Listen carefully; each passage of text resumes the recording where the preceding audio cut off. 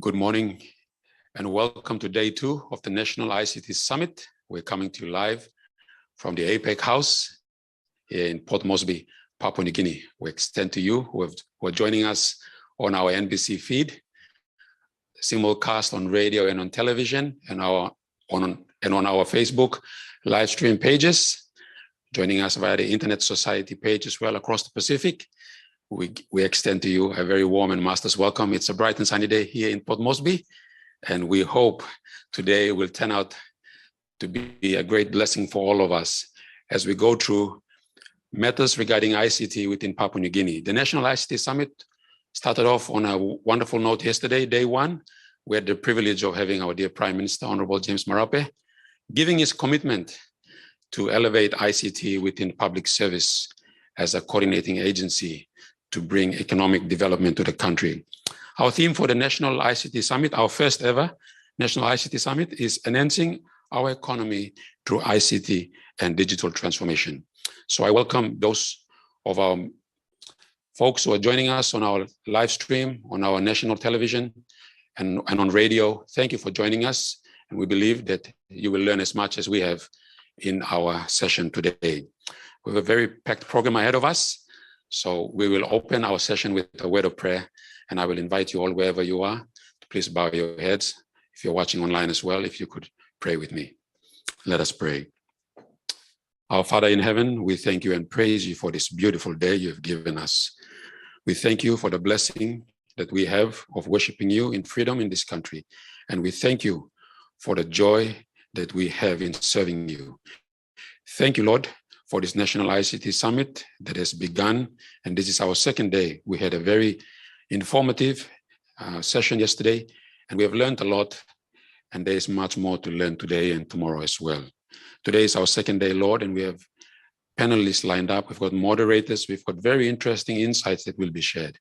Lord, as we learn of all this, may we put them into practice as they are fed into our policy, as input into our policy, national ICT policy going forward. Lord, we live in a time when knowledge has increased, many shall run to and fro, and this is a time that it will be all enabled through technology. We pray for your wisdom and the anointing of the Holy Spirit upon us and your people today. We offer this prayer in Jesus' name. Amen. Amen. Thank you once again, and a very warm and master's welcome to all of us. Today, we'll be beginning off by having our recap from day 1 and our key learnings. From the day 1, we covered 4 thematic areas, and we are very privileged this morning to have our Deputy Secretary from the Department of ICT, who is overseeing policy and emerging technology. He is the person that's responsible for the summit, and we are so happy that he's able to lead us in our recap. Please make welcome our Deputy Secretary, Mr. Phil Shongol.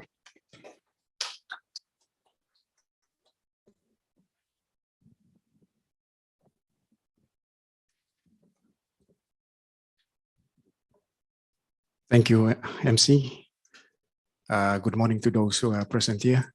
Just a reminder to observe the COVID protocol, wear your mask, and social distancing. Thank you. So as a way of summary, and very good morning to all our speakers and moderators and our stakeholders following us on NBC National Radio and also on various social media platforms. Welcome to the second day of the summit. So we begin the second day with deliberations of yesterday's presentation. Indeed, the opening of the summit was graced by our Prime Minister, Honorable James Marape, and the Minister for ICT, Honorable Timothy Masiu. I think the clear message that we got from the government, which is from the Prime Minister yesterday, he stressed the importance of ICT for development in this time and era. There is a clear direction now coming from the government. Whilst we are focusing on ICT development, on developing the ICT sector, the equal attention should now be given to embracing ICT as a tool for development. So indeed, we are looking at giving equal attention to ICT for supply and demand, addressing both the supply and demand. So you can see from the Chief Executive of the country that there is a call now for equal attention to be given to drive ICT as a tool for development. But the government has also stressed the very strong need for a coordination. There is a direction now to strengthen the Department of ICT, to provide that policy direction and coordinate implementation of digital transformation. So these are the two key messages that we got from our chief executive of the country, the prime minister, and our minister. That was followed by a presentation by the heads of the sector agencies. And we had the managing director of National Broadcasting Corporation, Corano. The key message we got from Mr. No yesterday was to instill some ethic and responsibility in the media and the industry, journalism industry. And that's very important to maintain the quality of journalism in the country. He also stressed the need to look at policy and legislation to address the convergence, media convergence, and that is the gap that we have. He also stressed the need for the regulator to look at the licensing requirements to support the emerging trends and convergence in the media and the broadcasting industry. So these were the strong messages that notes coming from the managing director of NBC. We also had from the head of NICTA, the regulator, Mr. Kila Gulovui. And indeed, he did acknowledge the fact that there is advancement in the technology and trends and development is faster than the regulation. And so there is a need for modification of regulatory framework that will support the convergence and emerging technology and the trends and practices. I think the very important point that we picked from the regulator yesterday, he called for a clear distinction between the regulation in different services. So digital financial services, who regulates? What is the role of NICTA? What is the role of PNG in the digital financial services? There is no clear demarcation in this area. So it is now the challenge to the policymakers that we need policy intervention to demarcate clear responsibilities between different digital services that we have. The media convergence and content. Who regulates the content? Is it what we call the Office of the Censorship Board? Is it NICTA or which authority? There is a clear gap. So the regulator clearly highlights that yesterday. There is a need for a clear demarcation or distinction between the regulation, demarcation in regulation of different services. So that was followed by the presentation. We had a presentation, 4 thematic areas that we had presentations yesterday. One is on access, connectivity, and infrastructure, as well as digital inclusion, governance, second, governance project management, digital government services, and of course, digital financial inclusion. So as a way of summary, for each of these, we had for accessibility or connectivity, we had presentation from the operators in the market. We had Digicel and DataCore did present, but the echoing message that each of these presenters gave was still the policy objective of accessibility and affordability. And now the message that comes clear from yesterday's presentation was the reliability. So reliability is a very key factor. And the Digicel CEO actually took us through what Digicel is doing now to promote affordability. And he talked of a special case where they're selling out the 2G phone at minimum cost of 15 kina, and that is to enable accessibility. But another important point that was raised during those presentations in this thematic area is the need to provide incentives for accessibility and looking at taxation, tax exemption on electronic device, some of the options that were provided during those presentations to look at encouraging affordability. Accessibility is still a challenge. Within the operators, many of them highlighted the issues of electricity, and electricity is a bigger challenge for us. So telecommunication and electricity comes hand in hand, so you cannot separate them. And that is a bigger challenge of us extending our extending the services right down to the rural areas where electricity is a bigger problem. So those were the issues that were, or the challenges highlighted. But when listening to the DataCo, Telecom, and all other ISP presentation yesterday, there is a call to look at the market structure again. We need a market structure that will fully support accessibility, affordability, and reliability. So there is a current structure where the government has given a clear direction for the NetCo-SEFCo model, where DataCo to take on the wholesale and leave the retailing to rest. But in the industry right now, it's happening. I think the retailers are also going into also network, setting up network, and also the wholesale, the DataCo is also, the retailers are saying DataCo is going into retailing as well. So where is the clear demarcation? So that remains a policy challenge. That was highlighted from yesterday's presentation. And as the department in charge of the ICT sector, this is a challenge to the department now to make a clear policy direction on where do we stand. There is already a standing government direction, but we now have to review the 2008 policy and come up with a clear policy direction on infrastructure going forward. The other presentation, we look at the governance and project management. Unfortunately, we only have one presenter from the National Procurement Commission, but they were presenting the system that they are now deploying, designing to deploy, and it will be a hybrid system in cloud. I think the bottom line is that we want accountability and transparency in the government process. And that is what utilizing digital technology to encourage or enable accountability and transparency. So National Procurement Commission is on that path to develop a system, re-engineering all their procurement processes to incorporate the digital technologies so that we achieve accountability and transparency.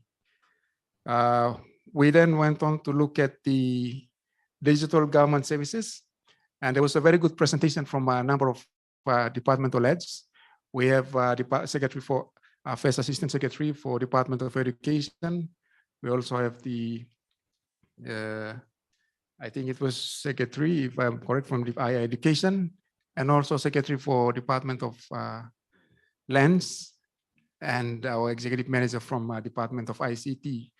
But the message to us this morning is that many government departments have already gone out to deploy digital systems to help in enhancing their performance, to deliver their functions to the citizens.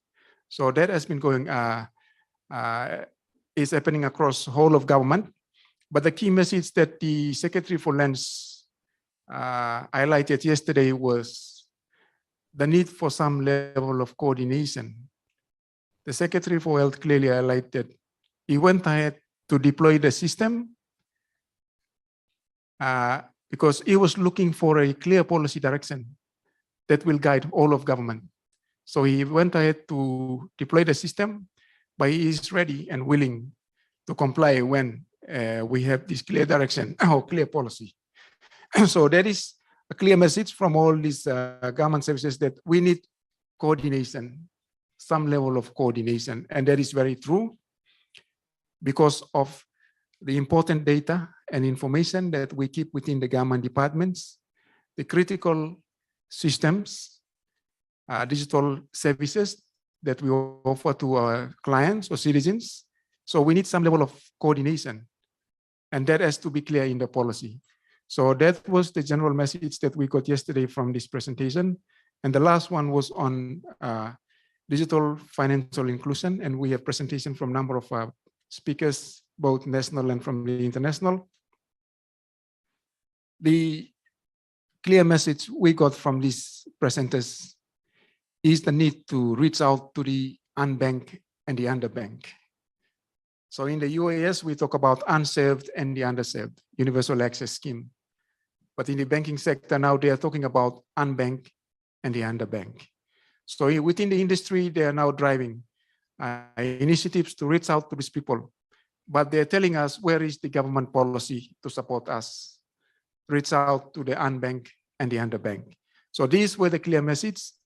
And I would say from yesterday's presentation, we have clearly understood the challenges that were presented to us as policymakers. And that will set the basis of us going forward as we look to now start our process on developing the National ICT Policy 2022 to 2024 onwards. So this is just a short highlight or recap of what the presentations that we had yesterday, and is setting the stage for the presentations today. So with that, I'd like to thank everyone, and we look forward to the presentations for this day. Thank you very much.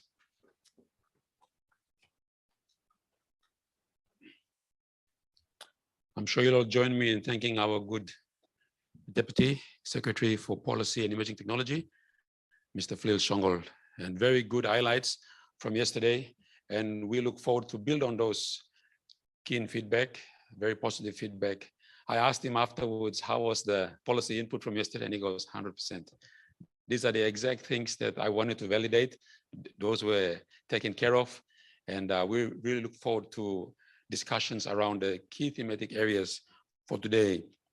This morning, we will begin in our plenary session in discussing the impact of digital transformation, on the economy, digital transformation on the economy.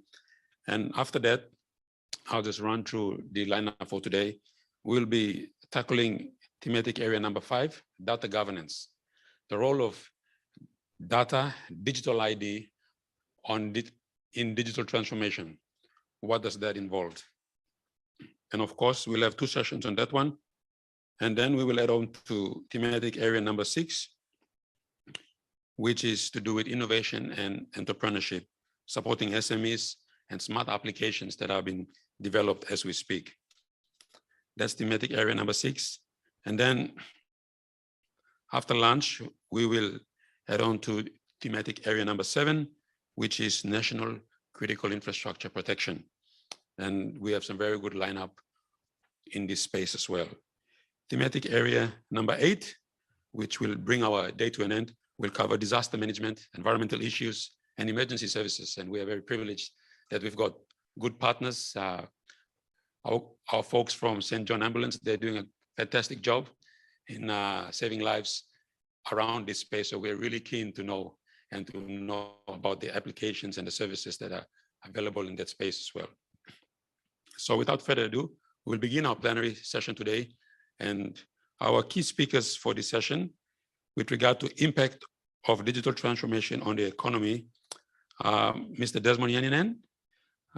He is the council president of the Micro and Small and Medium Enterprises, MSME, and I would invite Mr. Yaninen to please take the stage.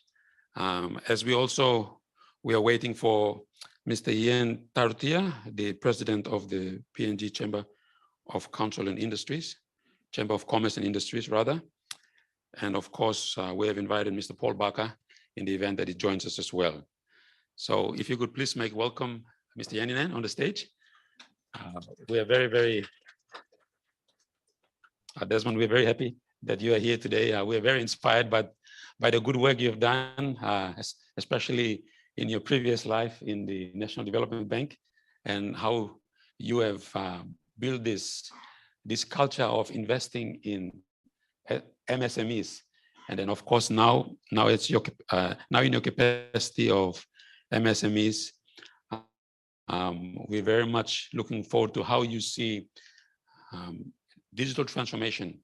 It's all about growing the economy, and it's all about engaging small to medium enterprises to be part of the economy as well. So if we can confirm if Mr. Tarutia is online or is representative. Okay, but please, we will continue with our first speaker in this plenary session on the impact of digital transformation on the economy. So let's please give a warm welcome to Mr. Desmond Yaninen, President of the MSME Council.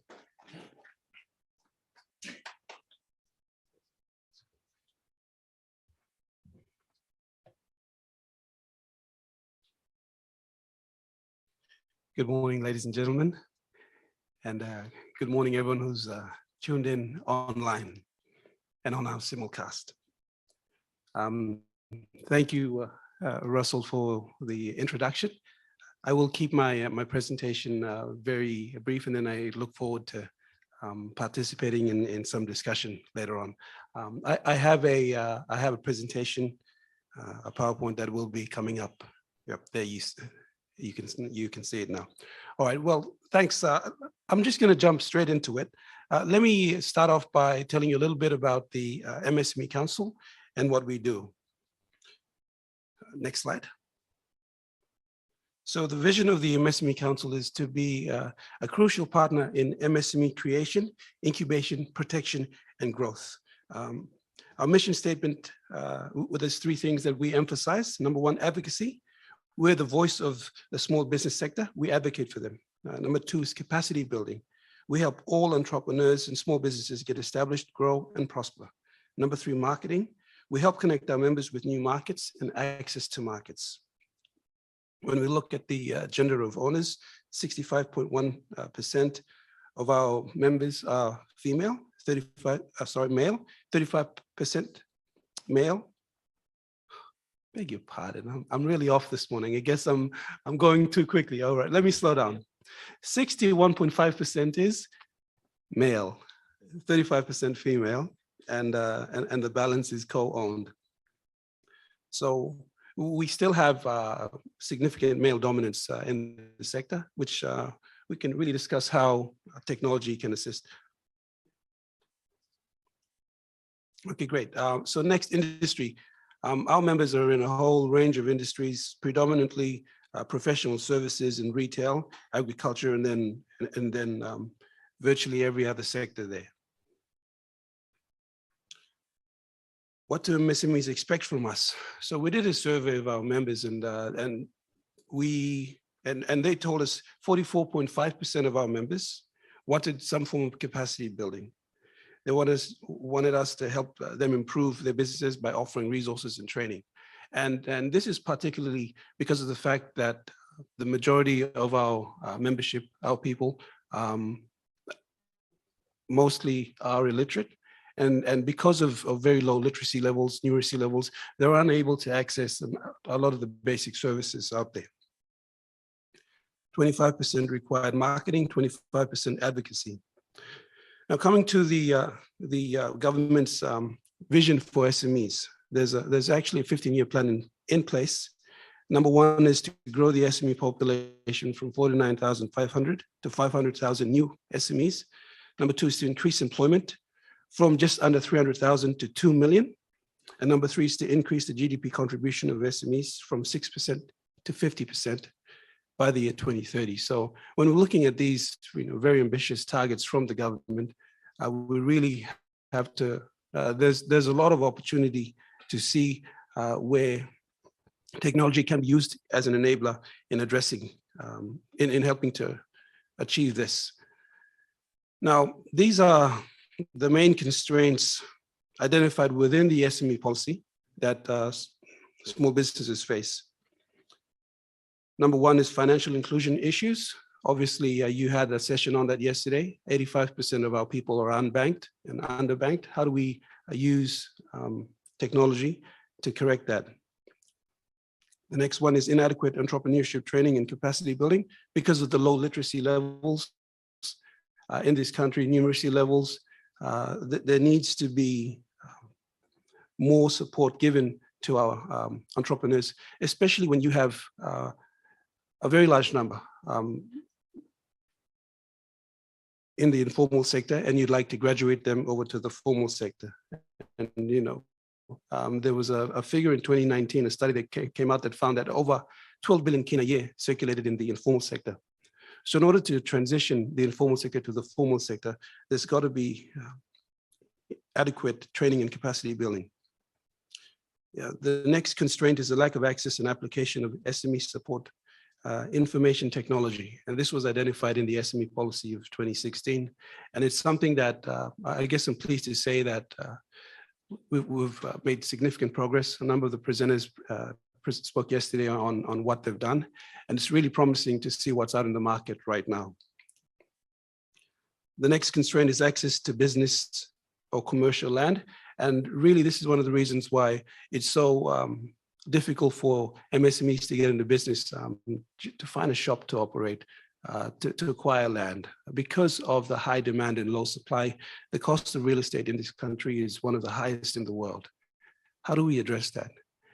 And I believe that we can use technology as an enabler to help our people even bypass physical storefronts and just operating 100% online.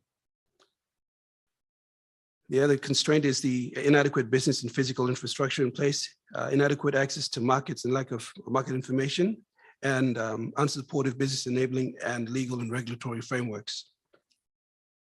What are some things that SMEs need to grow? They need capacity building, access to opportunities and markets, effective enforcement of laws, and access to finance.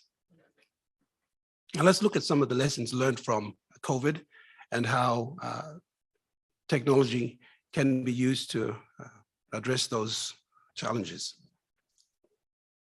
Number one, we found that 75% of small businesses lost revenue. There were movement restrictions during the lockdown last year.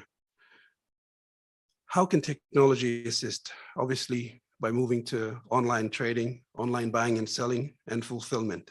Number two, there was a loss of productivity. This can be addressed by working from home. Internet, unfortunately, was not available to many MSMEs. So even though we saw in the corporate sector that a lot of people were able to dial in and use email and all of that to continue working, that was an option that sadly wasn't available to a lot of our MSMEs, and they really struggled. There was also a general lack of data, and it was really difficult for the government and decision makers to really formulate a response to COVID when they were trying to come up with an economic stimulus package to assist the sector. And that information was very, very difficult to come by. The United Nations, for example, when they did their socio-economic impact of COVID-19 on Papua New Guinea, it took them a whole year to gather the data and prepare the reports. So there was a lack of data there, and technology can be used effectively for data collection. A lot of our MSMEs, particularly in the agriculture sector, they lost their produce. So supply chains were disrupted, vegetables were rotten. This could have been alleviated by having technology in place, having the supply chains all automated. And there's also the risk of cash can transmit virus. How do we move to cashless payments, mobile wallets, that sort of thing? What are some of the things that we look forward to? So with technology, we're looking forward to, it can only be used as an enabler to grow the sector and help MSMEs prosper.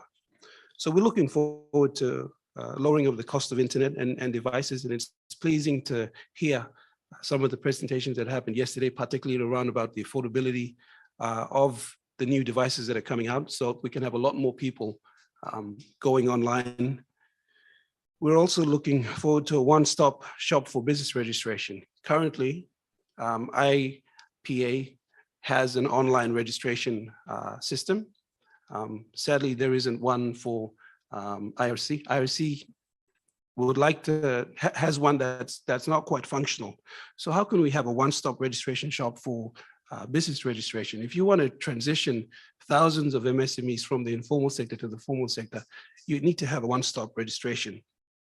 We're also looking forward to a central database of all MSMEs, combining IPA, IRC, and banks. And this is something that Secretary Matainaho and myself spoke about last year, and it's something that we're really looking forward to.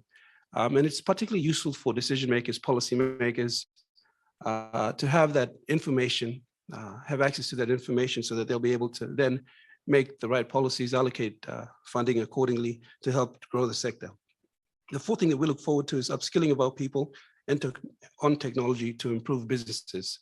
once again, because of the low levels of literacy in this country, it's a struggle to get people online and to do things. So when we introduce new technologies, it's really incumbent on the organizations that are pushing those technologies to also, I guess, invest a little bit of money in educating our people on how to use these new technologies.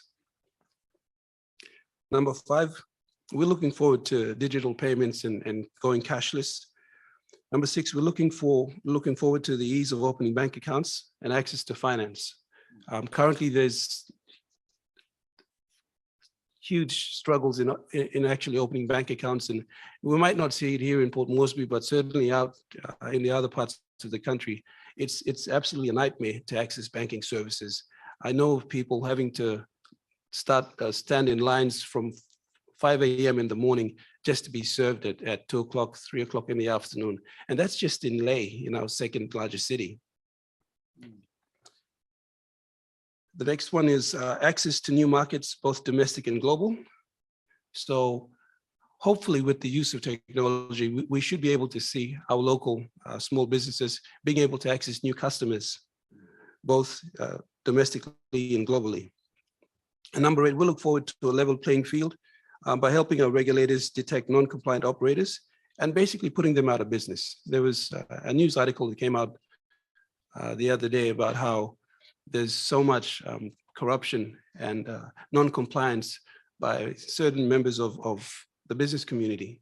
And really by automating some of those compliance measures, we should be able to detect non-compliant operators and deal with them accordingly. Finally, what are some of the risks? What are some of the things that MSMEs are afraid of? Well, obviously the loss of privacy. Number 2 is a big one, more government scrutiny. That's the reason why a lot of MSMEs are reluctant to get registered and then to formalize the informal sector. What if I end up paying more taxes? What if I end up getting charged with penalties and all of that? So there's always the risk of more government scrutiny and government control in every aspect of your business. So that's something that MSMEs are, I guess, somewhat apprehensive about.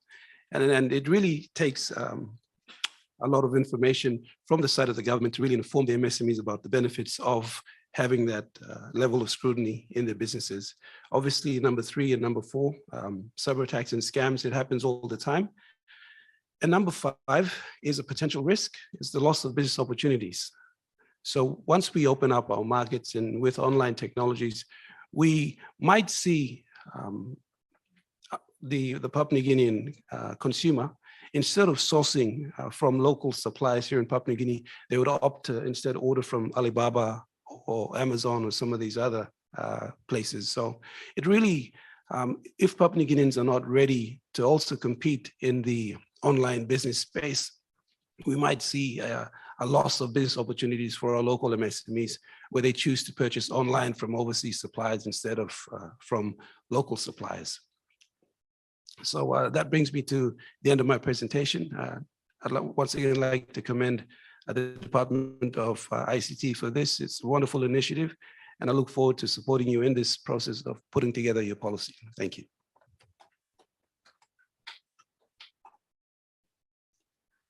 I'm sure you'll join me in thanking Mr. Desmond Yaninen for this very insightful presentation on the challenges and the opportunities that are available for MSMEs within the country. Very insightful. I've picked up very, very key points regarding how, well, I started an MSME myself, Desmond, and then I just realized that it's just overregulated, to be honest. So I'm just keen to have some more discussion about this. We have a few minutes, so I'll extend the invitation to our good secretary, Mr. Matano, if he can join us in the front here. And then we have some questions that may have come through, and we'd like to flesh out a bit more on those challenges. So we gave you, Desmond, a short time span, but we'd like to have some more discussions. And you mentioned some policy agenda. So good morning, Secretary. Welcome. Thank you. So maybe we'll start by me asking a few questions, and then let's have a dialogue for the next 10 minutes on how MSMEs can fully engage in what sort of policy agenda that the Department of ICT and the sector can put in place so that we unlock the potential of MSMEs to contribute to the economy as well. So I'll sit down, and then just make sure your mics are working, and then let's have a free dialogue for the next 5 to 10 minutes on some of these issues. Please, let's make welcome our good secretary once again. So I'll start by asking, the MSME Council you're focused on the creation, incubation, and the growth of MSMEs. Which of those phases are the ones that you find that's most challenging? Is it the incubation, which anyone can start an MSME if they see the value of what they offer, but the incubation state, and where does digital technologies come in place to sort of accelerate towards the growth? Just some general questions to start our discussion. Yeah. Thanks, Russell. There are challenges right across the spectrum from incubation to growth. But certainly with incubation, I did mention the importance of having a one-stop shop for registration. So if we can remove the roadblocks and the hurdles that MSMEs face, and certainly I'm talking about a lot of people in the informal sector. So they're already operating businesses. And if we can use technology to remove the hurdles that they face in actually incorporating, that would be a real benefit. So that's where the incubation is. There's also a statistic that I have to share with you, is that 90% of small businesses fail within the first 5 years. So because there's such a high failure rate, we really need to be able to assist them to put in place the appropriate technologies that will help them to grow the businesses and then to avoid failure. And some of that failure is because of a lack of capacity. So there's a lack of capacity. And with the lack of capacity, it's just a lack of a general know-how on how to manage your business, how to manage cash flow, how to deal with your suppliers, how to deal with your customers, those sorts of things. So there are, and for example, on your mobile phones, there are so many productivity tools and apps that you can use to help you run your business, more efficiently. But unfortunately, that sort of information and knowledge is only available to people who actually know how to use mobile phones and apps and stuff. Yeah. So we need to be able to go out and tell our people, hey, there are all of these wonderful tools here, and you can go out and use it. And one of the things that's sort of banks are now pushing now is that they're upgrading everyone from normal bank cards to actual Visa debit cards now. So that actually opens up a whole new field of opportunities for them. They can now have access to website development. They have access to cloud services. They have access to online suppliers and marketplaces. So that really improves how they can operate and also grow as a business. So I guess there's lots of potential for technology along the way. Incubation is certainly really important. We have to remove the roadblocks to getting them registered. But once they're up and running, we also have to assist them along the way. Thank you, Des. Very insightful there, Secretary. Do you have any thoughts?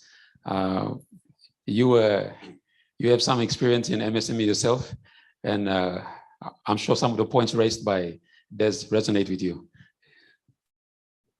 Yeah, thank you. Good morning, Deputy Russell and Des.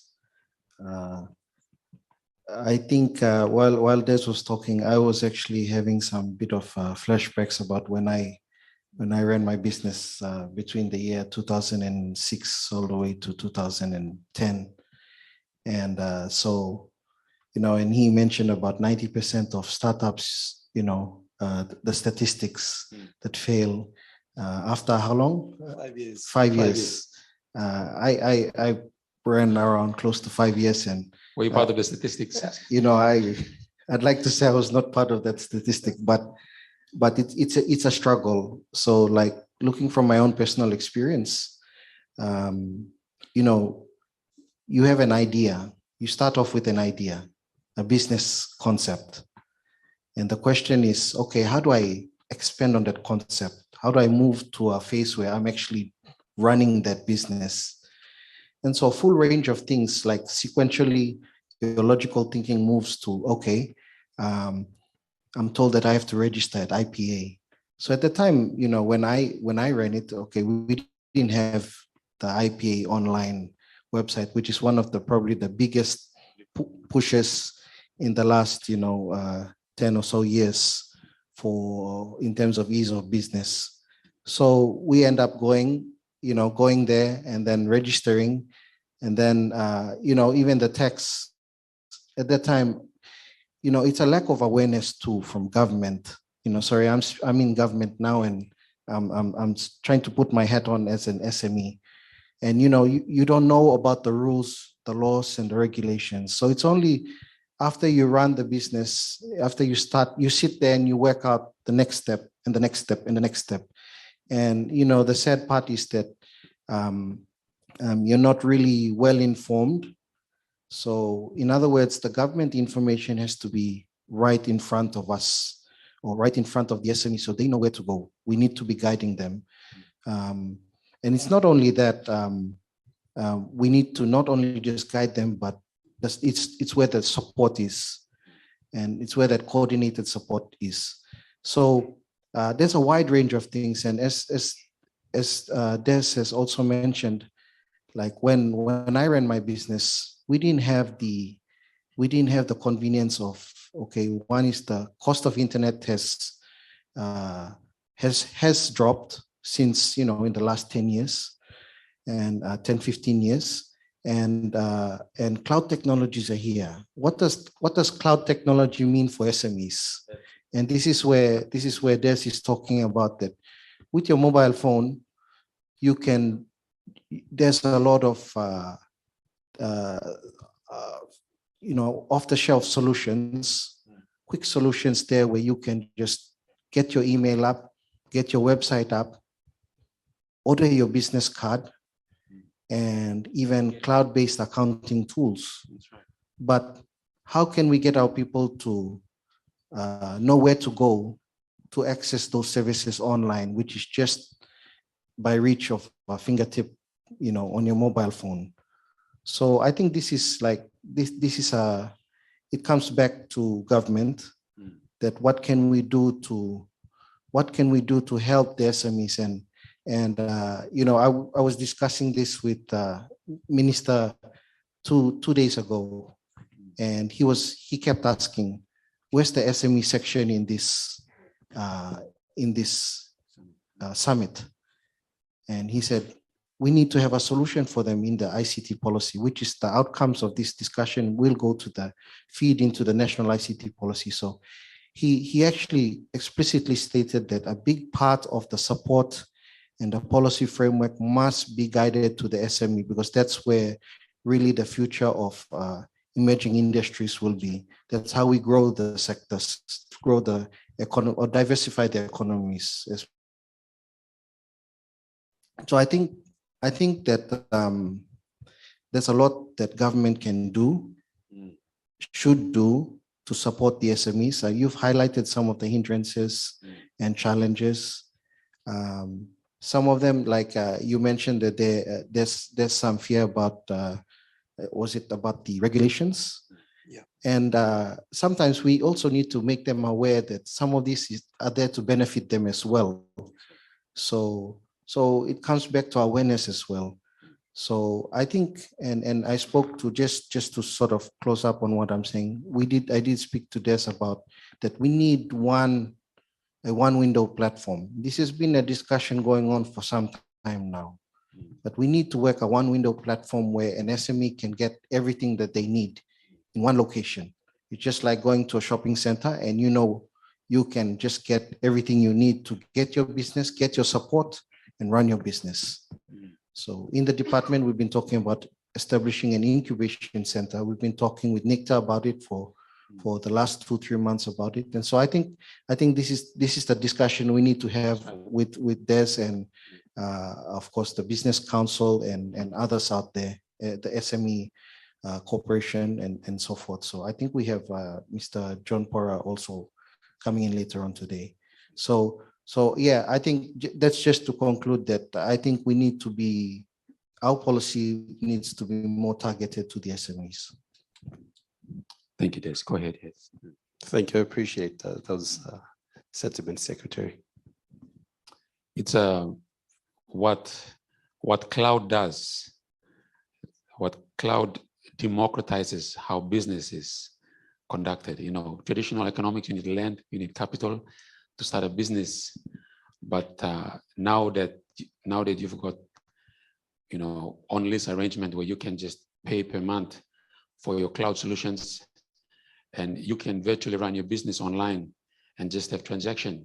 It just opens up an equal playing field for most small businesses. Let's take the music industry for that matter. You know, we got small. We usually go to a studio to record. Now you can just have an application and you can just go do your own music. A lot of that coming up from our small music industry players. And then how you sell that, you know, I believe we have some discussions around that coming up. But there's what are your thoughts on pick a sector which you're comfortable with and see how technologies have evolved and how having a one window platform for businesses to support them could make the big difference, as Secretary mentioned. So when you asked me to pick a sector, my mind automatically went to one of the most profitable sectors in Papua New Guinea, but that wouldn't be a really good example. But for those of you who don't know, here in Port Moresby, about 4 million kina a day just circulates in betel nut, you know? 4 million. 4 million kina a day. So if you were to work that and multiply that by 365 days, and you see how substantial the betel nut industry here is in this country. So a lot of our people's lives depend upon the trade of that little green nut. So if you were to actually look at that particular nut, and it doesn't have to be betel nut, it can be, for example, last week I was facilitating a workshop, and we had a group from Eastern Highlands, where their job was, they basically formed an association here in Port Moresby, and they would freight fresh produce down to Lae and then across here to Port Moresby. So when you're looking at that particular business, so you look at how they've got harvested, they've got to make sure that the temperature is right, freshness is right. And some players are so advanced that they take the temperature of the crop at harvest, it's like 2 degrees, and then they monitor, make sure that it's 2 degrees all the way from the highlands down to Lae. And then once it's there, and if they detect through their systems that the temperature has increased, they ask the transporter to stop and get the temperature right in the refrigerated container sort of thing, and then make sure that it comes to Moresby all fresh. So there's a lot of technology involved. That's just in the supply chain. The other thing is in payments. So when you're looking at, for example, it's called aggregation, where you have one person buying crops from a number of different suppliers, and then aggregating it and then sending it to the likes of CPL, Stop and Shop here in Port Moresby, that sort of thing. So there's got to be payment systems in place that allow people to just transfer the money and just avoid the discussion about cash altogether. That's right. Because once we have cash in the equation, there's the cost of cash and security and all of that. So there's also that conversation around cashlessness, and that's really one of the reasons why we don't have the widespread disbursement of banking branches right throughout the country. All 89 districts should have a banking representative, but they don't. And it's because of the cost of cash. It's so expensive to move cash from point A to point B. So this is where the country is right to go digital and to have cashless payment systems in place. And that would really remove a lot of the hindrances that our people face, and also make it more accessible for our people to engage in business. One of the things that Secretary wanted to mention is how, because of a general lack of information, unfortunately, people who don't know what they don't know end up paying more than everyone else. Ignorance. Huh? Ignorance. There is a very high cost of ignorance in this country. Like if you didn't know that you could go online and get a website done for like $300 or something like that, you'd end up paying someone 5,000 kina to get a website done, sort of thing. So because of that lack of information, that ignorance, our people, and particularly the MSMEs, they're paying a lot more than they should be. And that's really sad. Like, for example, there's so many examples, I won't get into it, but just the point that I wanted to make. Our people are paying for their lack of information, and it's really sad. And we need to be able to look at how we can wholesale, go nationwide and tell people, hey, these are the technological solutions that are available to you. Once you have a little phone that can access this one together with a debit Visa card, it opens up a world of possibilities. Yeah, I just want to just come in on this. There's an observation. I've been observing a few things within the SME space, and what I've noticed recently is there's a lot of what I'm calling SME integrators. I don't know if that's the right word, but you have a lot of SMEs that their business model is that they integrate. So they help other SMEs to start up by pulling up another SME and another SME. And of course, there's a similar model to ICT clusters. I would believe we have Winifred, I can see there, and this morning here. And so I think government should also support these integrators, because those government is an integrator in itself and should be an integrator.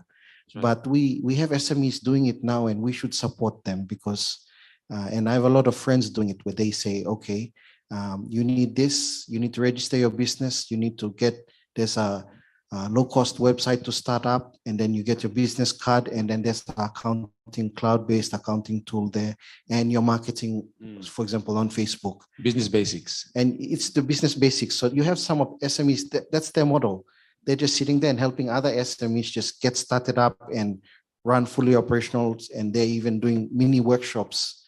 And I have to say that I admire these people that are coming up and trying to help other SMEs with the knowledge they have. So again, it goes back to making our people aware about that it's not that hard, so to speak. Of course, there are regulatory frameworks and laws that can, of course, make it easy. But in terms of accessing technology to run your business, there's a lot of tools out there. And so I think this is something that the department should look into and work closely with the business arms and the business representatives moving forward. Thank you. I only have one last question, and this is the question, the three-letter word that gets all of us, and that is tax. So at the moment, there's MSMEs and big corporations, they are all under the same tax structure. There is no difference. Can you explain that? And then secondly, for ICT companies starting off, if we are to grow the sector, should some form of tax holiday or tax exemption, would that grow the economy? Would that be something that we can give as a recommendation so that we grow the sector as it supports the SMEs to grow? Yeah, thanks, Russell. And that's exactly what should be done. And in fact, it is being done for other sectors. They do offer tax incentives to other sectors, for example, tourism.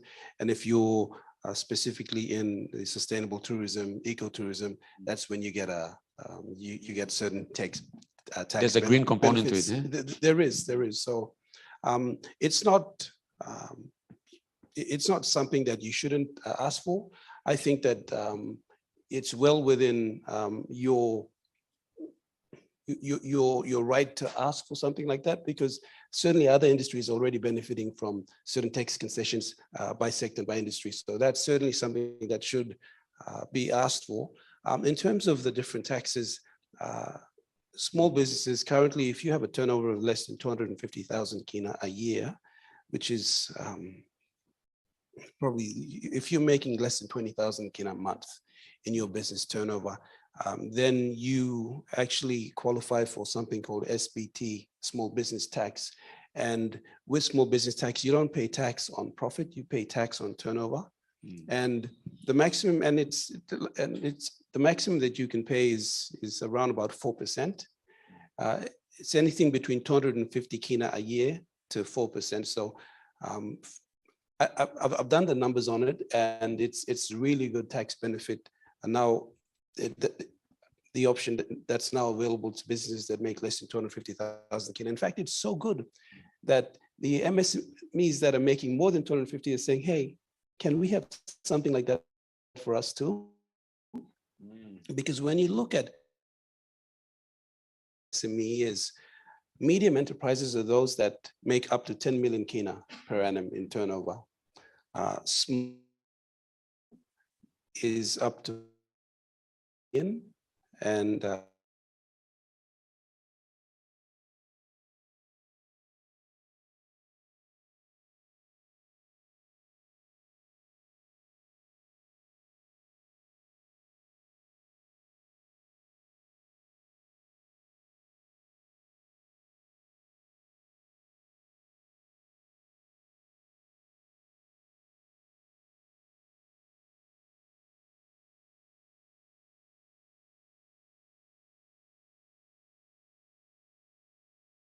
all businesses and the medium enterprises miss out.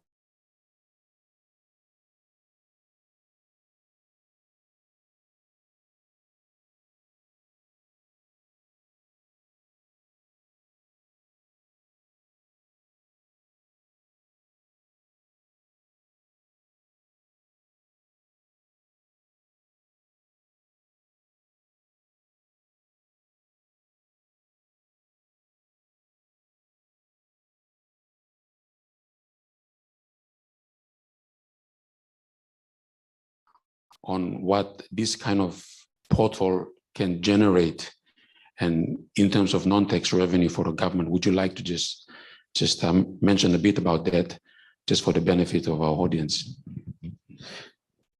Yeah, just we looked at different, and as you know, Deputy Russell, we looked at different. And first, let me go back first to the PNG Digital Transformation Policy, which was endorsed in August of 2020. One of the sub-goals is to actually design, build and deploy a central e-government portal, which would house a wide range of government services. We are still trying to map that out at the moment, and in early explorations, discussions, that's how I ended up talking to Des about where we could, if we could focus specifically on SMEs. So it's all coming together now, I can see. Yes, so the idea was that e-government portal is an economic strategy. That's for government. The win for government is that you collect bigger revenue through that portal. For SMEs, it's a one-stop shop. Everything you need, information to services, is all there. Now, if you obviously you look at other countries, and rolling such a service like that requires a whole of government approach, and that's why the digital government bill is important. But just going back to your question, we did some more.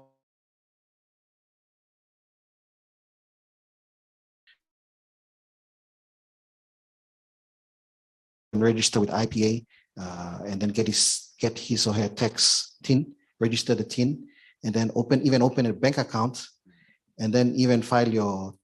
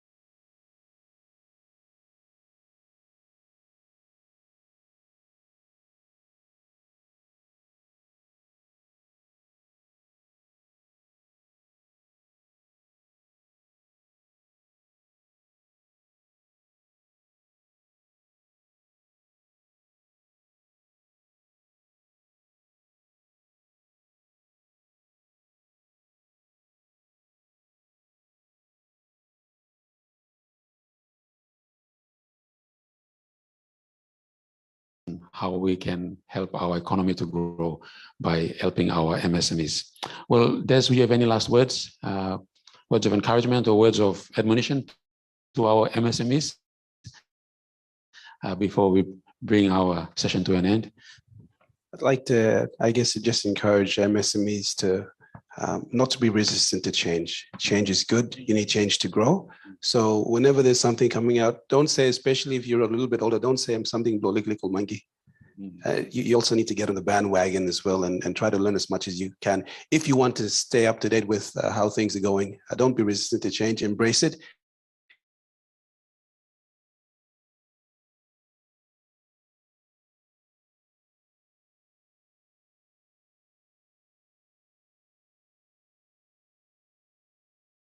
Me side. Thank you very much. Thanks for having me. Thank you, ladies and gentlemen. Please thank Mr. Desmond from the MSME Council and our good secretary, Mr. Steven Matano, for joining us for this panel Q&A. Thank you, gentlemen. Now you may take your seats. That has been our first half of our morning, and we will go for a 10-minute break, 10-minute coffee break, and we will reconvene to begin our first thematic area discussion for this morning. So thank you for joining us on NBC. We'll see you in the next 10 minutes. Thank you.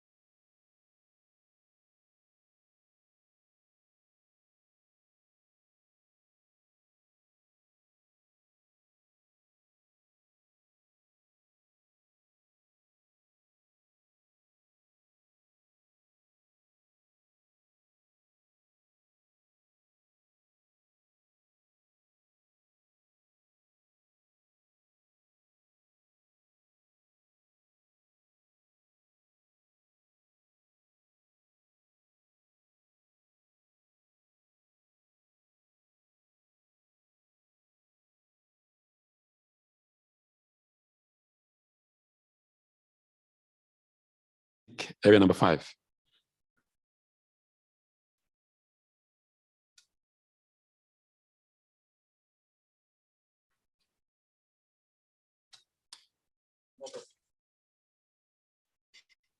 Toksawe, we're starting.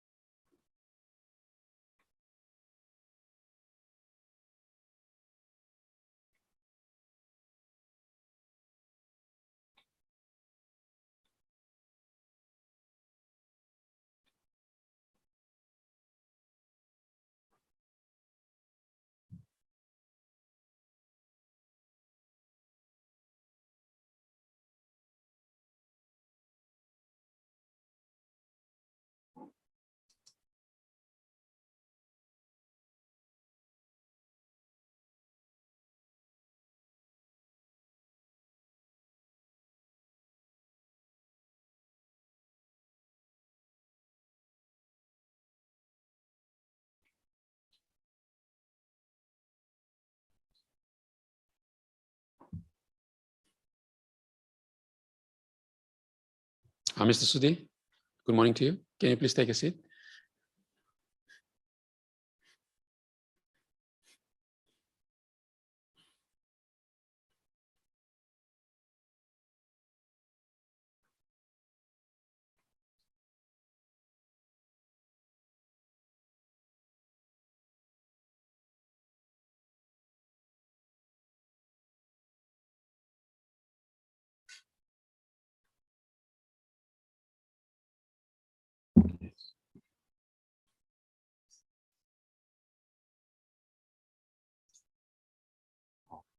Thank you. Yes. Okay. Thank you. Let me ask you to introduce you more. Thank you. Good luck.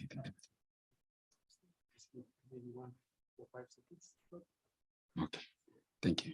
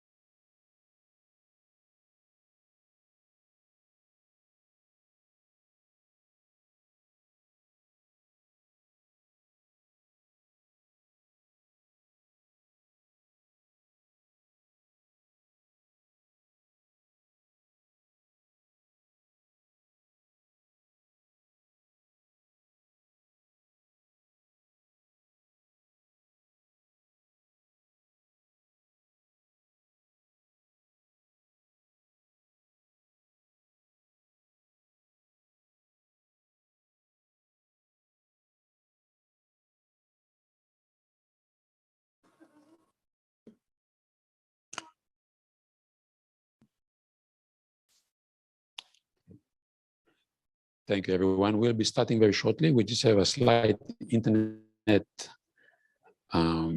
challenge. And as soon as our Spider Tech team, when we see the intro, that's when we will start.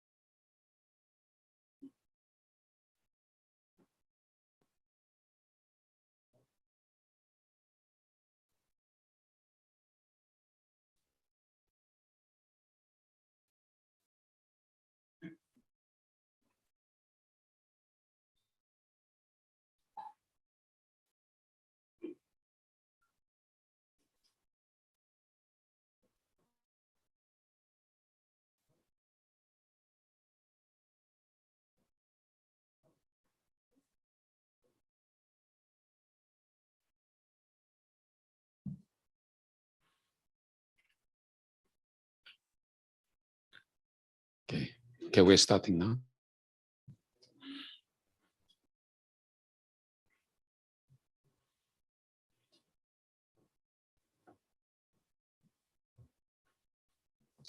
Good morning and welcome back to our second day of our National ICT Summit. We're coming to you live from APEC Haus here in Port Moresby, Papua New Guinea. We wish to extend to those who are joining us via live stream and on our NBC feed, on radio and on television. Thank you for joining us. It's been a very exciting last day, and this morning we went through digital transformation and growing the economy, and it's been a wonderful having Mr. Desmond Yeninen from the MSME Council taking us through the challenges as what we would like to see as opportunities on how MSMEs can contribute to the economy. And we welcome you back from our tea break. We wish to give a very special welcome to our citizens who have joined us, to our school students who are watching as well. We have a very special program lined up for all our students, especially in coding, and we will be giving you more updates through the course of today as to how that program will be shared with all of us on this platform. We give a very special welcome to our colleagues around the Pacific who are joining us on the Internet Society platform. Our Pacific colleagues, thank you for joining us. We believe that we have a lot of learning and sharing we can get it together. And we welcome inputs from all of us into our national ICT policy, which is the outcome of all our deliberations. As government of Papua New Guinea and to the Department of ICT, our regulator, NICTA, the National Broadcasting Corporation, our core partners in this National ICT Summit under the ministry of our Honorable Minister, Honorable Timothy Masiu. So with those welcoming remarks, I am very pleased to inform you of our next thematic area, which we'll be heading into after this short introduction. So during the course of our presentations, we will be opening up to the floor.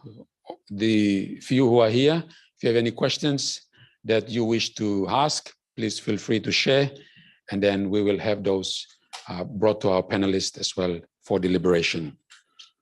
Thank you.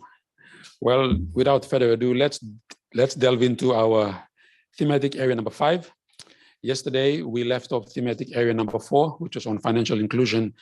And one of the key things, if you have picked up from our last session in our plenary, was that data, valuable data that's needed to make informed decisions, to guide policy, is all siloed and it's fragmented throughout all of government and even the private sector for that matter. That is why one of the key thematic areas for digital transformation, digital government, is data governance. That is our thematic area number 5, digital identification and data governance. Now, digital ID is a key component of any digital government agenda. And that is why I'm pleased to moderate this next session.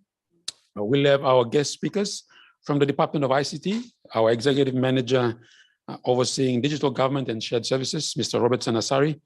He's here this morning. Let's make him welcome.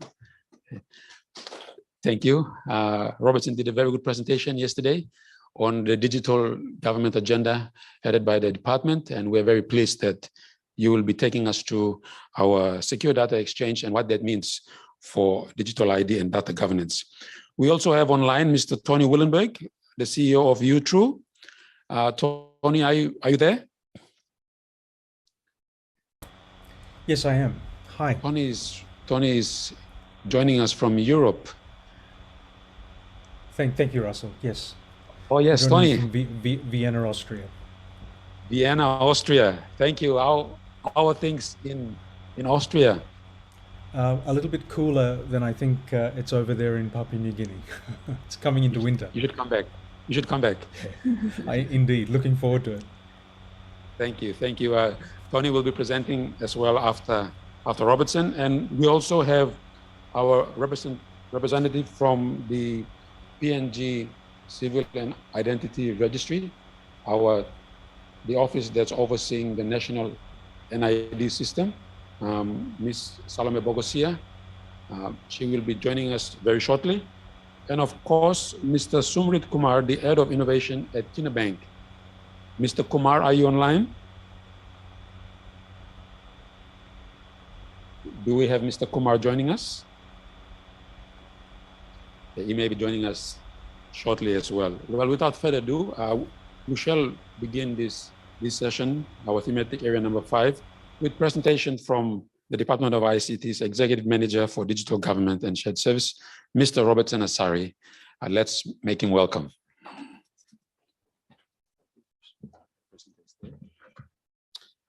Thank you, Mr. Ruba. It's a pleasure to be again talking about the government initiative and how we're trying to address some of these issues in terms of data governance, digital services, and the whole digital transformation agenda. My presentation today is not we basically on the policy principles and objectives around data governance and how that is giving guidance to us in terms of implementing data governance in the digital transformation agenda. So if I could have my presentation up, I'll start begin. Before the presentation comes on, data governance, data is a very key asset.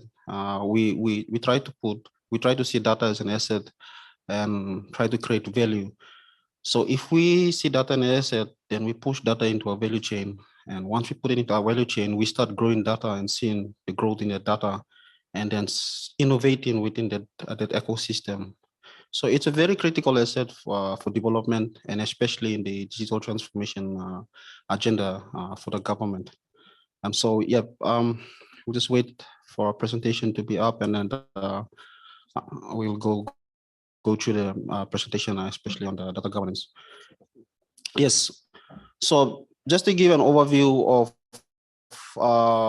the current agenda that is we're driving on the data governance and the projects that are been driven on data governance, we're realizing that if we start putting more emphasis on the data and putting value into it, you realize that every other services that is derived by its agency and its government its fundamental piece is the data that it holds.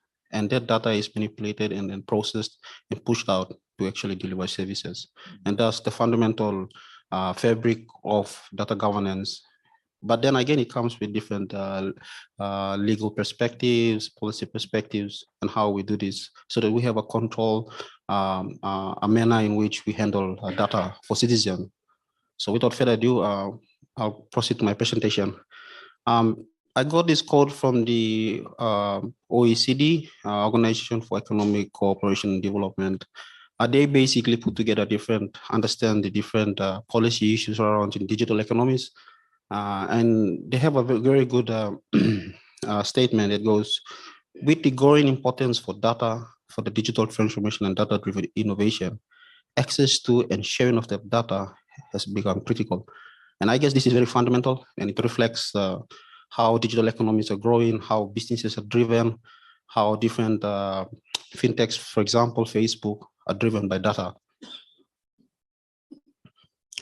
So most importantly, when we do policy intervention, we have to identify the issues, which are very critical, and then you can pinpoint your strategic approach into addressing these issues. So obviously, in the current public space, in the public sector, we obviously have different issues around data governance, access to services. The fundamental piece of that is data. And I have a list of challenges the government faces also, and also in the public space in terms of services. Inefficient government business processes is one obvious one. And this has impact on business for citizen processes. For example, registration of SME, as we had earlier on, Desianin was going through the lengthy process of getting registered online or registering SMEs. And we have lack of holistic data for intelligent data. This is for policy interventions where policy is driven by data. We also have other challenges of extravagant spending on different siloed infrastructure. This is obvious because currently the government is spending so much on different similar functioning data repositories across the whole government. And how do we address these issues? These are very fundamental issues, and they exist today, and these are some of the issues that is faced, policy issues that the department has seen so far. Data security, we had a recent incident with the IFMS system. It's one evidence of that. And lack of transparent monitoring and control. Control of the data, who sees the data, where is the data going, how are you accessing the data, and basically different control mechanisms are around that. So how do we see it? We need to start exchanging the data, but having control mechanisms around the data. And thus, it's very important to understand the transition from where we are now, how we see the value and where we want to go. And on that, we can put emphasis and start building different governance framework around that and putting emphasis. And once you have all these different framework in place, you realize that data governance is very key. So our vision right now is to make data as an asset and a commodity. What does it mean to have data as an asset and a commodity? If you create something as, if you value something as an asset and a commodity, you create value out of it also, but you also enable that entity to grow. So if data is seen as an asset, then it goes into a value chain where we create data, we process that data, we sell that data, we push that data, and we go back again to that value cycle to recreate the data again and make it more robust, more inclusive also to address most of our issues. And in that manner, we include different technologies like artificial intelligence, big data analysis, all these different technology that we're talking about, which are data-driven. And we see data as an enabler. It's very critical. We see that if we start talking about putting data, emphasis on data, and seeing it as an enabling factor in our digital transformation agenda, then we have some development happening. We have to put this, categorize this, and put those factors into it, and then we start measuring and seeing how it has that impact as an enabler. Data for efficiency, very critical. The obvious reasons why digital transformation is important is for efficiency. and data security very critical. So the department is seeing development in any space for that matter, and we are looking at also security aspect of it. Always looking at the development and security, because as we create or as we bring in more technology, bring in more innovation, we create loopholes within those systems. So security is a very fundamental piece that we have to take into consideration concurrently with what we are doing in terms of our development framework or development on our aspirations in terms of development in the technology space. So putting all this together, what is very important? How do we make value out of this data? And secure data sharing ecosystem is very important.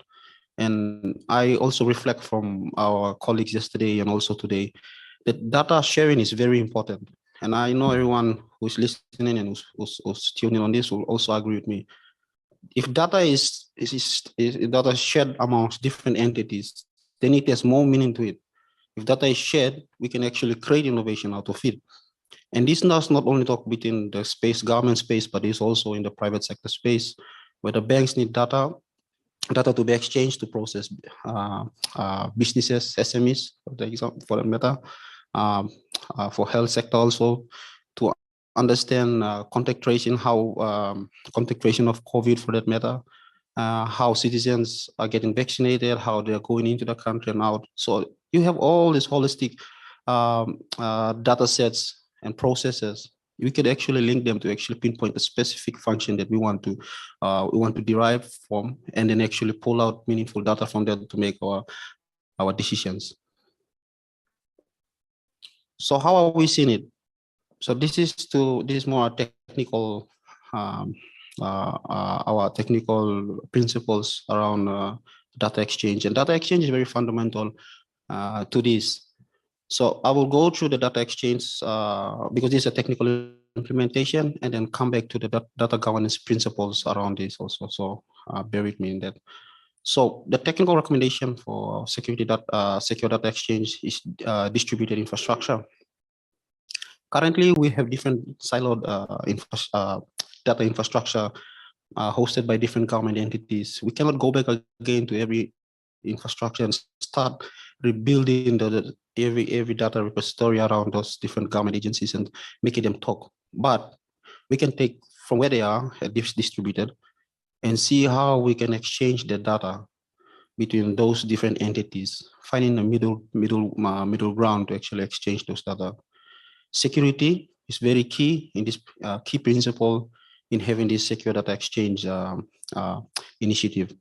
Heterogeneous, meaning that it can connect to any other system again. Reliable, it does not have a single point of failure. The infrastructure is redundant. We had an incident, ransomware incident, and if we have one system down, we should be able to have that service continuously without any disruption. And federated support. Federated support, if we want to interconnect government data or any data for that matter to a different platform, there has to be a mechanism to enable that to happen. Ease of implementation, very important. Ease of implementation comes with cost also.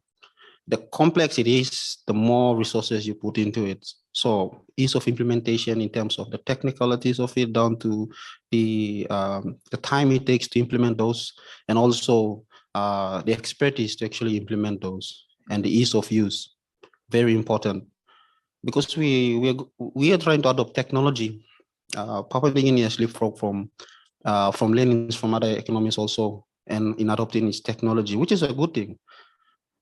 But leapfrog also gives a knowledge gap in terms of adopting technology, and this is very important because the sustainability of the technology relies on the capability of the personnel who is actually managing the infrastructure. So ease of use goes wider in terms of that. So if we can have that in place, if that technology or whatever solution or framework that we are talking about should have that in. So these are principles, guiding principles that enable us to have that data ecosystem. So going further, how does it look like? So This basically is a depiction of how we envision a data ecosystem where different government agencies, federated agencies, are hosting different data sets across. And then we have a centralized hub. And the centralized hub actually is where we do not only data exchange, we should look at also the regulations and standards between and compliance of the data, because this is very important for security also, and for standard data, standardizing data across the whole data ecosystem. Monitoring and control is very important. Monitoring that data, who accesses data at what time and when. So these are very important. Cybersecurity is very key also, because we're talking about data, information security is very critical. So converging all those different capability and different governance around data exchange is very important. It's just not about the technology itself, but it's about the operations, the standards, the guidelines, and every other legal and policy aspects of that also in that ecosystem. And above all, data governance. Data governance is very key. Why? As we start talking about data, we're talking about privacy issues, we're talking about security issues, we're talking about a holistic view of data, we're talking about freedom of expression also, we're talking about the transparency. And as we are talking about this and we are giving access to the data again, then we are actually, in some essence, always infringing on something. It's very complex, talking about data governance and how categorizing different data sets and allowing that who accesses at what time and when. It's a very complex ecosystem, but if we start putting a framework, a data governance framework around that, it's easier for us to actually identify and mitigate some of those issues surrounding data governance. So we have a policy issue now, data governance, and we have also regulation and standards, which is compliance. And then we have capability with cybersecurity, and operations, which is monitoring and recording, and interoperability is the technology that allows those data to exchange. So the policy issue is very important, and that's where everybody becomes part of that ecosystem.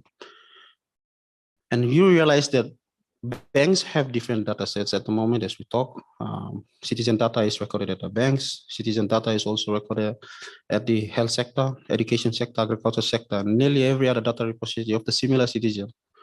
Having data governance framework will enable us to actually see what type of data, those categorize those data. But such technology or such approach in terms of bringing those data ecosystem together will enable us to now see where those data is hosted, who owns the data, who's accessing the data, for many and various reasons, for security reasons and for control.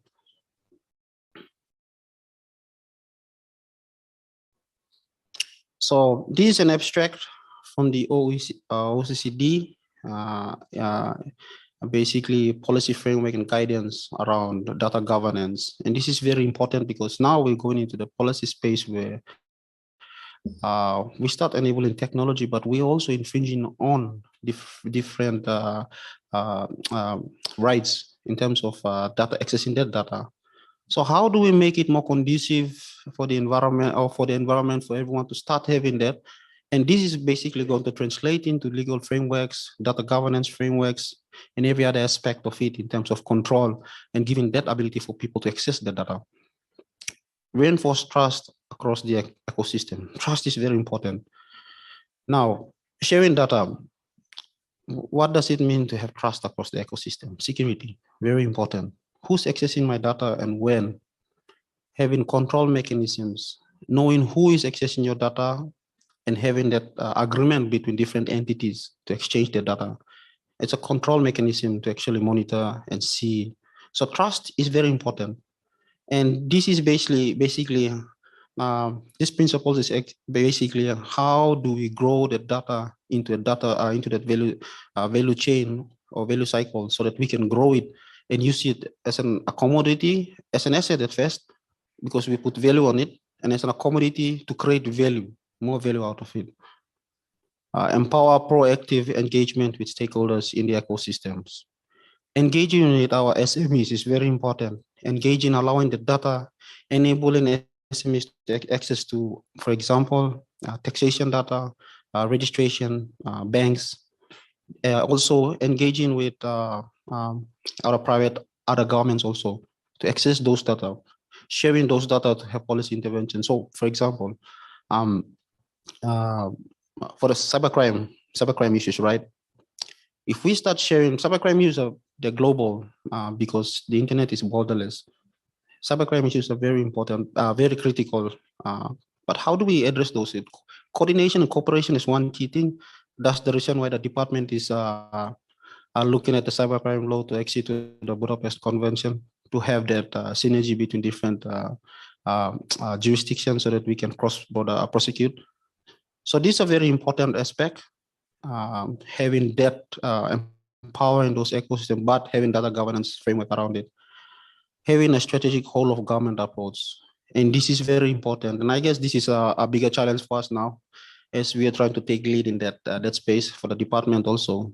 Our policy, our data governance policy framework should accommodate, but through having the government ecosystem in the right place will enable everyone else to start participating in that ecosystem.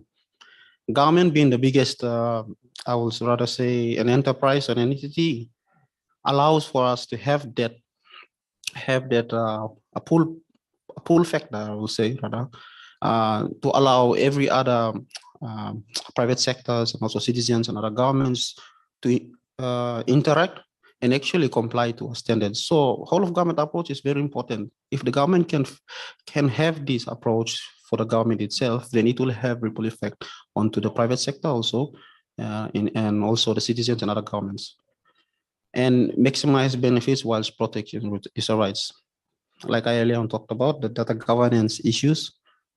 As we start talking about accessing those data, we're actually trying to maximize the benefits of using those data. But what rights are we infringing on?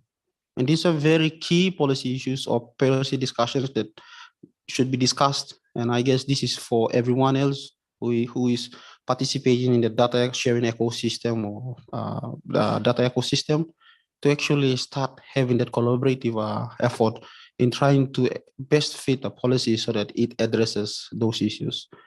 The second most important principles and guidance to having a very good data governance framework and to drive data governance is to stimulate investment in data and incentivizing the data access and sharing. And I guess one of the points I had earlier on from the discussion with Des and Russell and Deputy Secretary and also Secretary was incentives.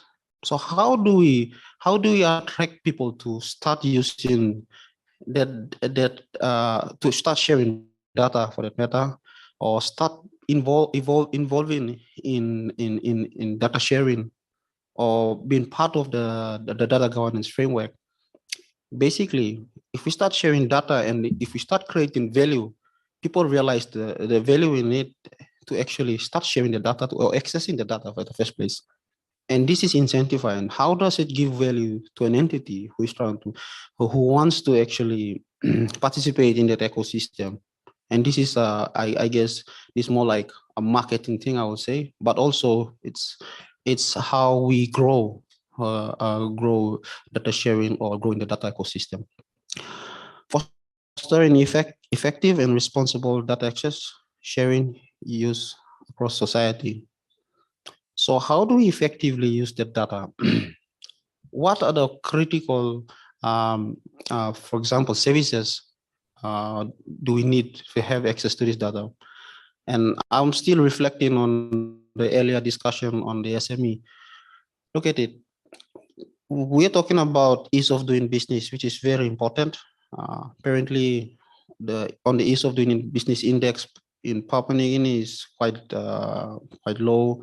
It takes roughly around 14 days to actually, and this is from data gathered by someone, correct me, will be from the World Bank.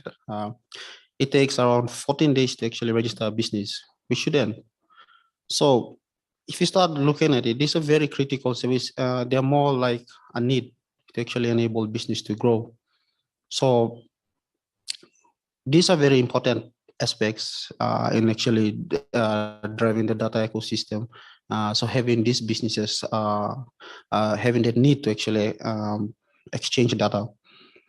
So we look at improving conditions for cross-border data acquisition and sharing. I talked about the similar scenario for the cybercrime, having data shared across border to actually know what's happening.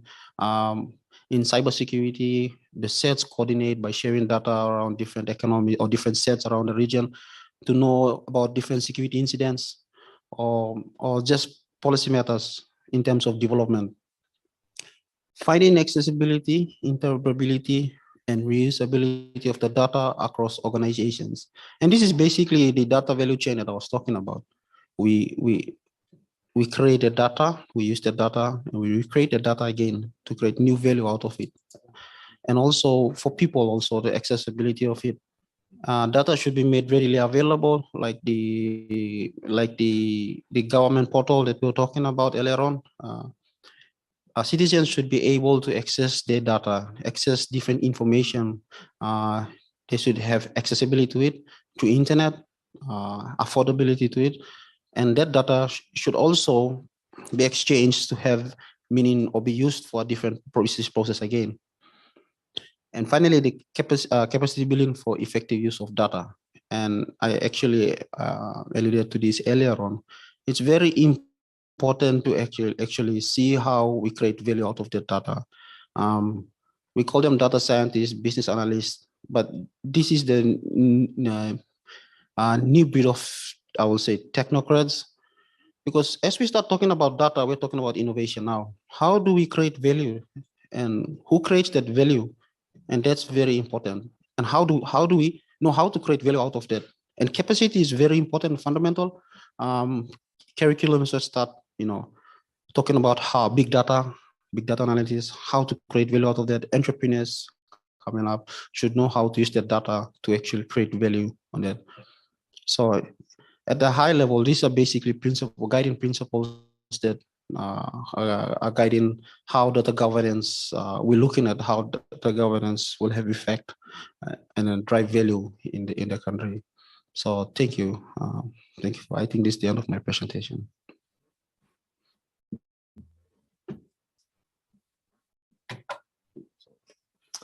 I'm sure you'll all join me in thanking Mr. Robertson Asari for presenting to us the principles and the operations of a secure data exchange by which data is shared across all of government for greater access, for greater decision-making, better decision-making within the public, between government and between the private sector as well. So as we all know, each of the entities of government by law have their establishment and they have their right to their data. But how are the siloed data added value across? For instance, do you still fill forms when you travel on a plane?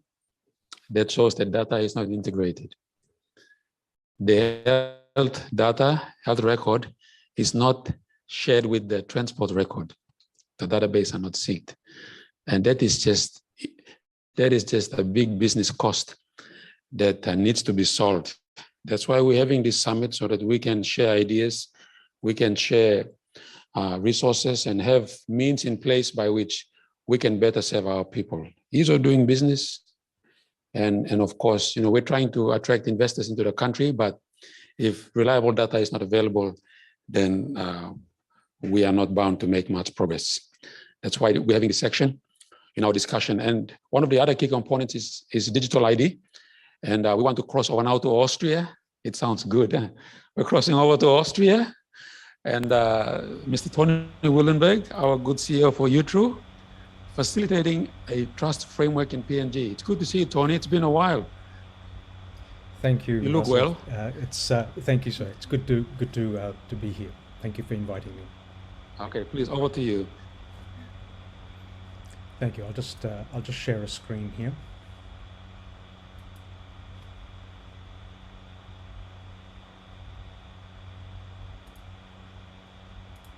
Okay. So I'd like to. Yes, we have you. Go ahead. I'd like to make a start by covering 10 key features of digital identity.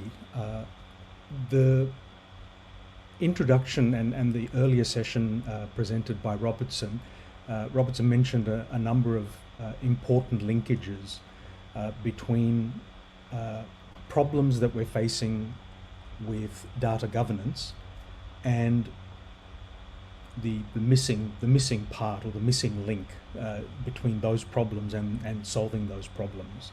So I'd like to cover 10 perspectives or 10 features of the UTRU digital ID that addresses, in their own way, they address these gaps.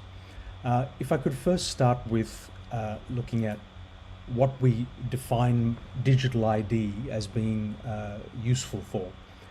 Firstly, we categorize digital ID as something that applies to both natural persons, so these are human beings, but also legal persons, and something that's often left out of the equation is the need to identify software and hardware, computers and services. And the reason for this is, in order to define and govern and control access to data, access to computing resources, access to web services, access to information across the government, you need to understand who it is that's making that access.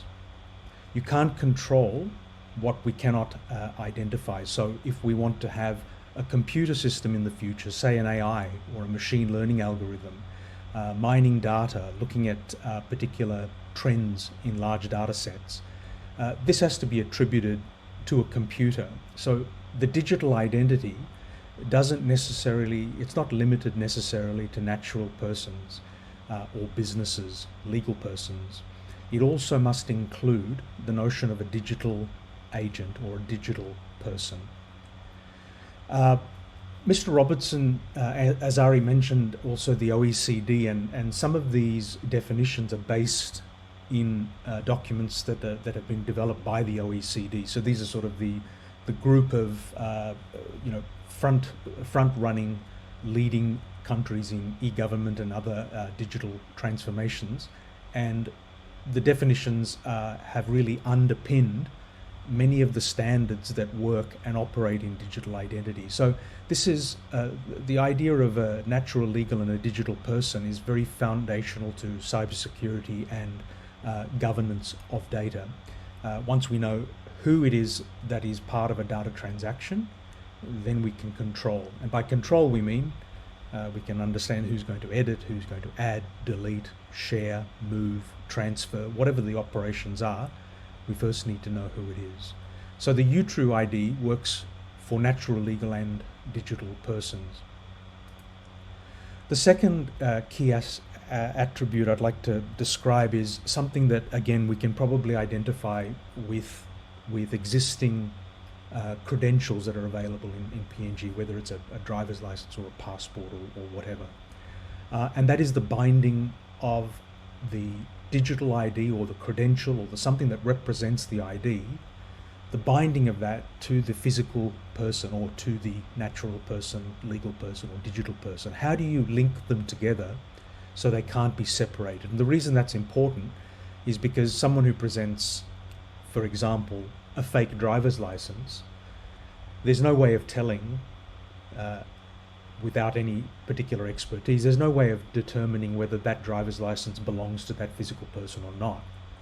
So with UTRU, what we use is biometrics, and we have a range of different biometrics that are available, and they're cryptographically or mathematically combined in a way that can be stored in a digital format on some kind of credential. Now the credential could be a smart card, it could be your iPhone, it could be a token, you could leave it in the cloud. But the critical factor here is that there is a binding of some sort between the physical person that the ID represents and the person who holds the digital ID. When I say holds the digital ID, I mean is in control of the digital ID. Now this is important because, for example, the recent ransomware, in some governments, what they use is what they call a zero trust architecture, where that means that everything that enters and leaves a computer network is verified and authenticated so we know who it is.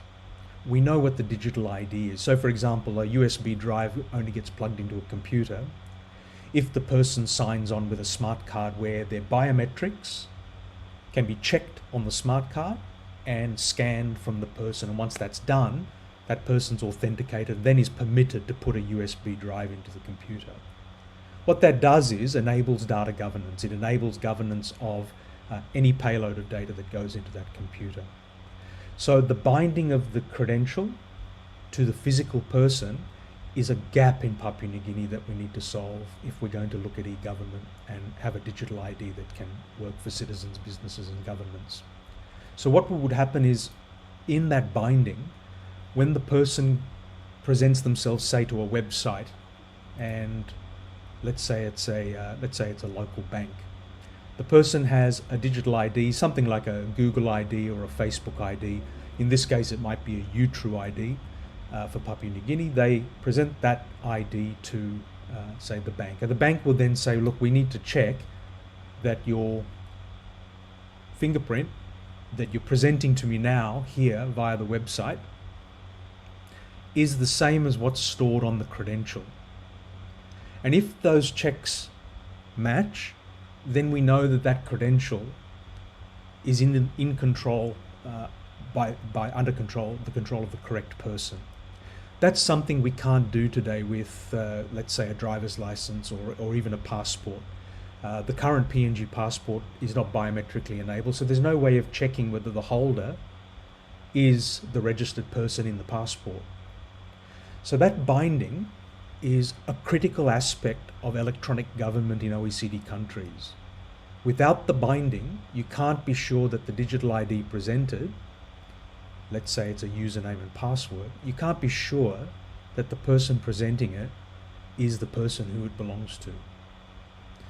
You can think of all sorts of other credentials in PNG today, and this binding is critical. You can get fake IDs, and the reason the fake IDs are there is because you can't establish whether the holder of the fake ID, you can't determine that it's not the person who should be holding it. If the fingerprint doesn't match what's recorded in the digital ID, of course, we want the bank to say, no, you're not permitted to access the account or look at the balance. The third feature that's important for electronic government and to be able to govern data is to be able to prevent a person involved in a data transaction from saying, no, it wasn't me. Attribution, making sure that if someone participates in copying some data from one place to another, that they were in fact authorized to do that, and we have record of that, have an audit trail of that. So the third critical feature of identity systems you'll find in OECD countries is that there is some kind of binding of that ID to the transaction itself. So I'll give you an example of what a transaction might, how it might quickly play out. A relying party, say a bank, serves up a transaction on the web. So they have a login system, and they ask you to enter your username and password. You enter your username and password. You might have to present your face to the web camera in the browser. When you do that, you're authenticated, and let's say UTRU hands you the bank back a code that says, okay, this person, user number 3, has logged in. Now the bank lets you perform a transaction. Let's say you transfer some money from one account to another, or you pay a bill. What the bank system might do in this example of binding a transaction to the person is it might record that the bank's ID number for the transaction is number 7. This is just an example. The numbers are very different in real life, but this will simplify the binding and how it works. So UTRU might generate a verification code that says, okay, number 21 is the number that we want you to remember on the transaction. And the reason 21 is important is because the 21 is a binding of user number 3 with the bank's transaction number 7. And I've used those numbers specifically because it's an example of a special form of mathematical work that modern ID systems use to prevent user number 3 from saying, that they participated in transaction number 7 at the bank. And that's because in this example, you don't need to know who number 3 is, but the only way to get to number 21 is by multiplying 3 times 7.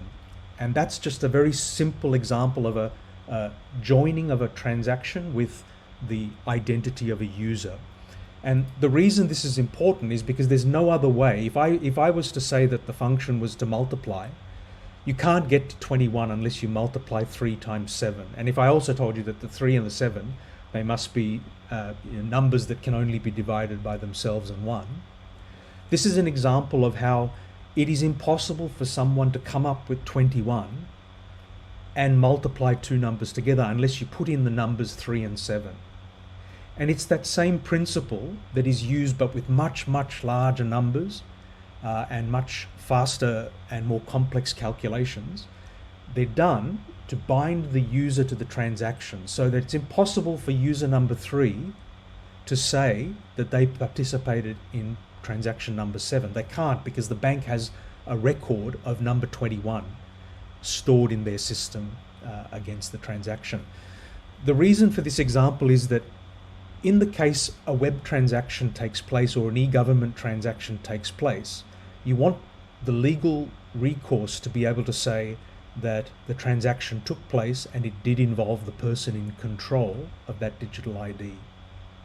Now, this is fundamental to tax payments, to submitting tax returns, to registering a business, to nominating directors. In most OECD countries where these kinds of transactions can be performed online, there must be a digital ID that is bound to the transaction to prevent legal repudiation. Feature number 4 is UTRU only collects the minimum amount of data needed to do the job of identifying someone. And what that means is you'll find in 21 out of the 23 European states, for example, they only collect, to issue you an ID, they collect your name and your date of birth, and no other information is collected. Now, I'm sure you've all had experience with different kinds of onboarding for different IDs and credentials and accounts where a lot of information is asked.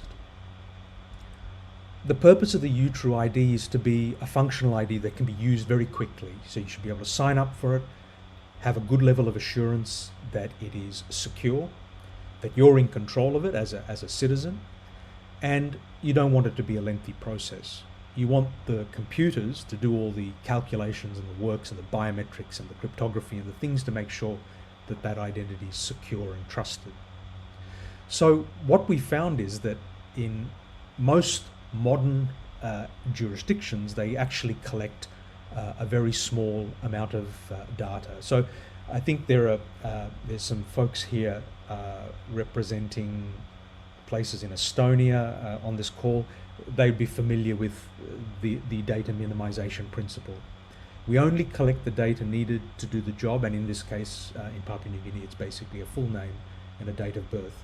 One of the things the Australian Passport Office highlights when it does sort of secondments abroad to other countries, it highlights that the Australian Passport Office has never really been too concerned whether your full name and your date of birth happens to be derived or created or changed. What they're concerned about is that the passport is issued in one name and then stuck to that person for the rest of that person's life. If a birth certificate, in Australia they use multiple pieces of ID to build up an identity, and so it's about making sure that the identity is bound rather than worrying about whether it is true to life.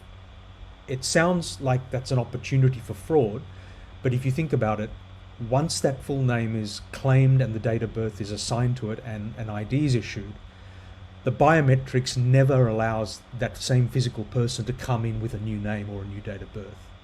There's no way of getting a second ID with the use of cryptography and biometrics. So data minimization means we don't take on any of the custody risk for any other data other than holding and protecting name and date of birth. And even those are not visible to operators. They're encrypted, they're obfuscated, they're hidden. They're only released with the consent of the user that has the ID. The idea is that we don't ask the users for anything more than that, and we're really not concerned too much with the claim they make, as long as the understanding is the claim that is made is for life. It's for the duration that ID exists. The job of UTRU is to really provide that core set of attributes, name and date of birth, and a special cryptographic ID, that others in the economy, in the government, and other citizens can link to. So if you go to rent a car, you present your UTRU ID, whether it's online or whether you're holding a smart card, and it's up to the car rental establishment to ask the customer, can I hold your current address? Can I collect your gender? Can I check your driver's license number? And those are linked to the UTRU ID. The idea being that we want the linkage to be based on or hooked to something that is very reliable, which is the UTRU ID, and then it allows the relier or the attributor to maintain that set of data with their customer, with their consent. There is a role for extra attributes to be held in with UTRU, but for now, this is not the core focus of the business. The idea is data minimization and privacy of that minimal data, so that it can't be used and we don't hold the risk, and the customer faces no risk of that data ever being exposed. The fifth feature is user privacy. So one thing we do with UTRU is we use a technique that was actually invented in Austria back in 2007 was the first implementation of it. It's now used throughout the EU, which is what they call sector-specific IDs. So we prevent the data from being joined from one relier to another. So let's say the bank has a UTRU ID assigned to the customer record, and all the bank attributes about their account balance, credit scores, other kinds of important banking information linked to a UTRU ID. Now that UTRU ID is not the same for person 123. It's not the same as the ID given to the car rental company by the same person. The car rental company gets a separate version of user 123's ID, which is unique only to the car rental company.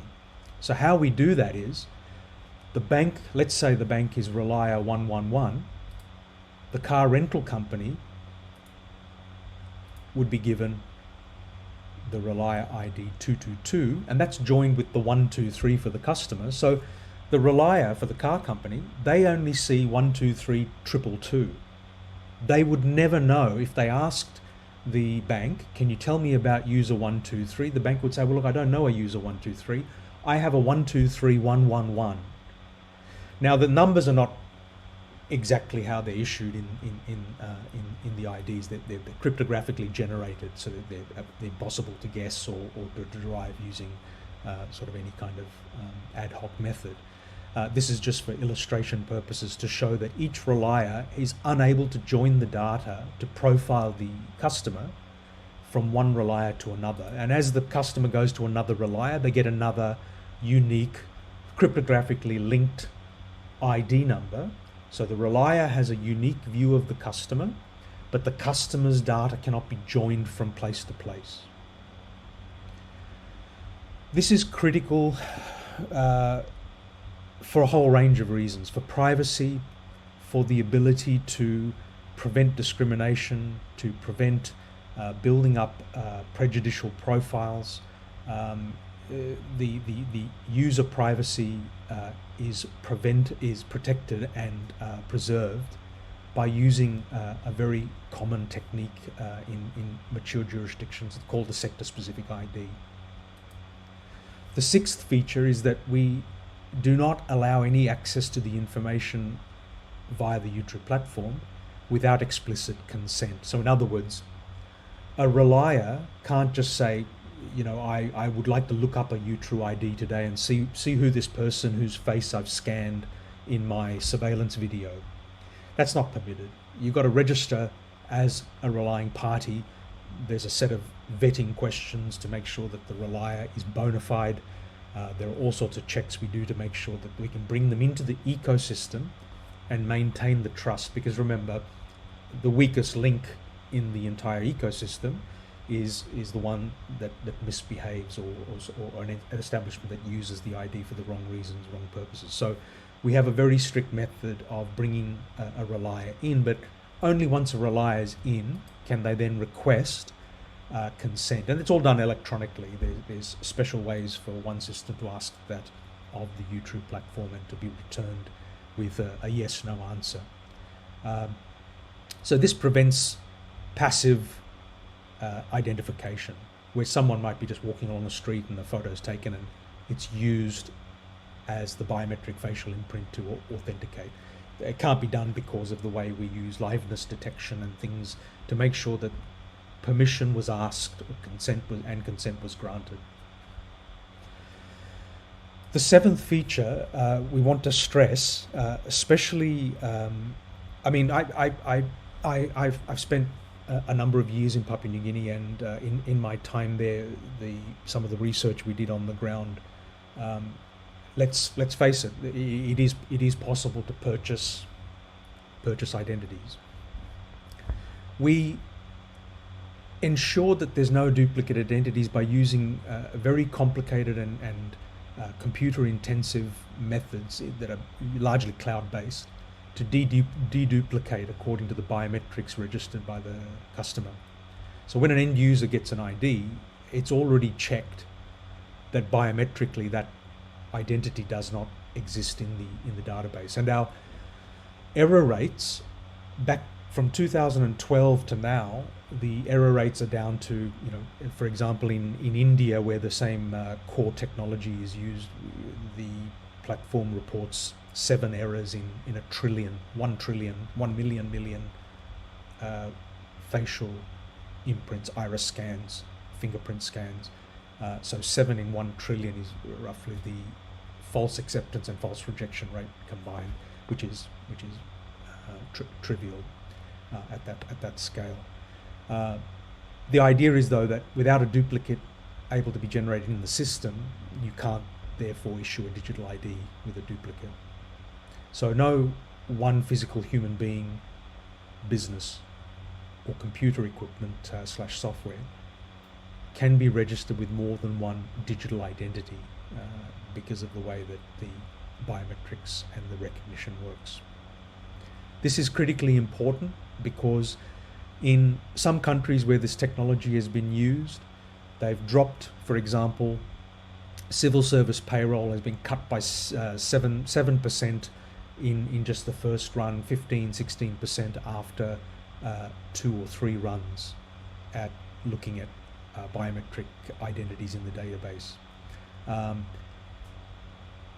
Issues of the speed, how fast this is done. This can be done in sub 10 seconds. So very, very fast to be able to do it, but the technology is needed to be able to execute. You need computing power to be able to operate that kind of processing. Now, there are many examples of biometrics in use in Papua New Guinea today, but the biometrics are not deduplicated against the database, which means that the biometrics is used to access an account. And if the multiple accounts already exist, then attaching the same biometric to different accounts simply lets the same person access multiple accounts and no one else. It doesn't actually say that the multiple accounts are owned by the same person because the biometrics are not used to deduplicate the customer. So what we've found is that we've got some customers now that will be automatically deduplicating their database as a process of uplifting their biographic data into U-True, names and dates of birth. As soon as that's done and the biometrics start coming in from the customer, we're able to detect whether that multiple accounts have been already established in the customer's database. So let's say we've got a bank customer list or a which is important for the Financial Action Task Force for KYC, anti-money laundering regulations, CFT, countering the financing of terrorism. All these aspects of banking rely on unique identities owning accounts. So deduplication at the time prior to issuance of the ID is critical in Papua New Guinea at this point in time. I believe we already have some banking issues in the ecosystem where issues around AML and KYC are already coming to bear. The reason that's important, of course, is without if a bank can't manage that, it has impacts on its correspondent banking relationships overseas. They may be in tougher jurisdictions if they terminate correspondent banking services or raise the prices because of increased risk. Then duplicate customers can really cost the country as a whole, particularly in the banking system. So we've found ghost employees, removed incorrect data, detected fraud, and you can do that by making sure that identification is uses biometrics rather than just verification using biometrics. The eighth feature, we call it naked when needed. We don't expect anyone to carry a wallet. We understand that in the PNG context, there may be new users that are adopting some of these technologies for the first time. So it's not necessary to carry the digital ID on a smart card or a smartphone or a token or a wristwatch. It can be left in the cloud, in the custody of, under their control, or even under the control of a delegate. But the idea is that you can just turn up to a camera, make an expression to signal that you're live. Maybe it's repeating a challenge phrase that is randomly generated. But once that's done, that biometric impression can unlock the wallet and access the digital ID on behalf of the customer, rather than the customer having to control it. Now, this would represent a big leapfrog in Papua New Guinea, but it's a leapfrog that's already taking place in many places already. In Australia, for example, the e-gates generated by a German company, they're using technology that allows you to turn up, present your face. They do use the passport, but in 99% of cases, they can identify with a high degree of confidence just from the facial recognition and a gait recognition. The footsteps that you walk on a sensitive mat helps to figure out who you are, and the passport is almost just to confirm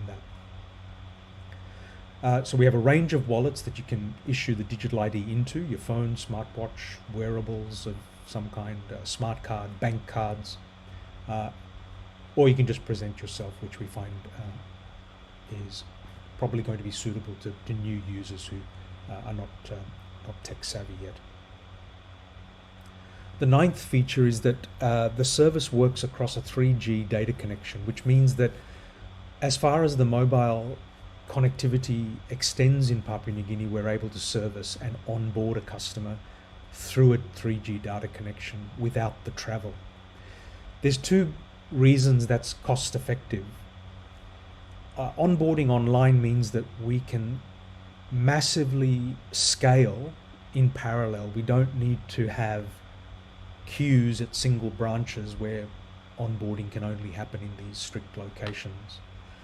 We use the technology, the cryptography, the biometrics, and cloud computing and a range of other techniques to be able to onboard the customer, verify that they're alive, extract the necessary biometrics, record that against the ID, generate the digital ID and issue it without travel and in parallel at massive scale. So this saves cost, this saves time, and it allows the ecosystem to flourish much, much faster than if you had an in-person enrollment process. Now, I think we all know if you had to head into a bank in Papua New Guinea, most of the time you got to turn up with documents, you got to fill in the forms, you got to be in the bank. We've assisted the Financial Action Task Force through the Asia Pacific Money Laundering, Asia Pacific Group on money laundering.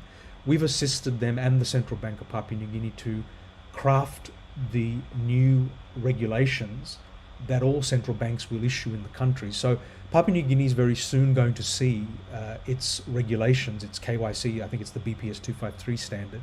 You'll see that regulation change to reflect the ability to onboard online. We're not sure exactly whether central banks up to on that, but that's certainly in the pipeline, which makes onboarding online and having that ID available to a bank and reliable enough for a bank to trust. You will see that shortly. The 10th, and of course that means you can work across a browser, a mobile, a tablet, in the field, no travel, no queues, and as long as you can access a mobile network, you have access to the ability to use the digital ID and its capabilities. Hi, Tony. Final. Hi, Ross. Yes. This is the last point. Yes. Okay, thank you. You're welcome. The 10th feature I'd like to point out is that, and I think one of our participants messaged an important message about this note to the group, and that is that interoperability of ID is critically important for having cross-border trust, but also not only regional trust, but international trust. Obtaining a visa in Australia will require some degree of integrity over the identity presented. So the UTRO identity is already accepted in over 180 countries because of the technology that's used, in the sense that it's vendor neutral and technology neutral. It uses principles and algorithms and published standards to define it, which means that it can't be locked into any one company. UTRO can't be held to ransom to say, you know, look, you've got to pay a higher maintenance fee this year or we're going to turn the platform off. The vendor neutrality and the technology neutrality means that others in the region and internationally can review that ID. It's certified publicly, meaning that you can see how it was accredited. All of the 562 something criteria used to specify the system and the ID are published. They're information that can be reviewed by the public. So trusted everywhere means trusted with interoperability in mind.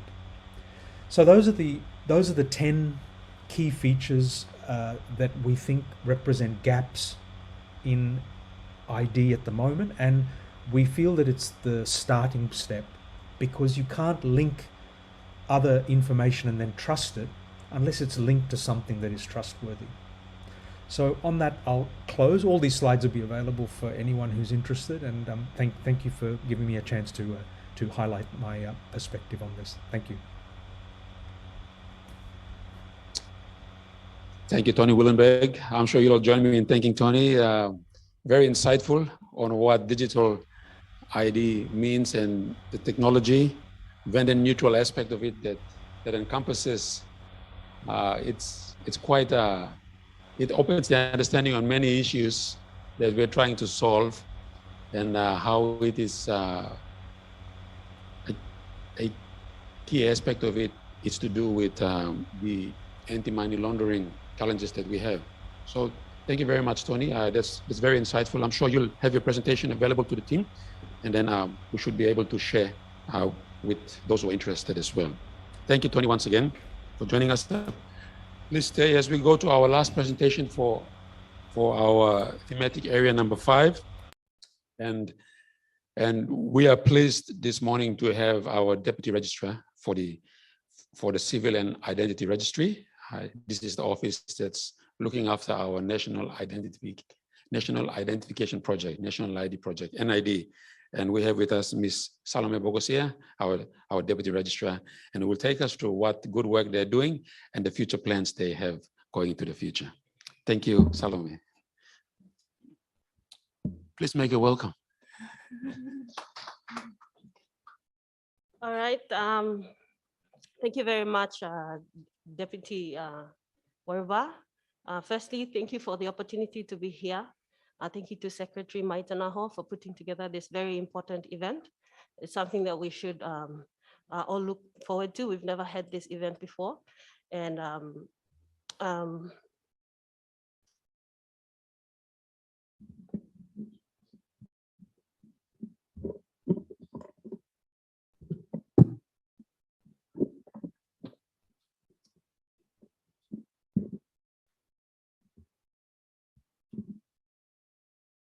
all right. Firstly, NID, we believe, is one of the important critical tools for digital transformation in PNG. I think, can we go to the next slide, please? All right, so to begin, let me just say that in ICT, in terms of the transformation, there are five main domains that we had initially transitioned from. So initially there was a struggle in the land space where there was power tussle going on the land space. Then we had developments. The next stage of developments that came on board was the sea, and then we had the space. And now eventually we are in the cyberspace where security data is very important. And so this means that security now is really important, and it's where most of our talks are. So next slide. All right, so firstly, how do we ensure that these data are protected and are used appropriately and for its intended purpose? So this is more a policy question. And so I think in PNG, we believe DCIT is in charge of policy and regulating how data can be collected and protected as well. So in terms of NID data,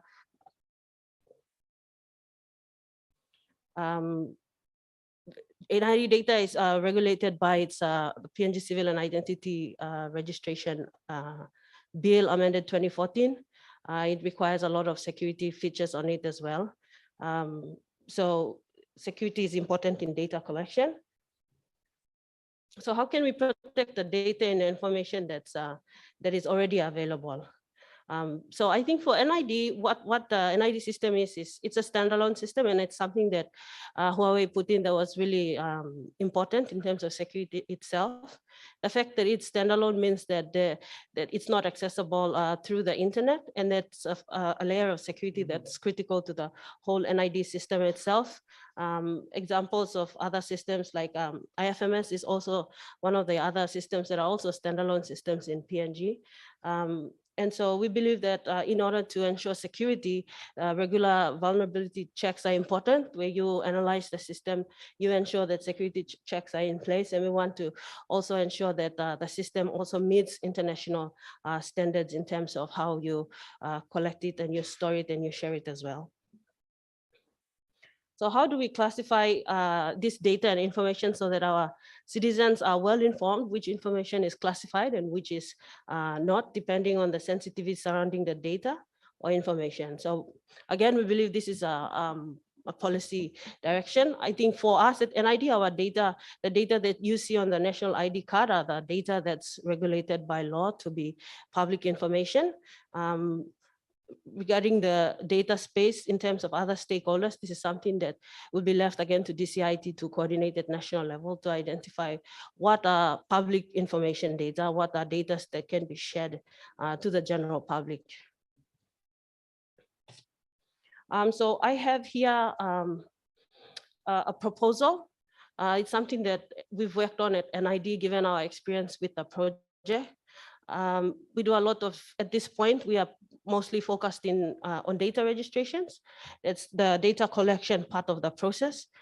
We believe that before we get to other aspects of or be able to support digital transformation in PNG, we need to go through the data collection phase. And unfortunately, the project is still stuck at the data collection phase where we are registering our citizens. We face a lot of issues in this area, and we have a proposal that in order to be able to collect data and share data has to be shared.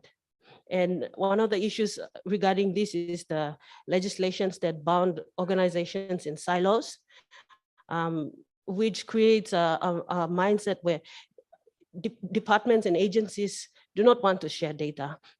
And that's, I think, a common problem in PNG where departments hold on to their data, and it's not wrong because they cannot breach legislation to now start beginning to share data.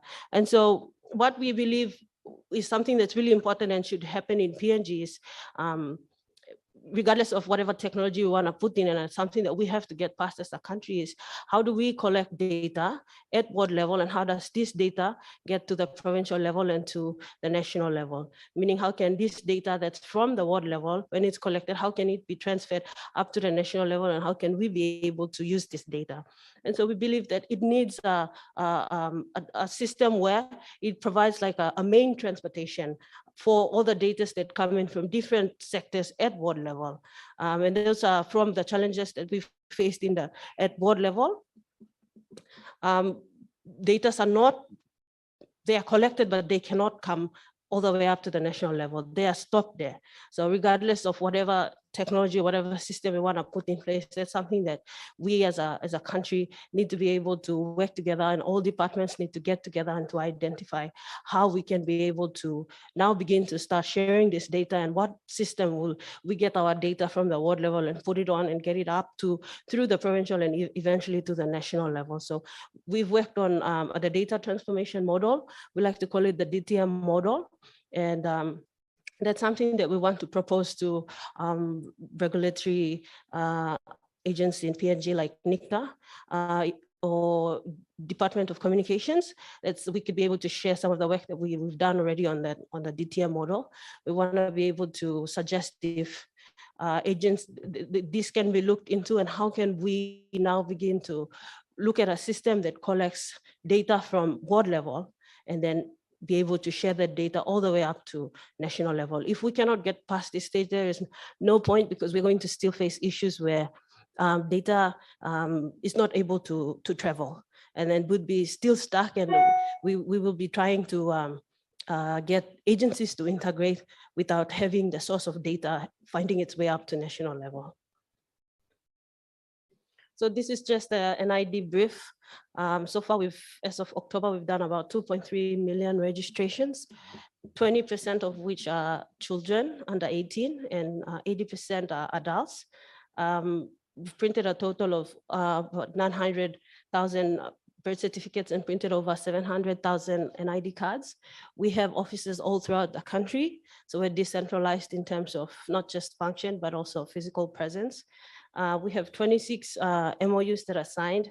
Average cost per registration is 23 kina, and we want to take it all the way down, which is going to require a lot of coordination efforts and smart strategies to pull this off. And we currently recruiting a lot of young people, because we believe in order to drive digital transformation in PNG, we need young energy. They're also open to innovation and willing to change very quickly, so that we start culturing a generation of young people that are willing to accept change and move with change very quickly. I think our biggest champions in the project in terms of support, which is something that we've lacked, I think, given the geographic and the hardships we face in terms of logistics in PNG. One of our biggest supports are OTML. They've supported us with over 3.5 million kina already in terms of registrations. And other sponsors in PNG as well. And it's something that we all need to work together to pull this off, because in order for us to eventually get down the path of digital transformation, we need to start getting everyone to register so that we have data on our database to work with. And that's the update from PNG Civil Identity Registry. So finally, I have a slide on our performance so far. Apart from the statistics that I've mentioned already, what I want to say regarding this slide is the information that's drawn from just looking at this slide. I think initially in 2015, 16, and 17, when the project started, we didn't get the feedback that was anticipated out of initial investments in an ID technology. And I think that's something that's normal, given the fact that when you're introducing something new to our country, you are faced with issues of people having to need to accept the change that's going to come in. And why I'm saying this is because with digital transformation, our focus shouldn't always be on the technology that we want to bring in, but we must also focus on the citizens and their how their mindsets cultured. And I think in PNG, we have an issue where you have to also prioritize in terms of awareness and getting the population up to speed with changes that are going to come in. So we run technology, the drive for technology change, but we also run the drive to get people up to speed with the changes so they begin to accept the changes that we're going to implement in our country. Yeah, with that, thank you very much.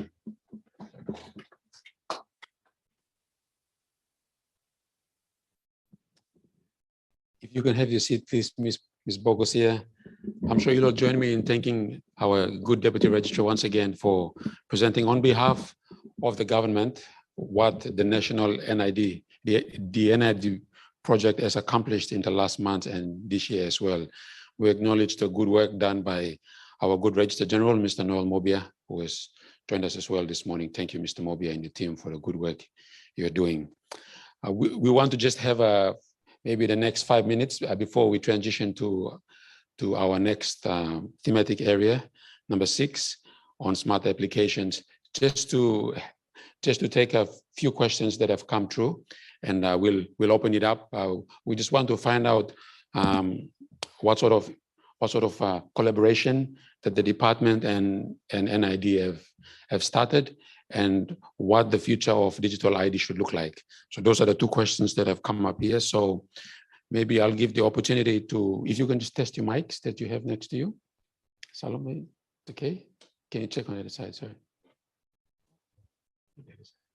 Yes, you can just check your mics if they're working. Yes.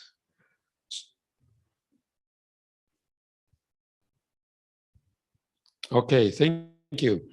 So if I can just ask Robertson and Deputy Registrar, Dev, what do you see as the collaboration that's happening between the department and the civil registry on how there can be exchange of data, and especially that will allow us to advance in terms of identity on the digital platforms we're trying to build? So I think that's the first question. Feel free to answer, and then share your thoughts as updates on what's been happening today. All right, thank you very much. I think so far we've been having discussions with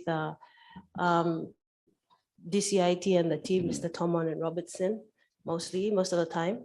And I think our discussions are basically mostly around how we can be able to use NID as an application now in terms of using it in verifications, how different systems can be able to integrate, and how NID can be used as a source of ID to verify identity, as a common source of ID. I think apart from the different identities that people have, an ID card is I think it's the only government standard ID in PNG right now, and it's a lot of investment for the country, and I believe we should make something out of it in terms of applying it to actual use now. And I want to also mention, when we're investing in expensive technology systems, it's important to ensure that it's sustainable, that in the long term, after it's set up, it must be sustained. Yeah. There has to be funding to continue it. Coming from the experiences of NID, it's an expensive system, but there wasn't enough or priority given to it in terms of continuing its life.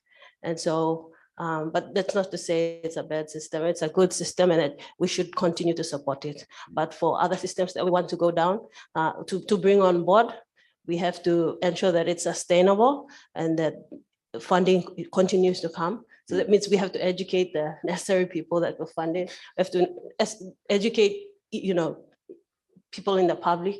And yeah, thank you.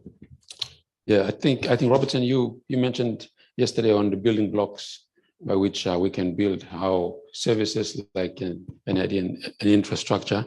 I believe discussions have progressed with our good office for the NID. You could just update on this one. Yeah, thank you. And I agree. I agree with Solomon that now it's very important as a government leading or as an agency or the department leading the sector to actually coordinate different functions. NID is a very critical block in the digital government, digital transformation space.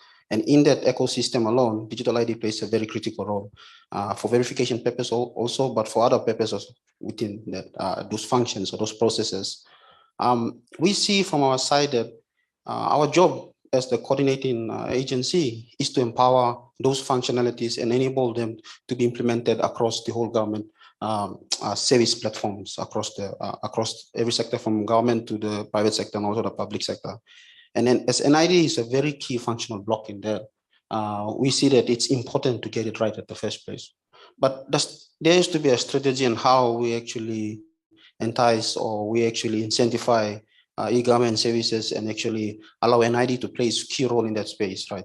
The strategy right now is to have MVPs. MVPs are very fundamental in terms of getting the first thing right before you moving on to the very complex engineering aspects of it also. Why is it important? Because you start sanitizing the data, you start fixing those little mistakes that you've actually implemented at first, so that you have synergy across the whole technology platform. So for us, I see that working with NID is the first and fundamental base, and we are really excited that we're going down that block. As we move forward, we start being a pivotal point where we start looking at critical services that are going to have impact. And Solomon said earlier on that the government has to see the value of what we are doing and the investment that they've put in, actually seeing the real value of it. And how do they do that? Is to actually identify those key services that they're going to contribute to our socioeconomic issues, like COVID-19, for the matter, and impact by using this technology to solve those problems. And once we solve those problems, we have a case study now to see our investment, also a cost saving also, but the impact it has. And I guess by having those type of very fundamental building blocks like NID and having those MVPs and digitizing those processes and sharing those data will enable us to actually build on, learn from that lineage, and actually create a larger ecosystem for sharing data and also utilizing the power of NID. Yeah. Thank you. We have a few questions that are coming in, so maybe we'll take 2 or 3 more, and then we shall transition to our next session. This is from Kambar Albert. He's a frequent poster on our PNG ICT community. It was, would it be possible to open up the NID easily to integrate or further enhance the system to cater for improved security? And I believe we're just talking about that, to allow for users of other critical stakeholders. I believe it's a general question on what we have just answered as well.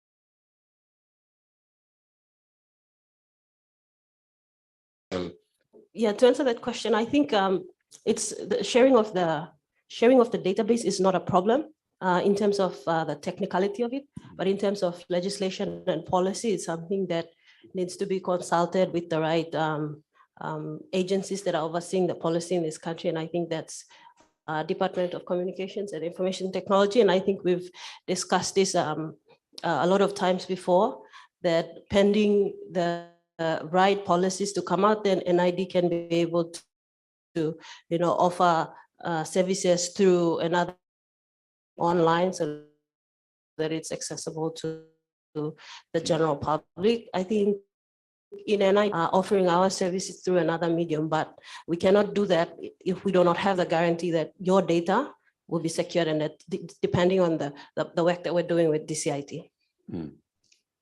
I could comment also, and also adding on to what Solomon said earlier on, it's very important to have all those frameworks in place so that we have a control mechanism or certain guidelines and rules to actually start sharing those data.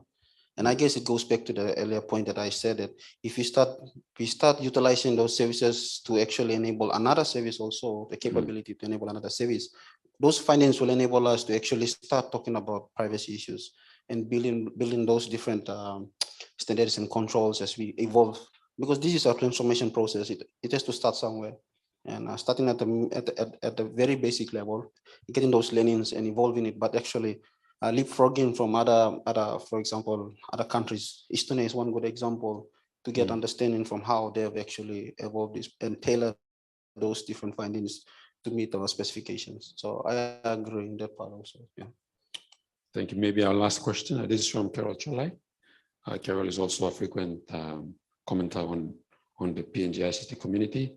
Goes, thank you, Tony, for the good presentation. Is there a possibility of U-True ID and PNG NID being combined? So that's a question that has come through. Any thoughts on the features of the U-True ID that was presented by Tony and the PNG NID? So maybe I'll ask Salome.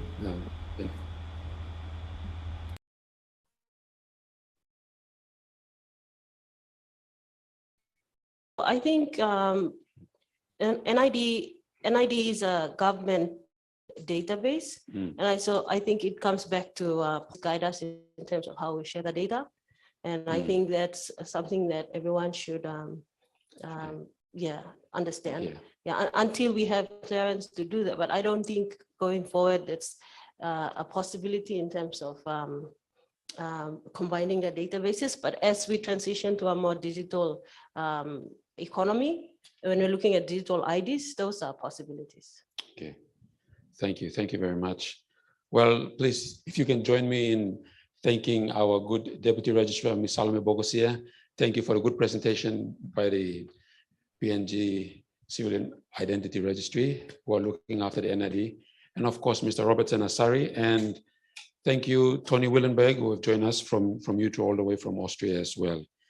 Well, thank you. This brings our thematic area number 5 to a close. But before we do that, we would like to thank the Registrar General for the PNG CIR for generously gracing all our speakers with a special token of appreciation.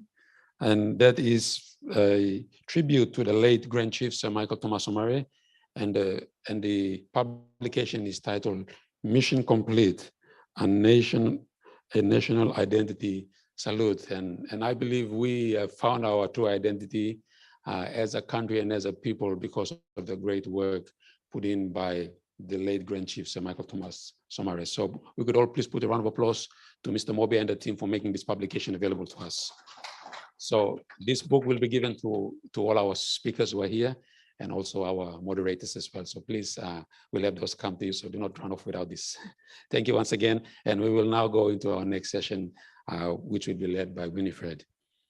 Thank you, Mr. Asari and Deputy Registrar Bogosia.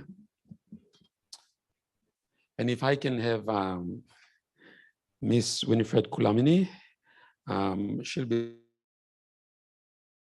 taking us through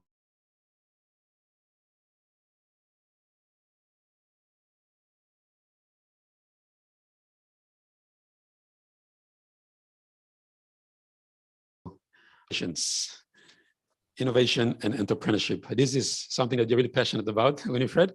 So please, if you can lead us through that. And I believe you have a speaker online as well.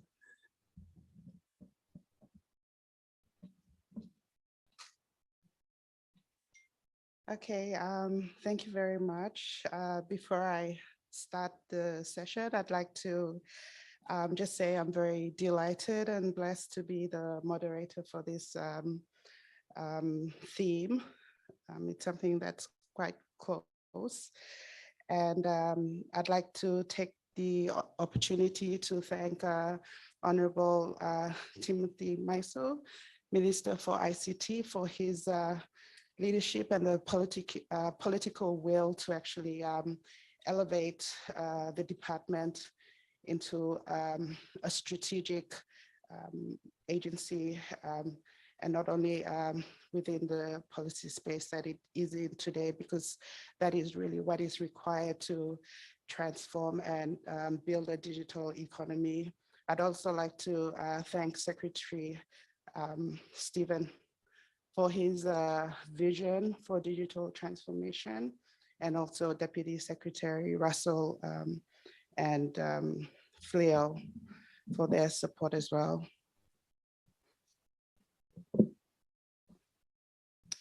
So I'll just go into the theme of innovation and entrepreneurship, SME, agriculture, mining, and other innovations. So I'm here standing today representing the PNG Digital ICT Cluster, which is a innovation cluster that is kind of like a voice of innovation and entrepreneurship in the PNG ecosystem. So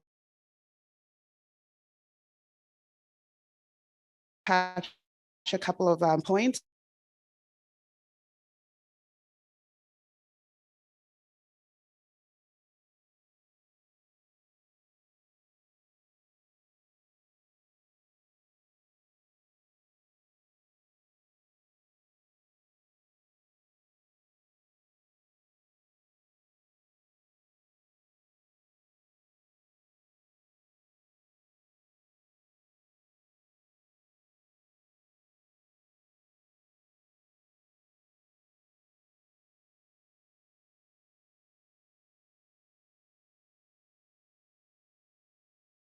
Before 2018.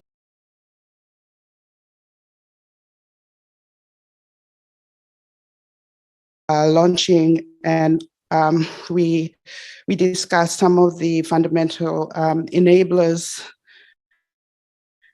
for entrepreneurs to be successful are actually outside of the fears of their influences. And that's why, especially in terms of determining their commercialization pathways, and that's why this ICT Summit is quite important in relation to building enabling environment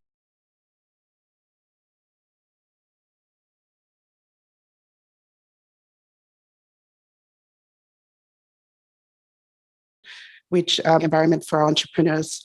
We spoke about adequate infrastructure, internet access, human capacity building, and building the appropriate policies. So internet in PNG, it's 20 years now. And what are the differences of value creation for a digital entrepreneur and a small business is not distinctly, how should I say, defined in our business ecosystem. So therefore, the access to like financial, the access to finance is quite a struggle for a lot of the entrepreneurs within the digital ICT cluster. And learning from the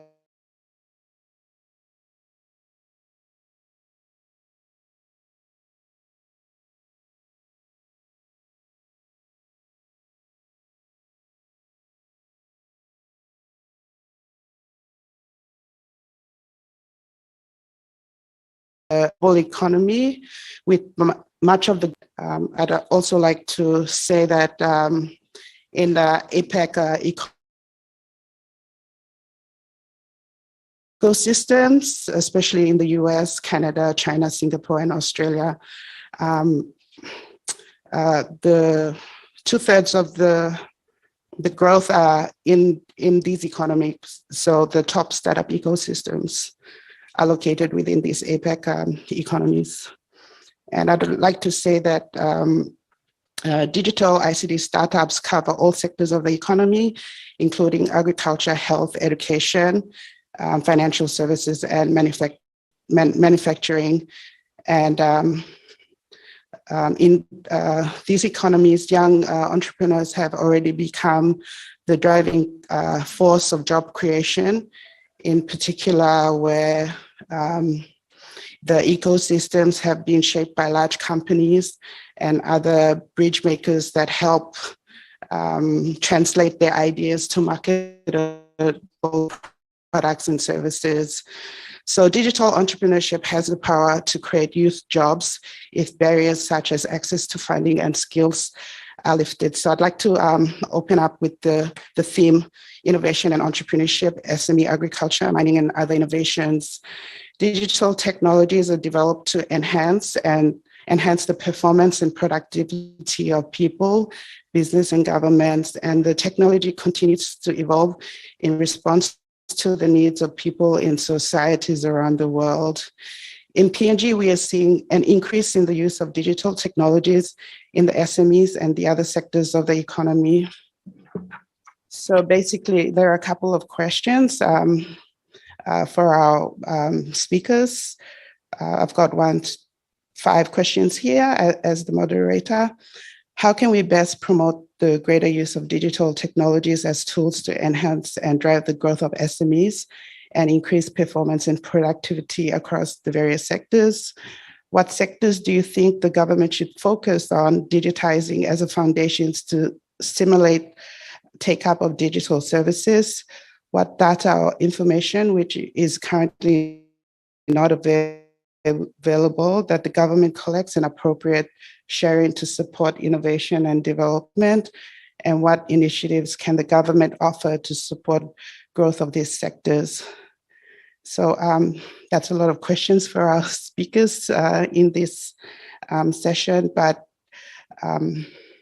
basically it will all contribute to the policy to drive the digital transformation agenda. So we'll now hand it over to our first speaker. And the first speaker is okay. Just hold on while I get our first speaker's detail. So he is Mr. Damit Amara Singh. I hope I got your surname wrong. I hope I didn't get it wrong. Assistant Commissioner ICT for Customs. So if you could just introduce yourself and then continue with your presentation. Thank you. Okay. Thank you very much, Ms. Amani. I think you can hear me. Is it clear? And I would like to thank Department of ICT and this giving us this opportunity in this time, in this topic.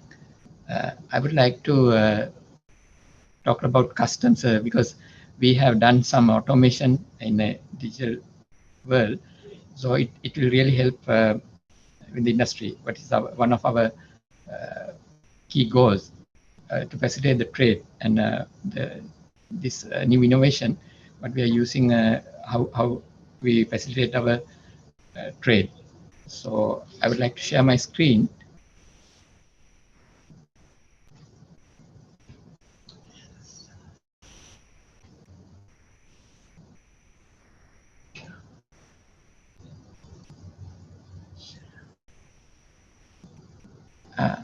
I hope everybody can hear me. Could you please confirm?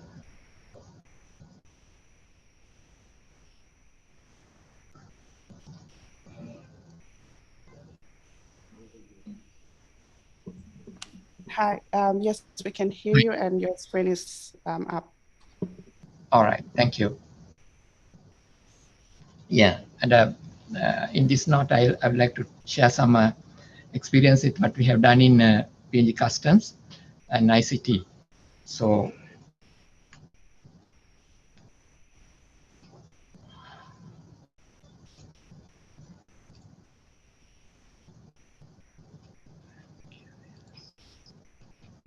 yes, as an organization, we have a vision that what we do is we try to secure our borders while enhance as a security and socio-economic development in PNG. That's our main vision as customs. So then we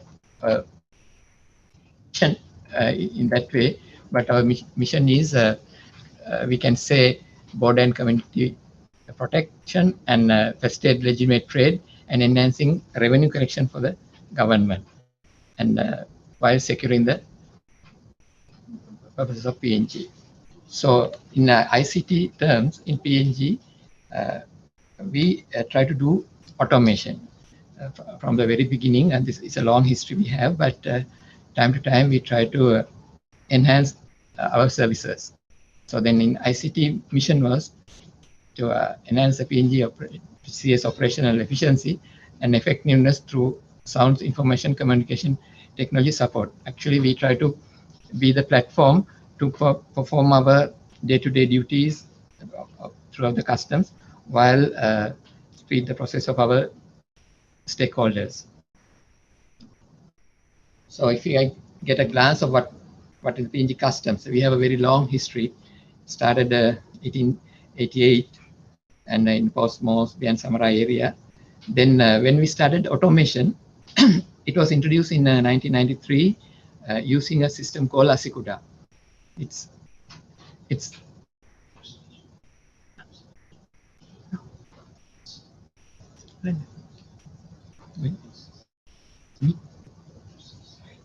yeah, okay.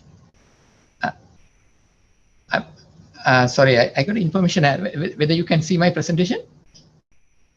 Could you please confirm? Yes, we can see your presentation. Maybe you just put it in slide view and then go to the next slide. Oh, yes, sure, right. Okay, that's all right.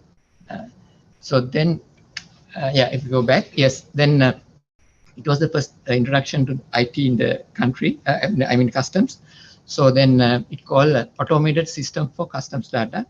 It was a development of United Nations organization called UNTAG. Under that development, most of the UN member countries are using this application. It's called Asikuda. Now, more than 101 UN member nation, that million countries all over the world, they are using this. Yeah. Sorry, Damit, are you able to just run your PowerPoint in slide view so we can see the next slide for the benefit of our audience? Is this okay now? All right. Yes, it's much better now. Thank you. All right. Thank you. All right. Thanks. So, at the beginning of this versions, later they introduced 2005. They call Asikuda ++. Then if we go further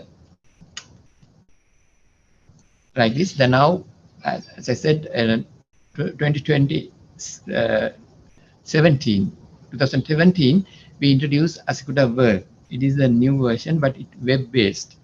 So that was rolled out all over the country. Now all over the PNG, we are using this application to facilitate custom business. So we are that means our traders use Asikuda system to pay their duties, and a small SME also facilitated do their clearance faster. So if you go again to why we move to Asikuda World, actually it's a more paperless system. So it has our country ownership. That one of our goal. The process driven was paper driven. Then reduce number of clearance steps, faster clearance time. Then we have a kind of targeting. That means we need to identify and different of trade frauds. So then we have a risk-based targeting within the system. Then increase yield of customs revenue. That's one of the main goal. Because we are the second biggest revenue collector in the country, next to the IRC. Then another major goal is it's single window ready, because now we know that everywhere we are talking about the single window concept. This Asikuda platform is proven that it's as easy to use with the single window platforms. So some of the countries are fully automated using this application, like Rwanda,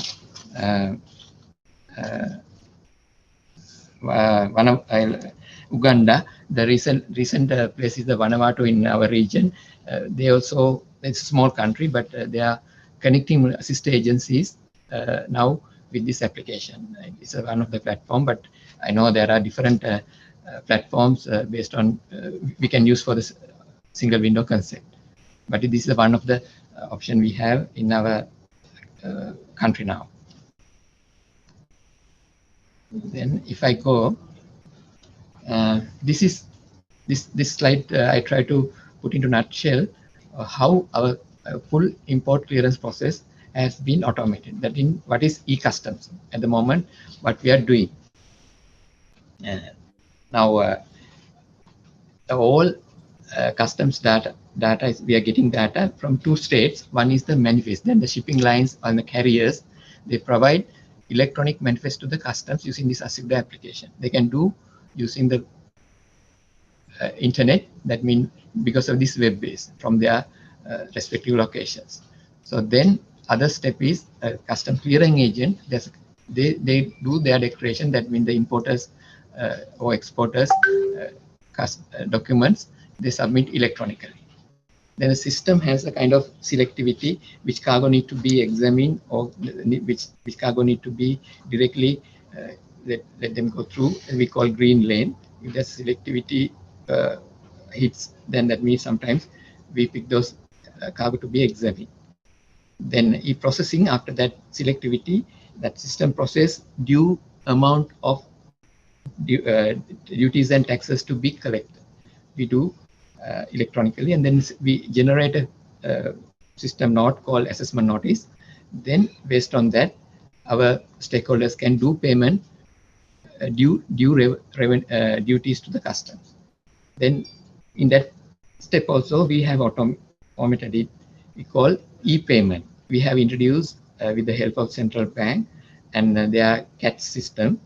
Now our clients can do a payment from their workstation through their bank. It will come to our system. One at the time of we receiving due payment against that their declaration they have already done. If it is matches, we generate receipt and they can see those payment receipts from their location. I mean the agents. Then we introduce e-payment. After e-payment, we introduce e-release. That means we automate release order, and so then our other stakeholders in this industry, clearing industry, like shipping lines, the port operators, they will get a message from our system that this particular consignment is ready to release. Based on that, they will release the cargo. Then, in a nutshell, after our importer submit a declaration via system, but they may have hired a custom agent for that, do that. Then they can do the payment, everything via the same location. After that, if they get the green channel, or that means the cargo is released after the payment, they need to go to shipping agent to get the delivery order from the shipping line. So like that, that part is fully automated. That we have dropped many steps, and they should not visit us. According to the PNG law, they need to keep most of the documentation for 5 years. If we need to do audit, in case we do some post clearance audits, unless it is a very faster now. So if I go to my next slide, this is in a summary what I've talked about, how digital customs work. If I go one by one, I think you can see my mouse movement, so then can have an understand of it bit. The first is the agent. He's a representative of our industry. That means importer, SME owner, or exporter. That he will do a custom declaration according to their consignment. We will receive to our office. It is a ASIC system. This can be done from his desktop, login via internet. But he need to have a register with customs. He must be a registered user with a username and password. So that's why the agent need to be act on here. So the declaration comes to us. Then the system do assessment. System will issue assessment notice.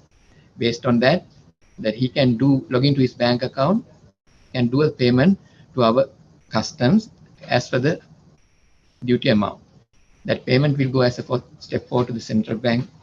We used a RTGS system, real-time gross settlement scheme system. That means every day, 4 times they communicate with the commercial bank and transfer funds. It mainly used for the check clearance. So in PNG, we use another name as CATS, Keen Automated Transfer System.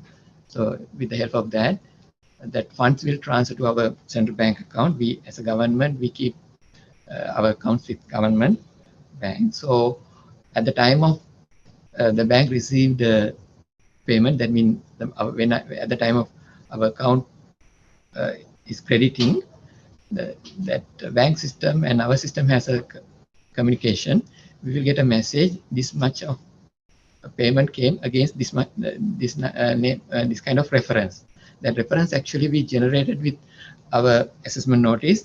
Then our agents know that the person who's doing the payment well aware what should be the reference against that payment. If this matches with the system that generate the receipt. That is the step 6. So then they know that cargo is ready to go. After the payment, mean that cargo can be taken out from the where they stored, from probably the wharf area. So then there may be in this implementation there's issue if any case, if any payment rejection or something gone wrong, it's not a mismatch. We had a mechanism that means the C6, that means if our system reject the payment, sometimes it's not typing errors, the amount errors, this type of errors. The importer should not be worried, but what happened? The system reject the payment, central bank notify back to the commercial bank, return the payment. Then they will see that money will back into their account. Then they will know that there's something went wrong, that they have to cross-check what is the error. So not only that, that we have another mechanism. Our stakeholders can maintain prepayment account with customs. That means they can create account in a system and deposit amount time to time as because it's good for the people who are doing frequent importation and exportation and do need to pay customs duties and other levies. So what will happen is we'll issue a PIN number for them, like a bank PIN number. At the time of they submit their declaration, there's a place them to use that account code and input the PIN. Then it will ask the PIN. If that, then in that case, after the system assessment, automatically the due amount will be deducted by the particular account. So they have the control of the account. They will see the statement of that account. Then they know what happened. And it is the fastest method we are promoting them to do. Then it will really facilitate the trade. I know that users in air cargo industry really happy with after we introduced that part. Most of their waiting time drastically reduced. So then finally, after step 6, that means now payment done, then we do release order. That means our other stakeholders, they will know that this cargo can be legitimately released to the importer. Custom all duties are collected. We are notifying them via the system can notify them via their email as a backup, but if they using our system, they can log into the system and verify whether this cargo is released or not. It is a kind of fallback procedure. We implement the email services as well. Now we are almost, we can say, fully paperless operation here. So I hope this will really help industry and the SME and our team enhancing our economy through ICT and digital transformation. This transformation, I believe, really help the PNG industry. Thank you. So I think this short presentation will give kind of overview what we are doing here. But not only that, we are now planning to further enhancement, connecting at least. I know there are single window project is going via Department of ICT. There's plans, but through Asikuda, we can communicate with some other agencies who are working closely with us, Nakia and some licensing authorities, they can use our same database and speed up the process. It will really help the industry because it reduces the time, because we work together in one system in that sector at least. Then we can plug complete area to the future single window system even when fully implemented. That's what we are looking for. We are every day finding ways to enhance and fine-tune our process and reduce steps. Thank you very much.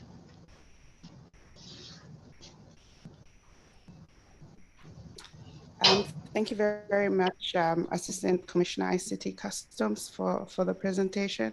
There may be some questions around your presentation, just around the Asakuda system and how it's all integrated to the countries or the other customs where they're collecting data on our imports and exports. So are you able to share some of your learnings on how you were able to move away from the very intensive, which you've mentioned already, very intensive paperwork, and now it's all automated? How did a lot of the agents within Papua New Guinea kind of face that transition when you are now introducing the new, the current version that you're on now? Yeah, and if I say something like this, if I go back to the history in around 2012, that time we had a Asakuda ++ system. It is not web-based, but called DOS-based. DOS mean that prior to Windows, the technology was DOS computer system. That application was DOS-based. That time, actually, customs switch on the server around morning 8:30, then shut down the server after 4:30, something like that. Then our agents using dial-up mechanism.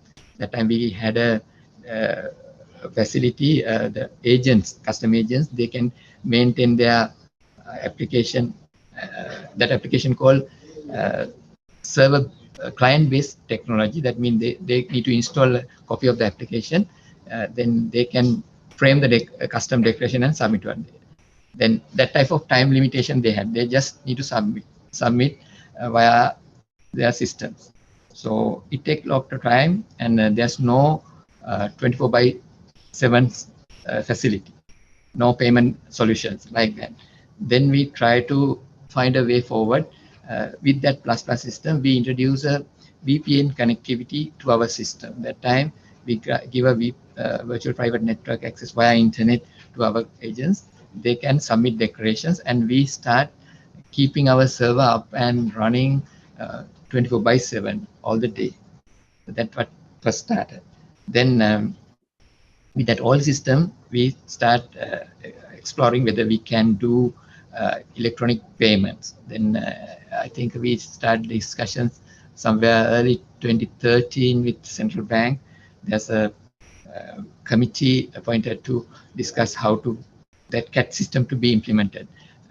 Luckily, IRC and Customs was invited to participate that. With the help of that implementation, the real target was the check clearance process, but we got the advantage to implement this electronic payment. Is something like a check clearance, but when the commercial bank transfer funds among commercial banks, so then in this technology, our clients can use whatever the commercial bank they are banking with. They can send the money to central bank via our account. Right. That's one of the how we enhance. Right. Yeah. Then it really helped them, because they should not come to our counters waiting for payments, and sometimes some delays happens. Now we change it. So those are the one of the things. Am I answered your question clearly? I don't know whether you need further information.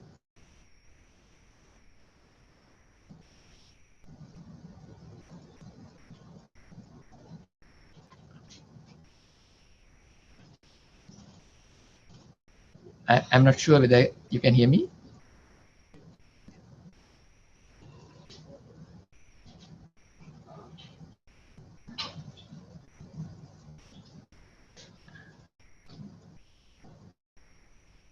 Yeah.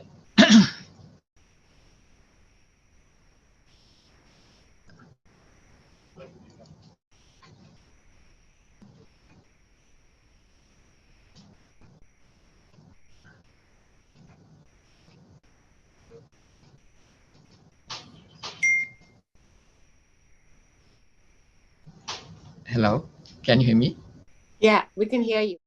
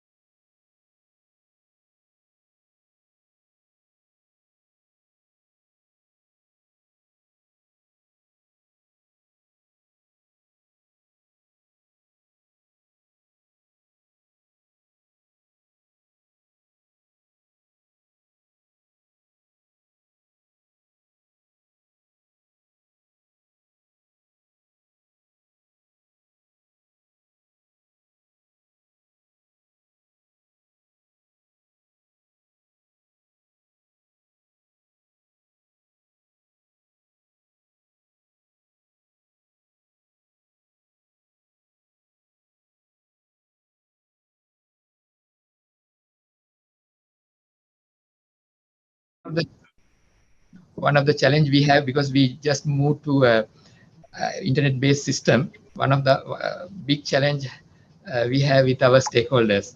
We assure our system up and running 24/7, but they can't connect because of this type of interruption time to time. That we every day we come across with these internet breakdowns and power breakdowns. That yesterday, that is one of the reason I couldn't come to the physically there, because last night we had a big power blackout. I had to bring all the system back up in this morning. So that it happened sometimes. Those are kind of challenges we have, but we try to keep our system up and running all the time. If any further questions, or if my answer was not clear, I can repeat it. Ms. Amani? Yeah, I think your answer was clear. We also wanted to just touch on, apart from the technology part, because digital transformation is not only about technology, but also about the people and the environment they're in. Also, their how should I say, ability to change. So when you're driving change from ICT, how were you able to be successful in getting the new system delivered? Yeah. Oh, I know it's still a challenge because you're still having those intermittent issues with the web. Yeah, but however, that I have to say, most of our people who directly interact with us, the trade, then when we introduce this new technology, we had a training session. It took us about a couple of years to conduct training around the country. We went each port. We have about 26 locations connected with customs. So that means we have a 26 22 declaration processing locations. That means the people can do custom declaration processing and the industry. So all the places we visited, we usually conduct annual awareness forums. So then we do awareness in advance this thing will come on board very soon, and every year business consultative forums we conduct, and not only that, we identify groups like clearing agents, our staff, and yeah, bit of challenge to change to their way of doing. So when we introduce some, there are some objections coming, and they don't like to accept that method. But later they, I'm happy to say, most of them realized. Even 2 days ago, we trial out one of the function automated trial process. We invited a couple of stakeholders to participate. They really appreciate, because they are process time drastically. They said sometimes it took a couple of days. Now they do it within a couple of hours. The change that the actual industry and our stakeholders need. The small SME group took part on that trial run. Now we agreed to roll out for the others like that. It's an upcoming change. So that's our experience. I think even though we have kind of this type of hiccups of the infrastructure, especially the internet, because our challenge is to keep the internet up all the time to deal with us.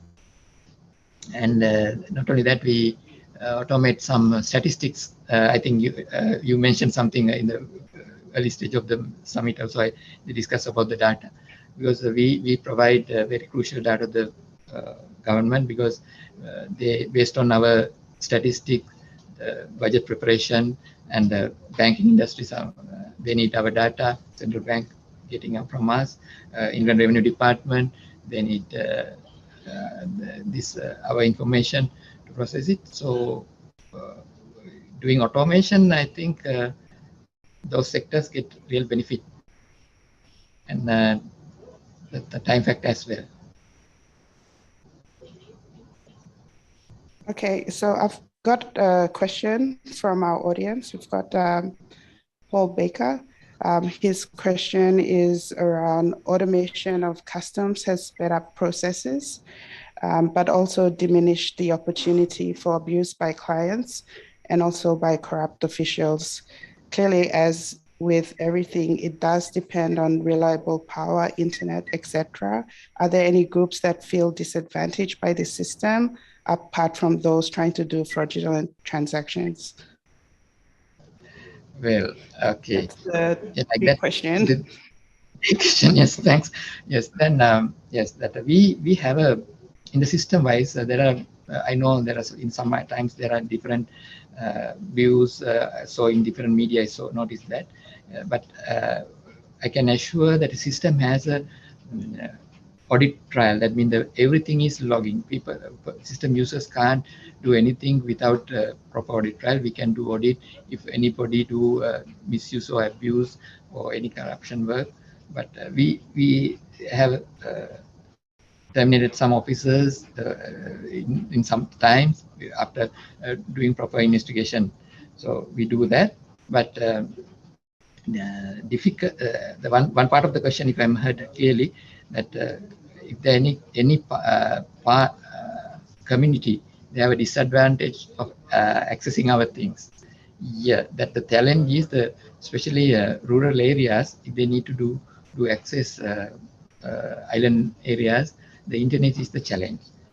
That is the thing. But I know now in the past couple of years, PNG Data Co, PNG Telecom, they do a lot of enhancement, and other private sector operators are they're enhancing their services. I think 4G networks are everywhere now. Most of it covers, because we do trial test when we go to the remote ports. It's one of our challenge. Even though we introduce some application to somewhere, if they can't use it, it's useless. So that's one of the reason. As I mentioned, it took a couple of years to fully roll out all of the country this web-based application. In comparatively, I really like this old application, because it is run on dial-up, telephone line dial-up. It's very slow connection. So, but if you move with the new technology, and if you need to go with the world, and we are talking single window and those, then we have to change. That's also one of the challenge we had. So we need to upgrade. So then we introduced this, and with that infrastructure challenge, it's not only for us in as the industry and stakeholders as well. Whether there's no proper infrastructure around them, they can't use the technology and the services. So I agree that that issue is there, but I believe the change with this, especially the data co-involvement in all over the country, because now we connected all our location high-speed fiber optic links. It helped PNG data co. Then we have established connection with all our ports.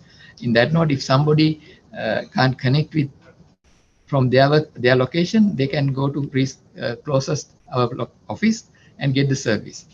Some cases we allow them to use our resources to lodge declarations, because now custom declaration has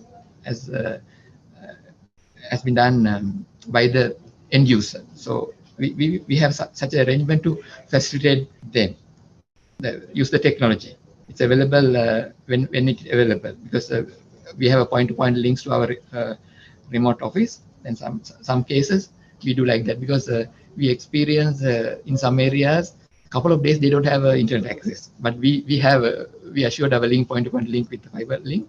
We have it to our office. So then we ask our staff to do the type of facility. Those are the things we can think of, and how to facilitate the industry. Other than that, yeah, we also have a mechanism established and procedures to catch corruption internally. We do audit. We have internal team to do internal audit, external audit, and audit on industry as well who dealt with us. All are in place, but we are progressing. That's what I can say. Yeah. Okay, thank you. So with one of the previous presentations, it was all around data, and in terms of digital identity and the registration of traders' information on the system. And because we're talking around the space around driving growth of SMEs, are we how should I say, are we collecting data on women traders? And do you have any data on the number of SME traders? Yeah, it like this in a custom importing declaration and exporting, and how we can drive that. Yeah, it like this, that we collect. We have a custom declaration form. It is automated, electronic form. They need to submit. Original form. It's internationally that form accepted all over the world. Most of the custom administration use that form. There's a concept called single administrative document. They noted like SAD, SAD. The idea was even that some export document in a country, other country can be used as an import document for this country, import declaration, I mean, right? So export declaration can be used as an import. That's the concept behind that. So in that piece of application form, have about 53 kgs, but depend on the different custom administration, we are using different set of fields. I can say about 40 plus fields using PNG. We are collecting a lot of information on that importer's name, address, and all those exporters details, and all those custom related information, bank details, shipping details, all those are there. So what I can say, but there's no specifically mention about that this business SME owned by women or who's the real owner, like that. But we have a record of the industry, that what company, what type of importation they did. But we release information based on different policies we have. We are not releasing any information to third party. It's a business secret sometimes. So unless the government or ministry asks only, with the authority, the sole authority with our head of the department, chief commissioner, he has to authorize us to release data this way. But time to time we providing information, yes, statistics based on users. Yeah. Is it clear, or am I answer your question? You know, that's a really good point that you're collecting data based on policy, because I think the whole purpose of our platform here is to build a policy that we're collecting data. And if we're going to, if we're talking about driving the growth of SMEs and increasing performance and productivity, we should know who our traders are and what percentage there are, so we can be able to focus on those industries. So right now we're talking about our industries in agriculture and how we're supporting our traders to build their performance. So if we start off with the statistics now, then we can look at how we can measure the success over this period.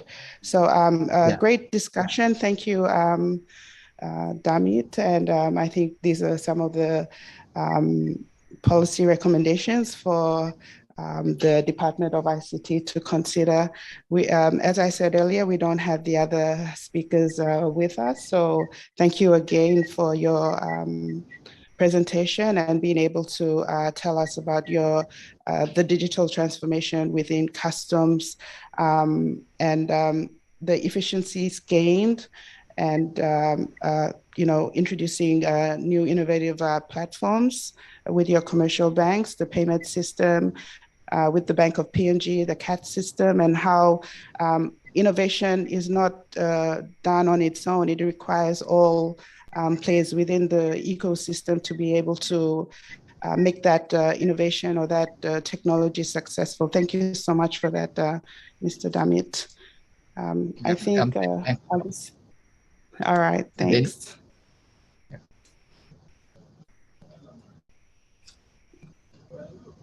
So if we don't, do we have another question online from our audiences?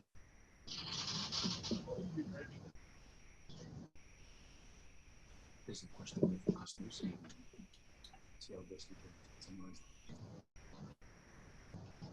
Okay, we have another question from the audience, our online audience out there. Thank you so much for viewing.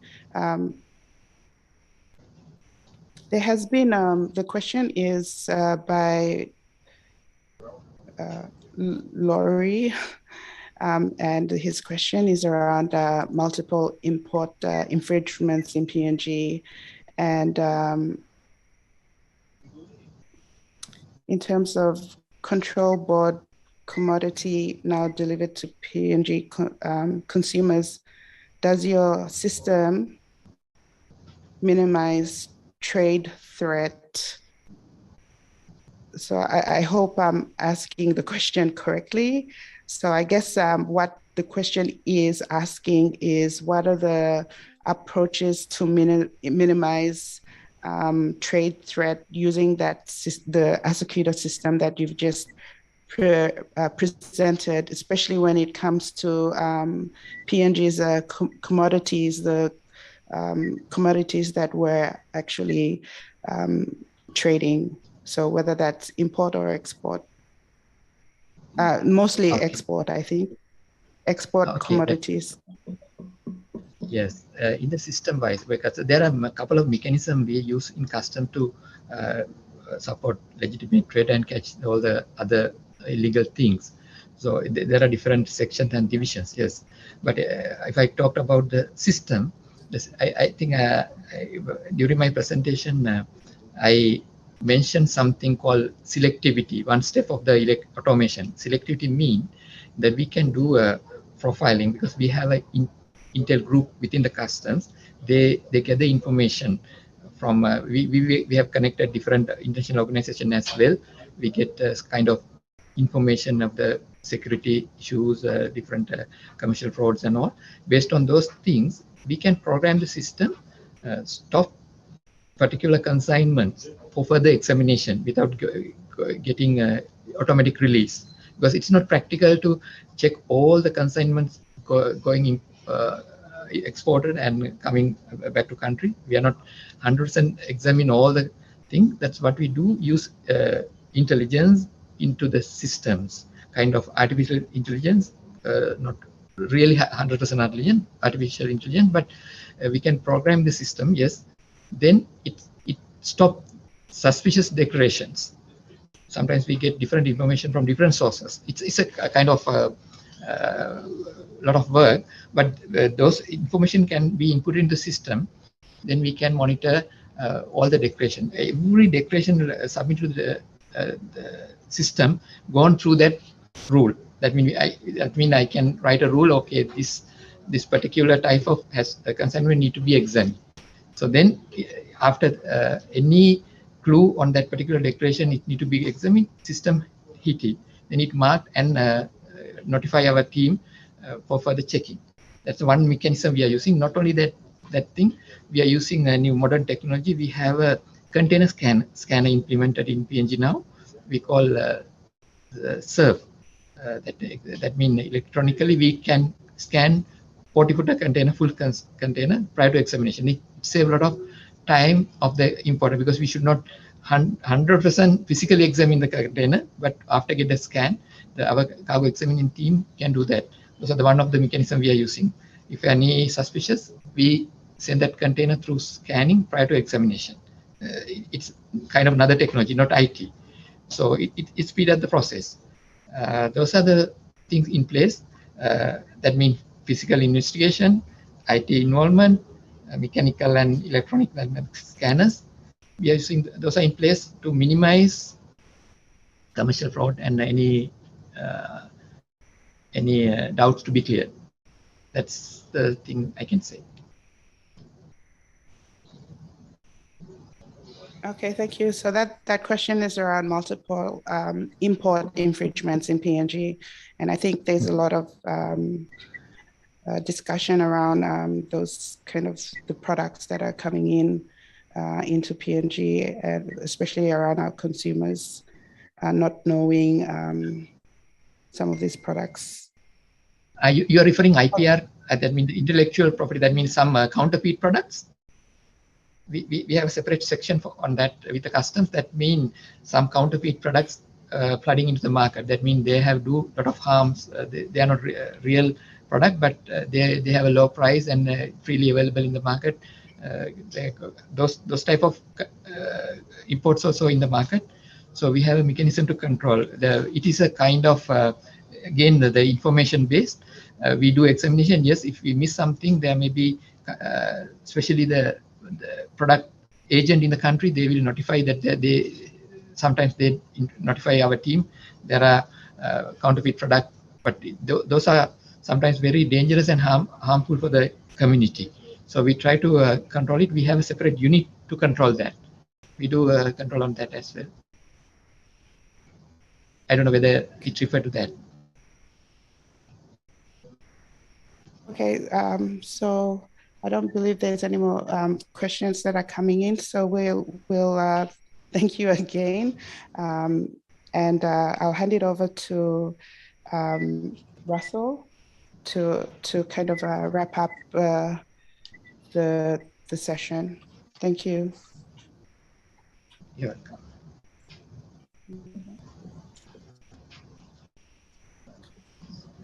I'm sure you'll all join me in thanking Ms. Winifred Kulamini for moderating our session.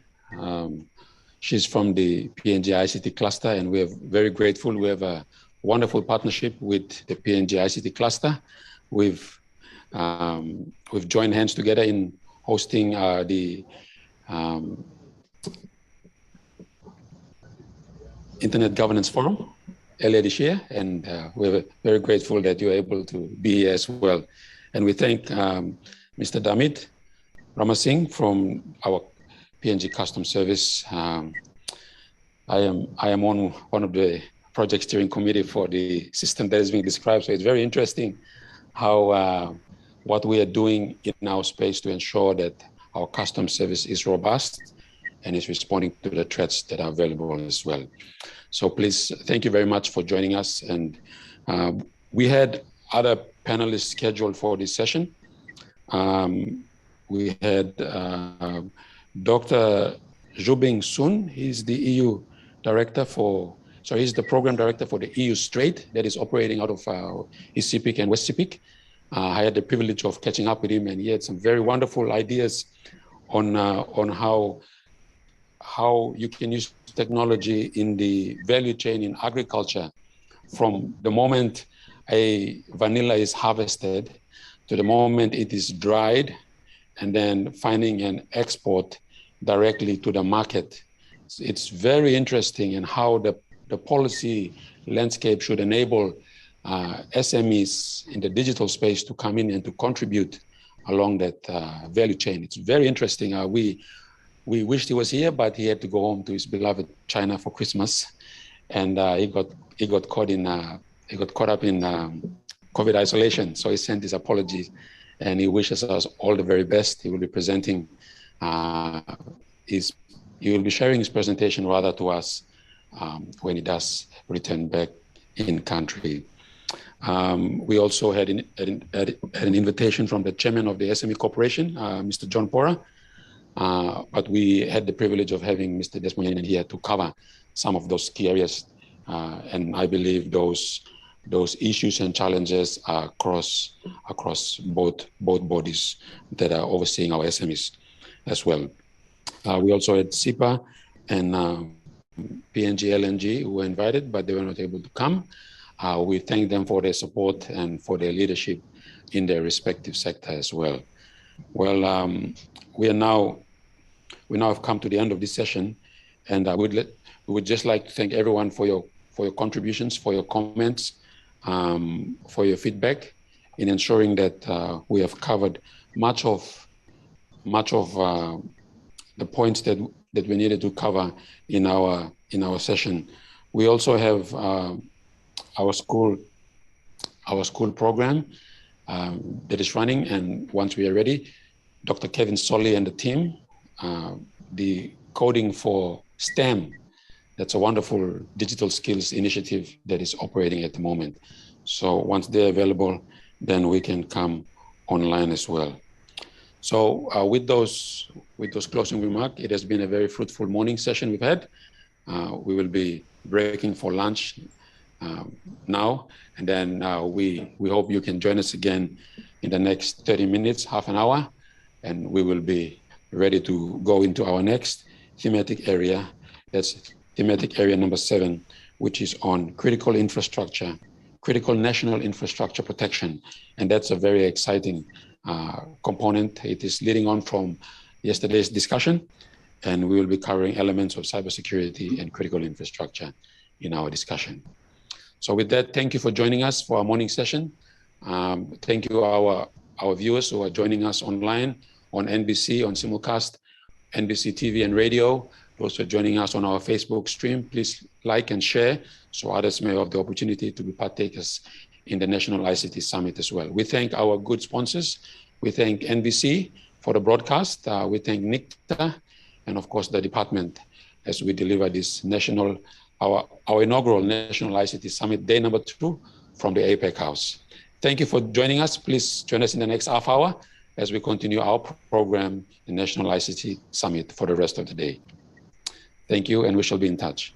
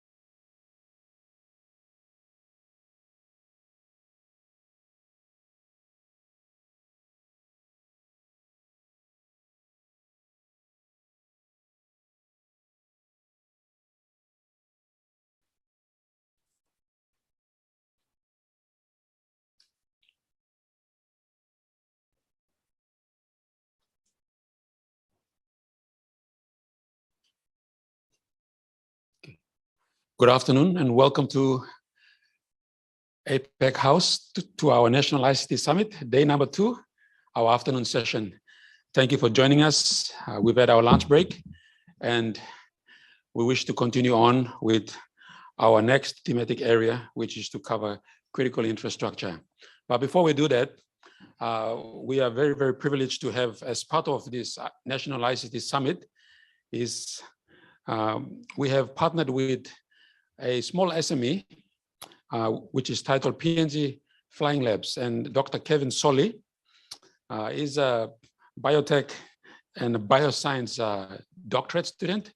He has graduated and he's a lot of exposure around the world, and him and his good wife, Sophie, they have started PNG Flying Labs, and they've gone about teaching our young folks how to do coding in the STEM area. And that's the area of science, technology, education.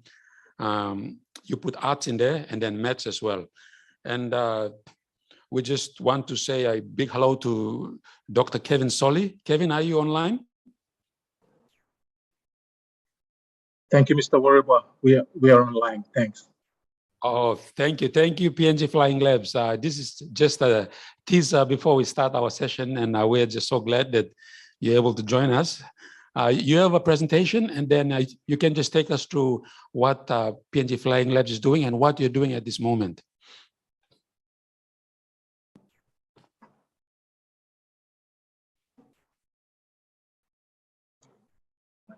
Good afternoon, everyone. We have a one pager, and I'll just go through the one pager. Thank you, Mr. Wariba. On behalf of PNG Flying Labs, we're privileged to be part of the inaugural National ICT Summit, and we'll be focused on sharing on thematic area number 9, digital skills and digital literacy. So as you can see on the one pager, all we are doing is introducing students to computers and computational thinking. And what we want is just getting the students through the creative process of how to build an interactive computer game, play with robots, and eventually fly with a mini drone, depending on the classes we have. Okay, and with this, we focus on the students and teachers, whereas we just give them the opportunity of hands-on experience with digital tools and electronic gadgets that are available for our classes. And particularly, we just want the teachers and students to, especially the students, to express their creativity. And, being engaged with the tools is just being aware of being digitally literate and also digitally being fluent with the technology. So for our classes, we assume no prior experience with computers or drones to participate with our class. So we are really grateful for Department of ICT and Communication and Technology of giving us the privilege of working with Jubilee Catholic Secondary School, particularly with the grade 11s. So first of all, within 1 to 2 and 3 days of which we've been engaged to work with them. On the first day, we were able to work with the teachers. It was just a brief intro to the digital skills and literacy for them, particularly focusing on online and offline tools. And also, I think the most important thing is getting their feedback of how they see it in terms of the OBE and SB, the national curriculum of which they're engaged in. And that's one. And also getting their feedback where ICT is just an elective versus being a compulsory subject. And I think the schools now, in terms of a school of excellence, in terms of the policy, the government is pushing, and it's really great. We're working with the DICT on that in terms of digital tools, particularly with offline and online. So we had an opportunity to talk with the teachers and to see where we are heading as a country, and in the context of how they can work with their students and work with their schools to push and implement the policy, particularly with ICT and STEM education. STEM as in science, technology, engineering, and math as a collective approach.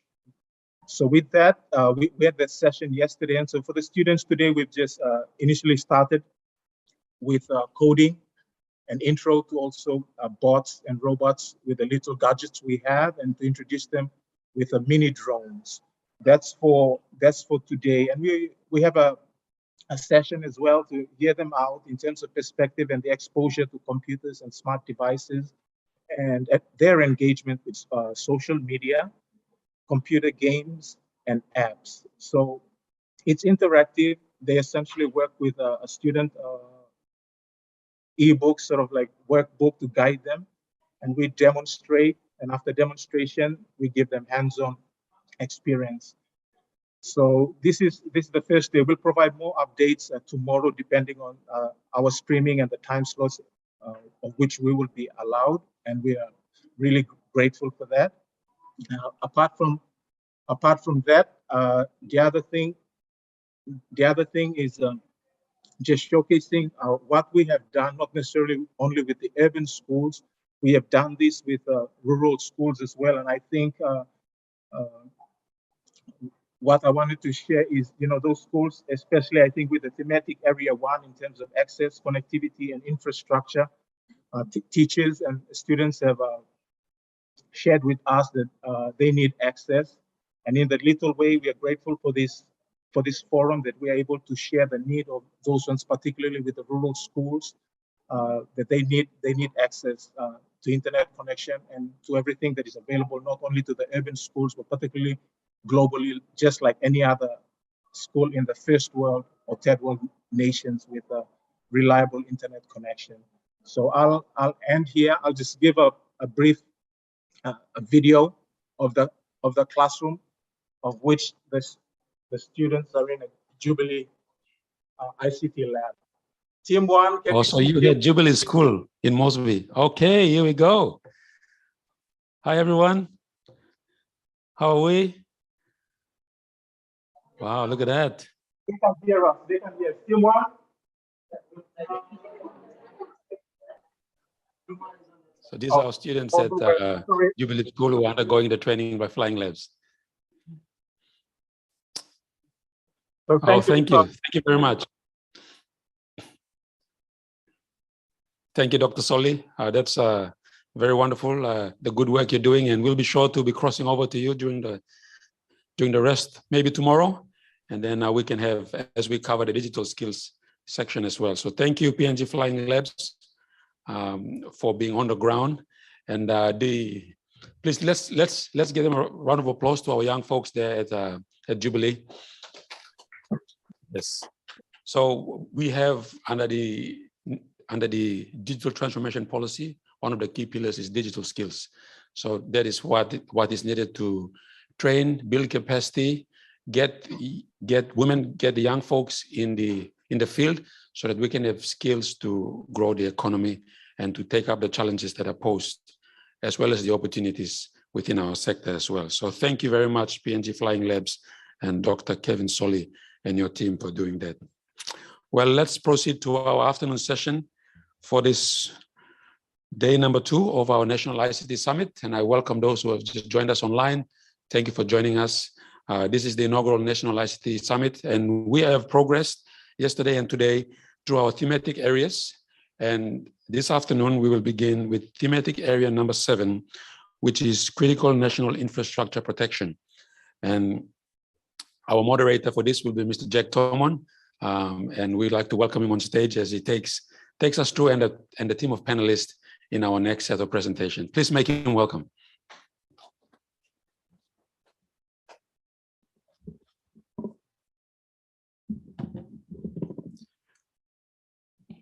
Good afternoon. Thank you very much to everyone here at the APEC Haus, and also those who are joining us on the live streams. We'll continue our discussions and our presentations, and as our moderator has, our master of ceremony has introduced, we are on thematic area number 7, that is critical infrastructure program, and we have an interesting line of presentations that we will hear. Before we start on the program, I'll just, for the benefit of those who probably are not very familiar with this thematic area, critical national infrastructure, I'll just say a few words. Critical national infrastructure is infrastructure that provides services that is critical for the country and for this case also for the government.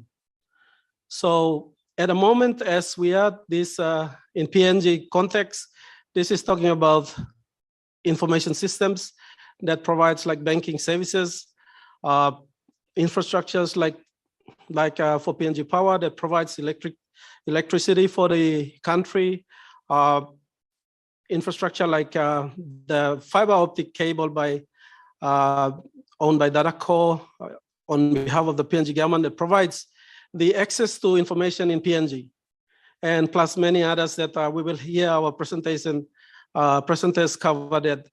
Now, what has been the concern for the government is we don't have any policy or any laws protecting this infrastructure. These infrastructures are very, very important because they provide a service for all the citizens of PNG. And if we do have any problem or any disruptions to the services, for information, for instance, the banks, if we lose the banks or we lose the power due to attacks on the deliberate attacks on those systems, then the country as a whole and the citizens will have a very big problem. So this is our conversation for this part of the afternoon. And I'll also like to add here that it's critical infrastructure and essential services where we should be part of that conversation. So with that, I'd like to introduce our panelists for this afternoon. And the two panelists, the two presenters here, I'd like to call them up to join me on the stage. That is Ms. Georgina Kiales. He is the Executive Manager of Cyber Security and Standards, Department of Information and Communication. And we also have Mr. Ronald Thomasy. He is the Manager for IT, NICTA, National Information and Communication. Ronald, please join us here. And also online, I hope we have Mr. Comboy, OB Managing Director for PNG Data Core, who plays a very also critical part in looking after one of our critical network infrastructure. Paul, can you confirm if you're online?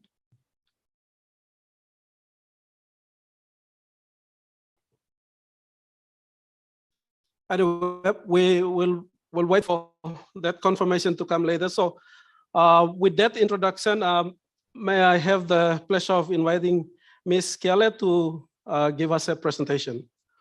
Thank you.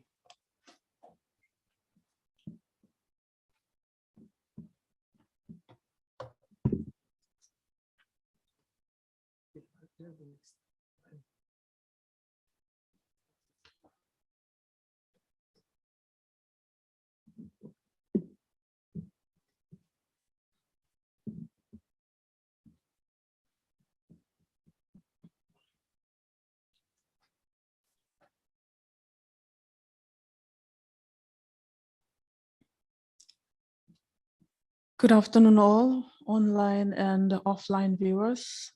It's a privilege and honor to be part of a department that carries out ICT initiatives for government and the people. My presentation today is protecting national critical infrastructure and essential service.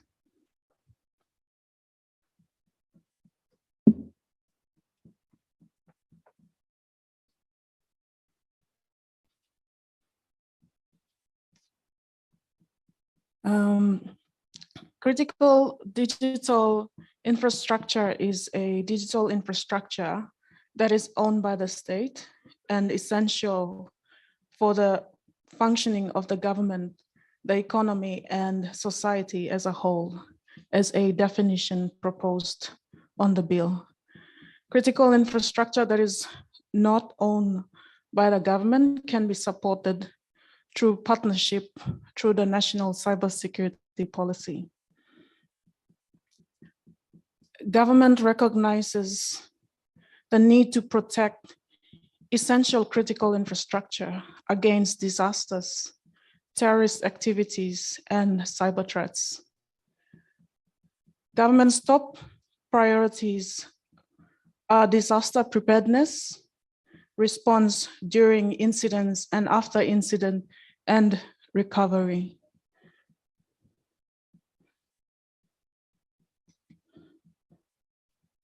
Government recognizes the need to have a national cybersecurity technology framework that provides all required standards and baseline for critical infrastructure. In particular, putting emphasis on critical national information infrastructure and essential service that follows international best practice. The government will develop and actively defend critical infrastructure that all PNG citizens will rely on, including working with business communities to create voluntary code of conduct practice for all products and services that will set out the government security expectations for interconnected consumer devices. Partner with private sector, especially large businesses, to assist small and medium enterprise to grow and increase their cybersecurity awareness and capability. Work with private sector to manage risk to critical infrastructure. Develop a comprehensive understanding of national risk by identifying national critical functions, and will mature our cybersecurity offerings and engagement to better manage those national risks. Prioritize risk reduction activities across critical areas: national security, energy, power, banking and finance, health, safety, communication, information technology, and transportation.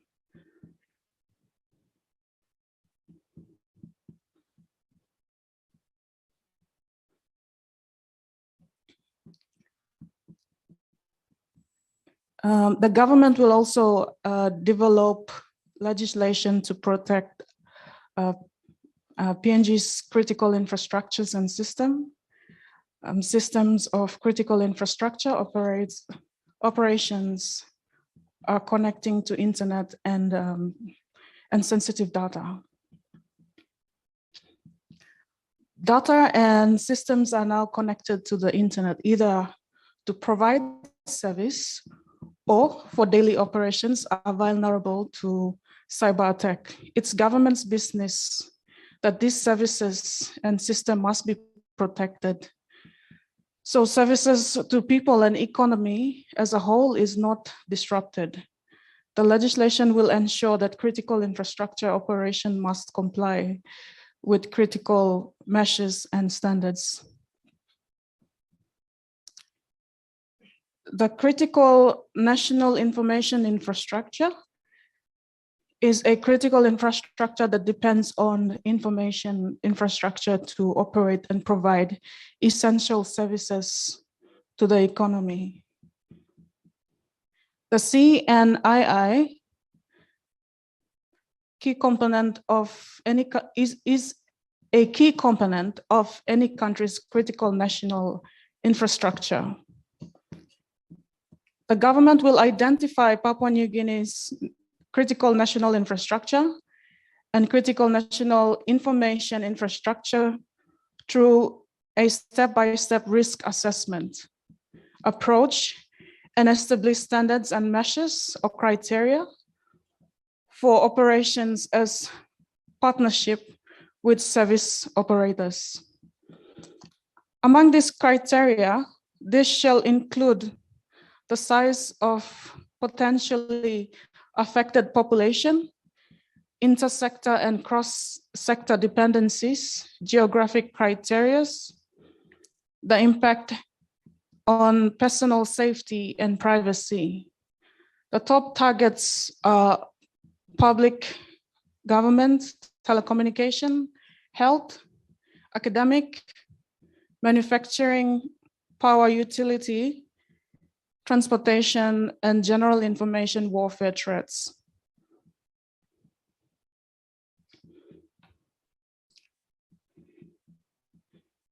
Before I go to this next slide, I will just want to give an example that happened in the United States, where the colonial pipeline was attacked by ransomware attackers, cyber attackers. So that was a colonial pipeline was a critical infrastructure for the states, and when it got hacked, services was disrupted. They couldn't provide services of distributing fuel to the east states of United States of America, and 17 states declared emergency at that time. So that's how critical, if a critical infrastructure is attacked, that is how critical the disruption or that will affect the people and economy as a whole.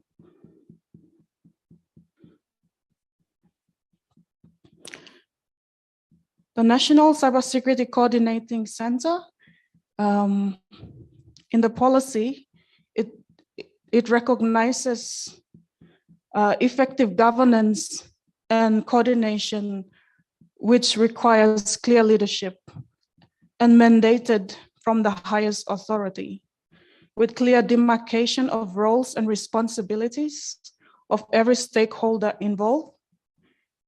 As such, cybersecurity should be promoted and sustained at the highest level of the government. The government will extend the current National Cybersecurity Center capability to support other evolving cyber issues. The N3C concept shows the government cybersecurity functions will support and coordinate issues relating to misinformation, cybercrime, cyber diplomacy,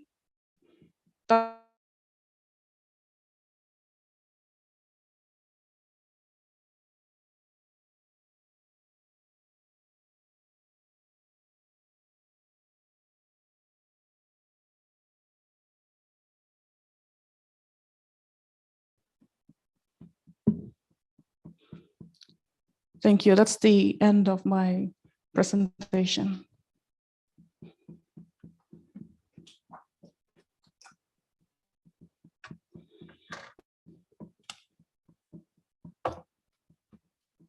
Thank you, Georgina. Let's give a hand to Georgina for her presentation.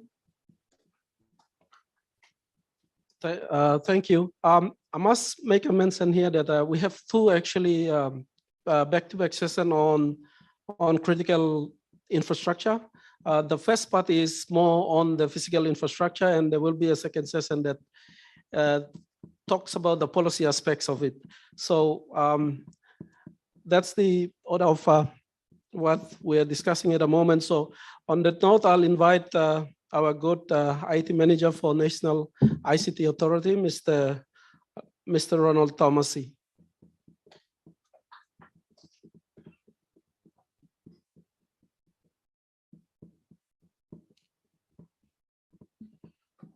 Okay, thank you. Okay, thank you, Jack. I'll just wait for the presentation to come up.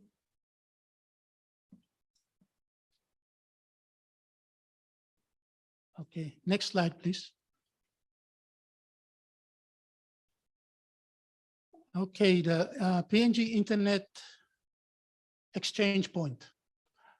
Now, the exchange point is housed at NICTA.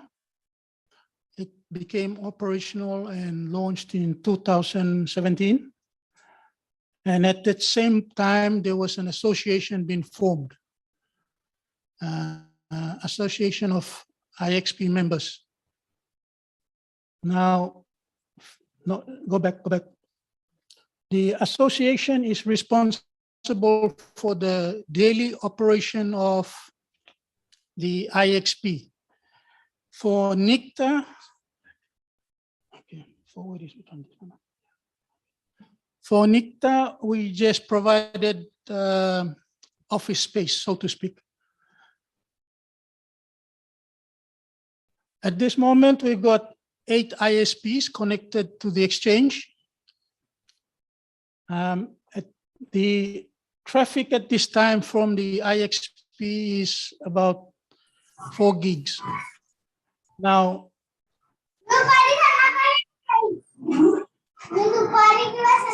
apart from traffic from the IXPs, we also have the cache providers as well.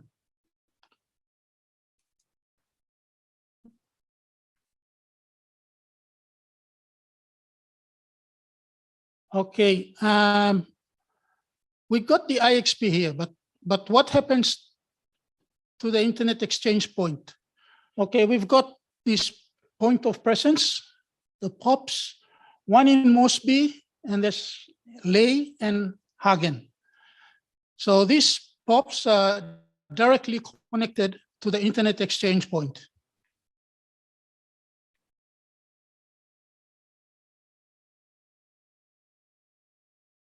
Okay, what else can we do from here?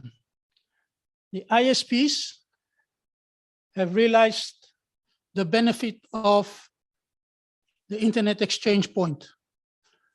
Now, the Internet Exchange Point takes all internet traffic that is domestic traffic and then passes it through the exchange point. So if there is internet traffic from DATAC that needs to go to Digitech, then it goes through the exchange point. So this is all local domestic traffic. If it goes out, then that's the ISP's responsibility to send it out for overseas traffic.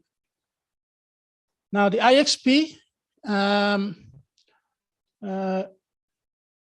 the association is looking towards, obtaining more hardware just to expand the IXP as demand grows.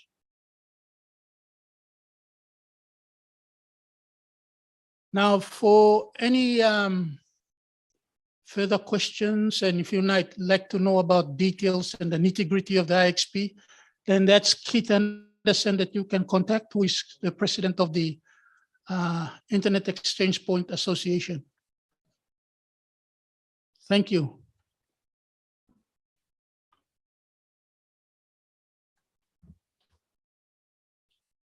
Thank you, Mr. Thomasi. Let's give Mr. Thomasi a hand for his quick, short presentation on IXP. I'll just add a few comments here, and then we'll leave any questions if we do have for after the next session. Then we can have a moderated session. But I'll just make a comment for those who may not be familiar with the IXP, as Ronald has mentioned briefly, but this is critical infrastructure. It enables traffic to be exchanged between different networks within PNG. That is very important. Without having that connectivity, it is not possible to communicate through different networks. At the moment, it is not mandated by the government to pass your traffic through this, but its operators is doing it on a voluntary basis. But what it does is, it means that, for instance, if you're using WhatsApp, your information now actually goes overseas and back to PNG. In the case that if we're sitting in the same room, It takes efforts and also occupies bandwidth to go out and back to PNG. The idea, as we discussed the policies or the ICT policies, is to try to minimize that cost in terms of traffic going out and coming back to PNG. And IXP is one of these critical infrastructure that will enable us to do that. And that needs to come clear on the ICT policy and will be enabled by relevant legislative framework to guide it. So with that, comments, I'll thank our two presenters and I'll call them back on the short moderated session after we do the next presentation. Thank you very much. We'll move on to the second part of this critical network infrastructure. So we have heard about the physical infrastructure. Those Ronald and Georgina look after that. Georgina looks after the cybersecurity capability and infrastructure. Ronald looks after the IXP. Unfortunately, Paul is not able to join us this afternoon, talking about the fiber cable. The next discussion now is on the policy aspects of critical network infrastructure. So with that in mind, I'd like to introduce, I'll ask our two speakers to come up while I'll make the introduction. Mr. Robert Asari, if you can make your way up here, and Mr. Kaib, if you can both make your ways here. Robert Asari is the Executive Manager for Digital Government and Shared Services, who was with us also here in few presentation. And he will be talking to us about the government approach to critical infrastructure. And Mr. Tony Kaib, who is joining us this afternoon, is actually a very important speaker for us this afternoon. Mr. Tony Kaib is the Director General for Office of Security Coordination and Assessment from the Department of the Prime Minister and NEC. And Tony coordinates all security coordination within PNG and reports to the National Security Council, which is on the same level as the National Executive Council.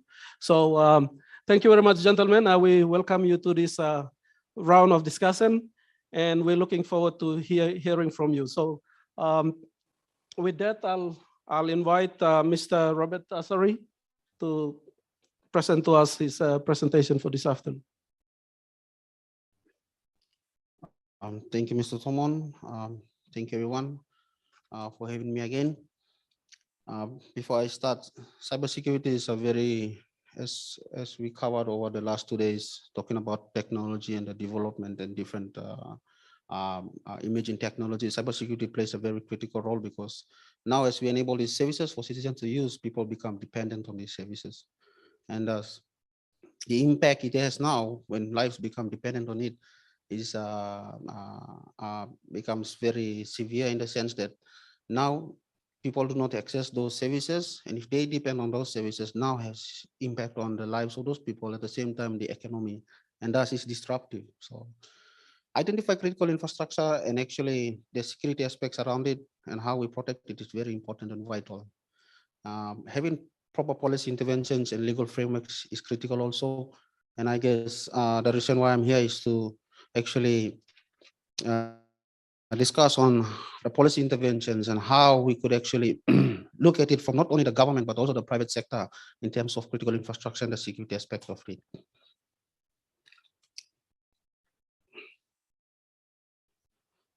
Without further ado, I'll just go on to discuss on the policy issues surrounding critical infrastructure and how important are they, and how private and public sector can work together to actually protect these very vital services and infrastructure that actually enables these services to, for users to access. So as my colleague earlier on defined critical infrastructure, critical infrastructure is it's very important to actually, how will I say this? Okay, look at it this way. If right now, if we say the health sector is a very important service, and now the digital services run on the different health sector infrastructure, that becomes a critical infrastructure, because now it have effect on people's lives who depend on that. Also for medical records, again, to actually have historical data of how disease have evolved, so that doctors can react timely to actually address those issues. So where does it leave us in the policy space to actually address these issues? And this is very important for government to realize. And one incident, we will say an incident for that instance, is the rendering of the financial management system service, which took place just a few weeks back. Rendering access to financial services for the government. So for us now, it gives prominence to cybersecurity as very critical. We can talk about technology development, but policy intervention in the security space, in terms of putting control mechanisms, putting cyber response capabilities, coordination is very, very vital for timely response.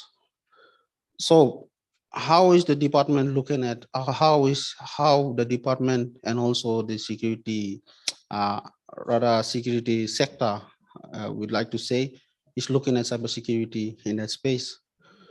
One of the important things and way forward now is to actually start identifying what are the critical infrastructure, as we say this, critical information infrastructure or national critical information infrastructure. By identifying these services, then it's easier for us to actually identify what services run on these and how does it impact people's life.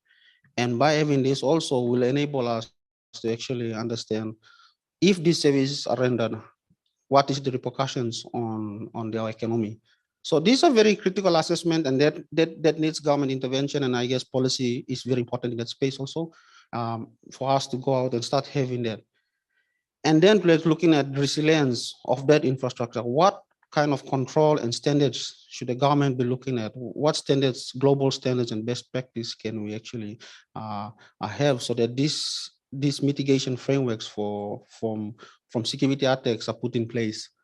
So now you're talking about managing, proactively managing the security of an infrastructure.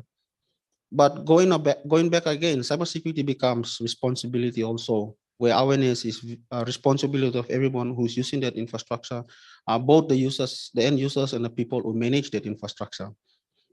One of the weakest points also in cybersecurity attacks is the human factor, where what we call social engineering is predominantly used in the cyber, or what we call attack vector.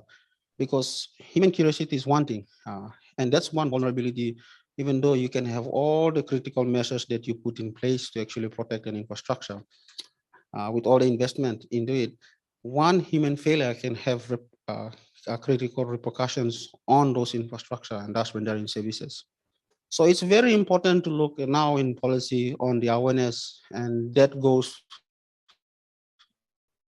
back to education, curriculum,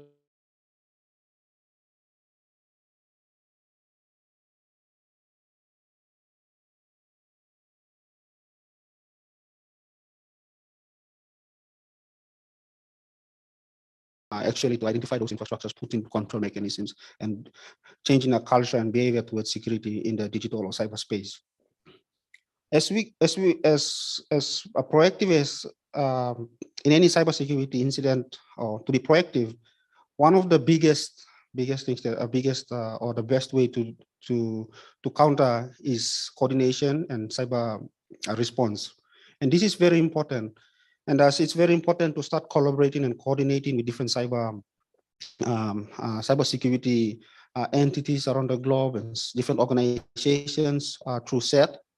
And having that coordination, because currently Papua New Guinea does not, to be honest, does not have the technical skills to actually do cyber mitigation, cyber resilience, and actually understand the cyber threat landscape. And that will need a lot of a new culture of people coming up, or new culture of generation coming up, understanding those different cybersecurity threats, actually being qualified to actually do research and development in that space so that we can be proactive in. So coordination is very important because you cannot actually mitigate some of these incidents. And one of the term policy or term rule that cyber experts like you say is any infrastructure is prone to attack.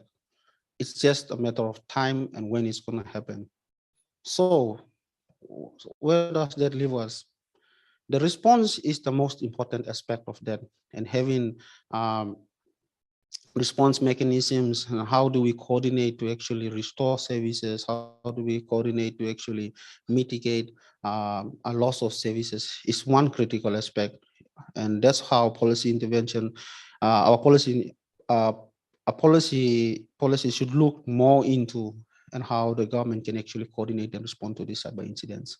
So I wouldn't go further on the other aspects of them, but basically how every other sector should coordinate in terms of protecting the critical infrastructure, and how the department should look at policy interventions to actually coordinate cybersecurity across the whole digital space or digital transformation across the whole government. Thank you.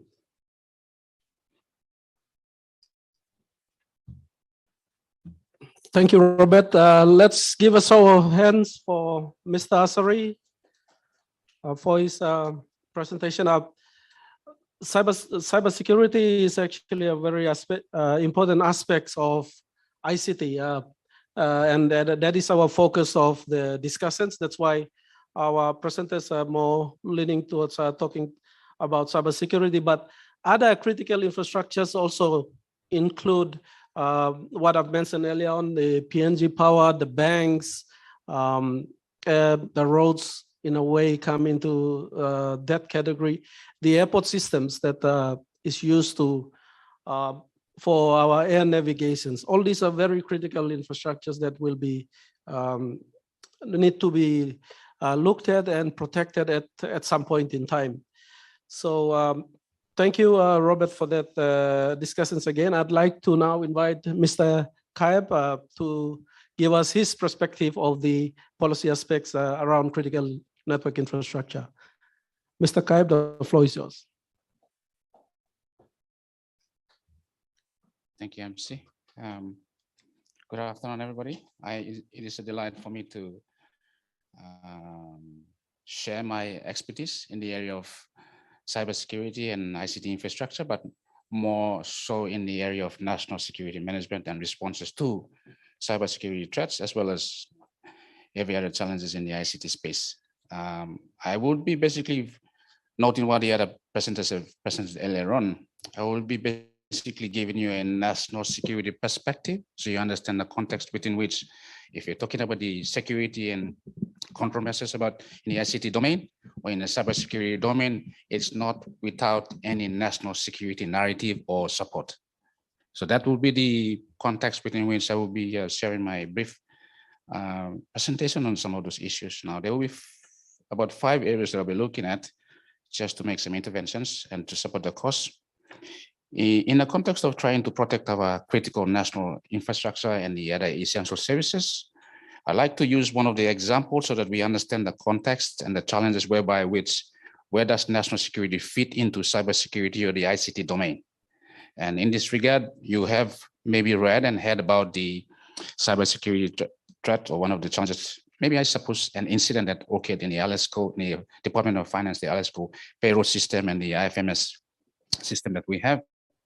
That I will use as a reference guide so that we understand how national security links up to the normal ICT and cybersecurity narrative or the domain. Using that example, you may have noticed that one of my points that I would like to say is about strategic partnership, both within the government and within the industry, both domestic and foreign as well. So cybersecurity, for example, in that context, in trying to protect our critical national infrastructure, it's not that direct. It may be deemed as because of the sovereign responsibility of the government, but in terms of the shared responsibility, it is every stakeholder that is involved in this domain. So that the risk is, there's a lot of risk involved, And there's also a lot of responsibilities involved in how we address cybersecurity threats in the context of protecting our critical national infrastructure. Okay, so we need a strategic partnership at all levels of government and outside in the industry as well. The other that we have to bear in mind is in the context of ushering every agency and every stakeholder who is responsible for protecting and delivering a service by using the ICT infrastructure, we have a duty of responsibility to serve the country's interests as a whole. And in that regard, we all gravitate towards together at the strategic policy level. So whether you are a user or you are a legislator or you are a operator, we have a common policy objective that is to safeguard all the interests of the stakeholders in as far as using the ICT infrastructure is concerned. And we need policy frameworks, a strategic policy framework to help establish the framework within which stakeholders from overseas and our domestic stakeholders find that common space whereby which we can come in and talk about how we help each other in terms of addressing if it's cybersecurity threat or if it's any ICT threat for that matter. The other that point I'd like to talk about also is in the context of us doing business, whether it's a public service or a commercial business, we have to have a legislative mandate whereby which we all fuse our interests together, but at the same time, protect our core business interests as well as national security for that matter. For example, there has to be a legislative framework whereby which we protect each other's interests, but at the same time, we work in unison to address any other gray area that it comes in the form of a cybersecurity threat, or if not, any physical sabotage or anything that can affect our operations together. The last thing, the fourth thing I want to talk about is that in the context of doing business together, whether you're in the business environment or in the public sector, you have certain decision makers who have control over how you act and respond to certain issues within your own domain. And by reference, I'm talking about the management construct. In the event that we all try to fit together and find a unified response to address a cybersecurity threat or any other challenges in the ICT space, you have to have that strategic control in the management construct to help fuse together each other's response, whether it's you as a user or you are a legislator up the chain of command. And that brings me to my fifth point about interoperability. When we are coming together with our business interest and public service interest, how do we work together in unison? And that challenge is, and I don't have all the answers, but the challenge will remain one of those priorities for our country as a whole going forward. And interoperable approaches, whether it's through government policy interventions to control our responses or where we choose not to, we have to be mindful of the consequences going forward. Now, having said that, I'd like to now draw your attention to where does national security fit into this scheme of things. And in the context of saying that, I will use this, I will say this, and I will use 4 more extra points so that you understand. In the context of trying to protect our national critical infrastructure, there's 4 areas that we need to look at. One of those is protecting information.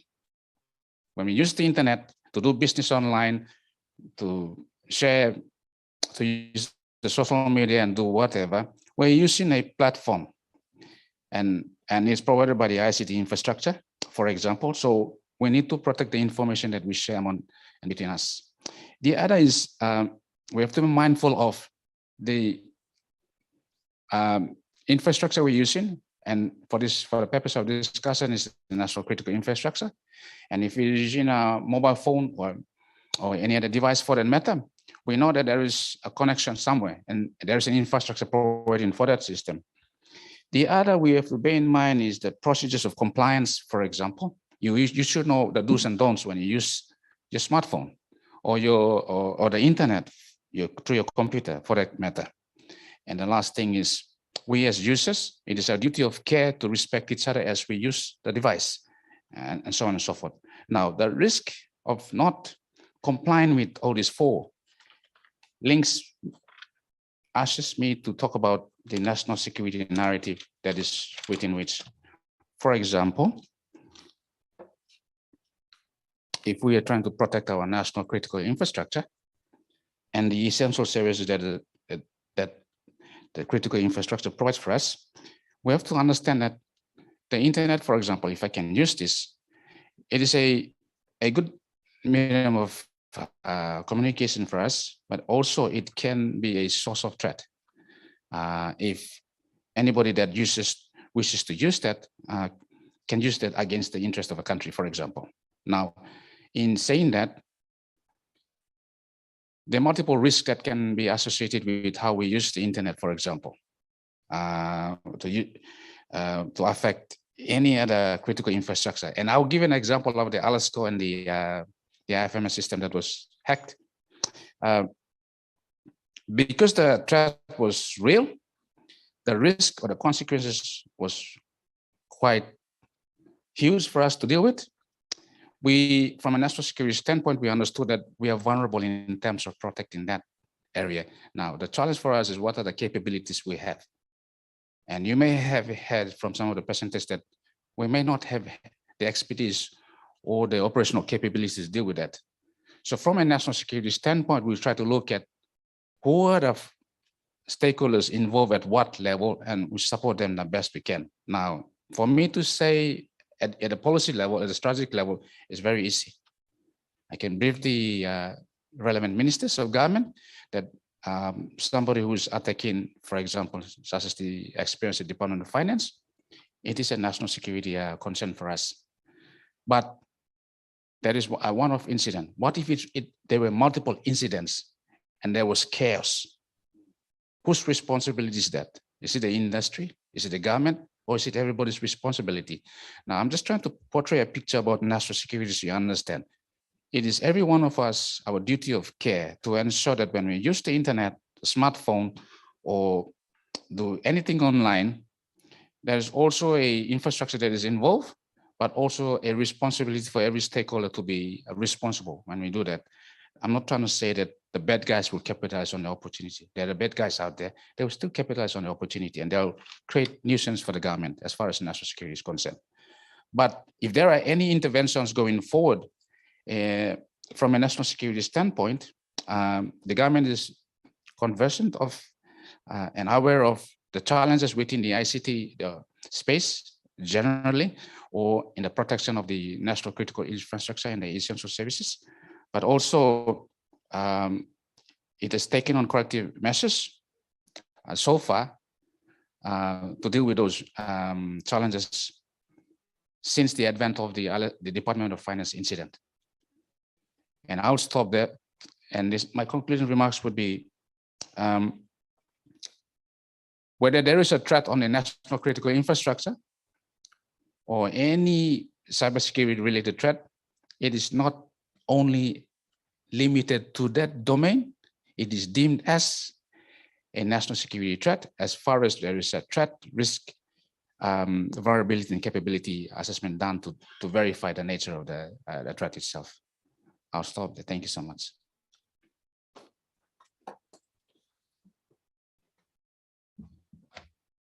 Thank you very much, Mr. Kaib. Let's give a show of appreciation for Mr. Kaib. Thank you very much.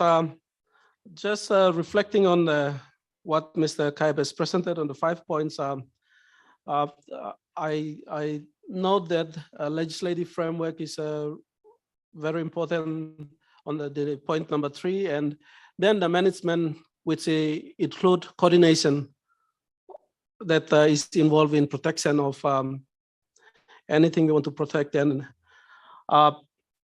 if I can go on to explain, like if we talk about protection, it's all about risk and how much risk we're preparing to take to protect something. So protection is sort of the extreme of risk, if we look at it this way. So everything we do, we obviously want to take risk in doing, but then the other side to that is how can we protect ourselves while doing what we have to do. So that is the sort of the passing message. Then at this point, I'd like to invite our two earlier presentation up to the stage. And if I can ask for one more chair here to our organizers. So we'll have a quick moderated session. I think we have time ahead of us. So I'll just give that opportunity. And while we're doing that, if there's any specific questions from the audience, then we'd like to take this time to take maybe 1 or 2 questions while we do the moderation.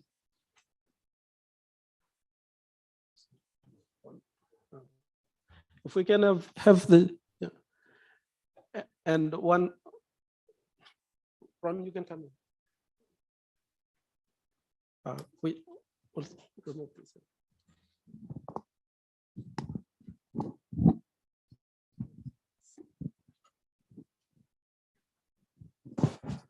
Thank you very much. I will welcome back Ms. Georgina Kiale and Mr. Robert Asari. Thank you again for your time here. In the recent time for the government, cybersecurity, obviously it's protection of our critical infrastructure is or has been on the media. So that's why this conversation is very important. As we sit here, we are all probably leading from the government side in what we do. So I think one of the questions that a policy question that we have is how can we effectively look and address protection surrounding our critical infrastructure? So you have actually made some passing remark in your presentation already. I may ask if there's any other points that you want to recap on that note.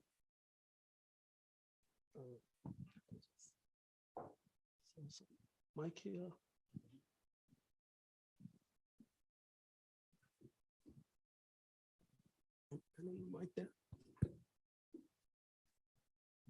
So Robert, if we can start with you. Yes.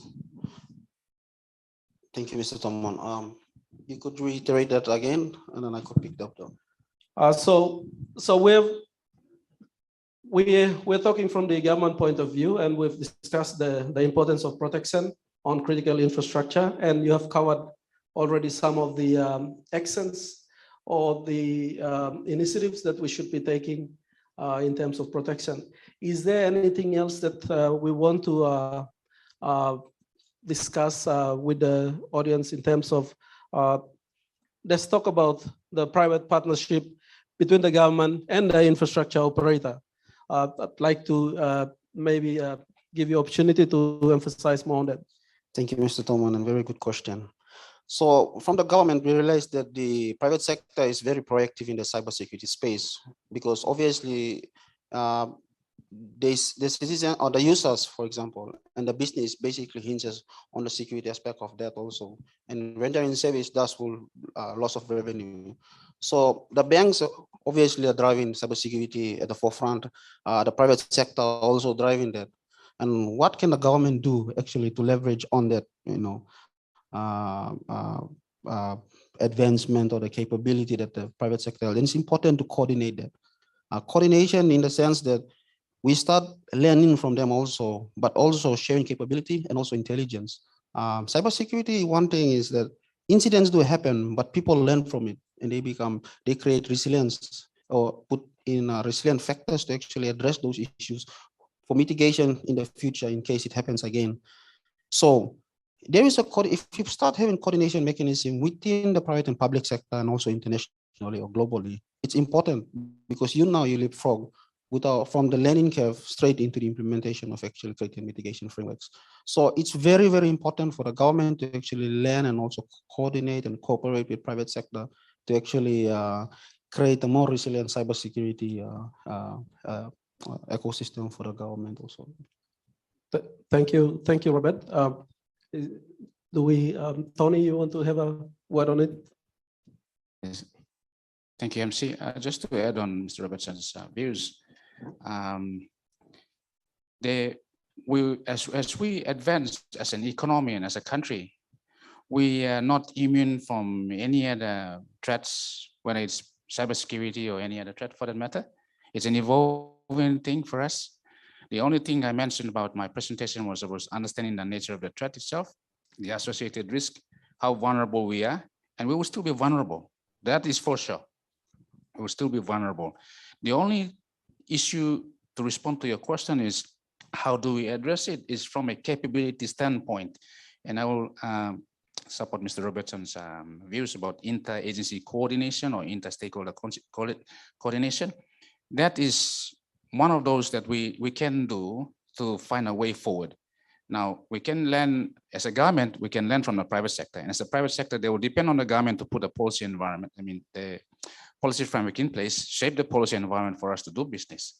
But if we don't have the capability, whether it's in the private sector or the public sector, such as a capability, such as expertise, such as knowing how to deal with the risks, the threat, risk, and vulnerabilities in the to deal with the issue at hand, we will still be vulnerable, like I said. And how vulnerable we are, it will depend on the capability. So from a national security standpoint, it is a cycle that we understand, that I understand from my standpoint, but how best can we communicate the same to the legislator who is at parliament and the user that is out there in the remotest parts of Papua New Guinea using the internet for that matter. It depends on how the capability we design going forward. And policy framework is one capability. Legislative framework is another capability. The management construct to facilitate inter-stakeholder operability is another capability. And the last thing is about how do we all fuse together, at what level in a private and public sector as well. Thank you. Thank you very much. I think that's a very important point there that as Tony has expressed is coordination. Now, Georgian, I'll come to you on what you're doing in terms of the capabilities that the government has put in place and the efforts that you're currently driving to increase protection or awareness of cybersecurity threats. Would you like to put a few words on that? Thank you, Mr. Tomon. Okay, we are providing controls to government departments and for government departments to tap into these services for international cybersecurity. But coming back to cyber resilience or handling of incidents and looking into Department of Finance issue that occurred recently. As we understand, they already had some procedures that they did take upon, which taking companies, Daytech and Daltron, as we have learned, to assist them in that. So how do we strengthen those procedures to effectively bring up services, government services, or government services up quickly? So that part we need to strengthen, and as we have spoken a lot about, is coordination. So effective coordinations within government, within critical infrastructure operators. We need to coordinate, we need to work together. Cybersecurity is not a small issue. It's a very big issue. It's our assets are at risk. Yeah, I think for those services that we look into the controls and also we look into cyber resilience. I'll just add to what's been said. We are protecting critical infrastructure. Now, we are looking at the policy framework that encompasses the protection of the infrastructure from cyber attack. But let's not forget, we need to physically protect the infrastructure as well. There are, okay, way back when telecom had the telephone cables, and you remember people go dig out the cables to sell the copper. Now that's another issue that we need to think about. I'm not sure, and I don't have any statistics on how many of these guys digging out the cables were prosecuted or sent to jail. So the policy framework has to encompass the physical protection of the infrastructure as well. A very, very important point from Ronald and also Georgina. Ronald is also responsible for the management of the computer emergency response team, which is SET, which the function of SET in the cybersecurity ecosystem is it provides the connection point between the country to the other countries in terms of international cooperation. So just one more, I think, point that I'd like to bring out here is capabilities. You know, security and capabilities, I think they go together in terms of national capability. As Tony has pointed out, security is a national agenda. And right now, we, as a government, we've been struggling to get relevant capabilities and capacities in country to for the government to confidently manage the risk of security that we are faced with. In terms of that space, the risk, the incident will always happen regardless of how much protection we have within the country. It is the ability to respond to the attacks that we get that is what we need to build on. So I think with that point, I think I'd like to just place this question on what are the requirements we need to sort of consider in a sort of very high level summary way in terms of what are the capabilities, immediate capabilities that we need to build so PNG can be better prepared to address those threats or challenges as they come on. Thank you, Mr. Zaman. Okay, as we all alluded into coordination and coordination mechanism and having that framework, there are different functions within the government, from prosecution to cyber offensive activity, digital forensics, down to cyber resilience. So if you look at it, there are different entities and different organizations have a different function within the cybersecurity ecosystem, right? In terms of its functionality. Obviously, the defense stays at very, they talk about sovereignty, cybersecurity sovereignty. If anything in that instance happens, what other countries' interest in that space? The police, prosecution, cybercrime issues. You have the NIO for intelligence, and you have every other aspect, and also the private sector. The coordination mechanism is one thing, but empowering those different entities to actually carry the cybersecurity role actually aggregates all the cybersecurity capability in terms of its technology, right? So if we start have a security capability for us, in this instance, the National Cybersecurity Center, which is the central coordination for capability, then we empower every other entity to actually carry on its function, but building capability that spins off from that. Then we can actually share the load on cybersecurity in terms of our functions, so that we have a highly resilient for intelligence, for offensive, for forensics, down to mitigation and also protecting. So critical infrastructure is one also. So how do we set ourselves so that everybody plays their core functions in this? And then private sector, for that matter, how do we coordinate with them? So capability, as Dr. General has also said, is not only about the physical capability or the technology also, it's the legal frameworks. How do we create policy that enables us to coordinate so that everybody responds doing their own functions to actually, address some of the cyber incidents that I remember. So for me, I will say it's empowering those different entities. It's now time, and it's rightfully right time now, so that for every other entity, defense, police, the National Intelligence Office, every other space in there to carry on their function, but building capability for themselves and then contributing to the whole aggregated cybersecurity framework. Yeah, so that's the point on that. Thank you. Thank you, Robert.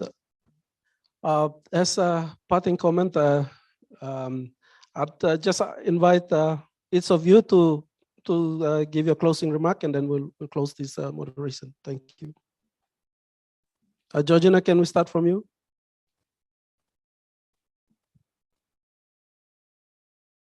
Thank you, Mr. Tomon.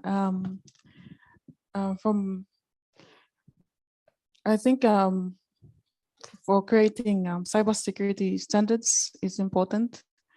At least departments or critical infrastructure operators has to have the minimum required standards for cybersecurity.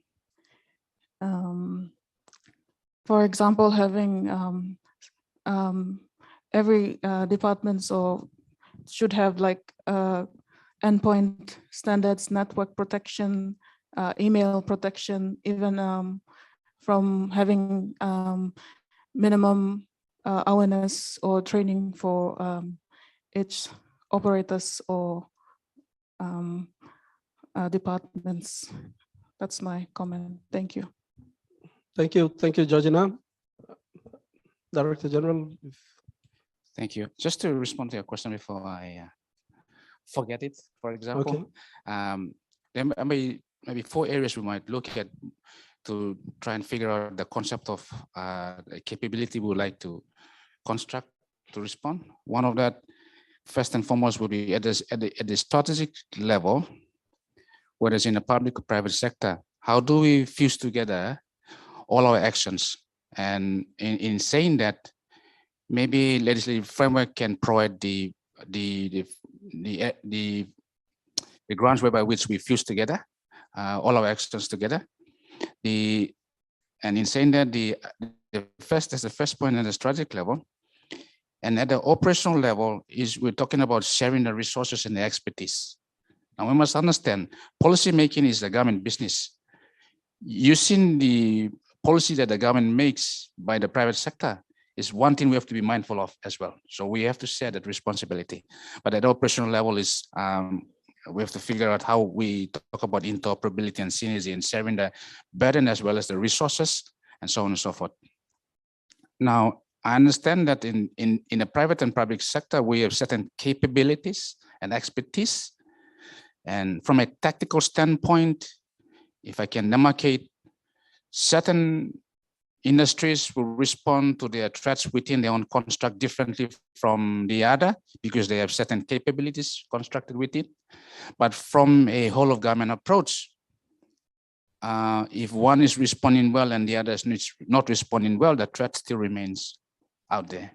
So we have to figure out how can we share resources within among ourselves in the public and private sector as well. That's from a tactical standpoint. But from a technical standpoint, our government, as we speak, is doing its best in the ICT, the Digital Government Policy Program, to ensure that we are savvy in the technical space, whether it's protecting the national critical infrastructure or just the use of the internet to do business online. Every user is aware of that responsibility bestowed on them. So from the technical standpoint, once we are aware of the importance of the internet, so to speak, but also the associated threat, risk, vulnerabilities associated with that, we might take on some responsibility to help to the cause of protecting each other as we use the internet, so to speak. Hence, thereafter, protecting the critical infrastructure going forward. So it depends at a strategic level, operational, tactical standpoint, but at a technical level, we have to be mindful of the importance of the internet, but also the associated threat, risk, vulnerabilities, and so on and so forth. Thank you. Thank you, Director General. I think that actually well summarized what the government intention is is to look at the strategic level, understand the operational capabilities that's available, technical capabilities and tactical capabilities. And this is where this interaction is very important for government, the industry, and also our international partners who are partnering with us to help develop the capability. So thank you very much for that. And I'll allow Mr. Asari to give his parting comment.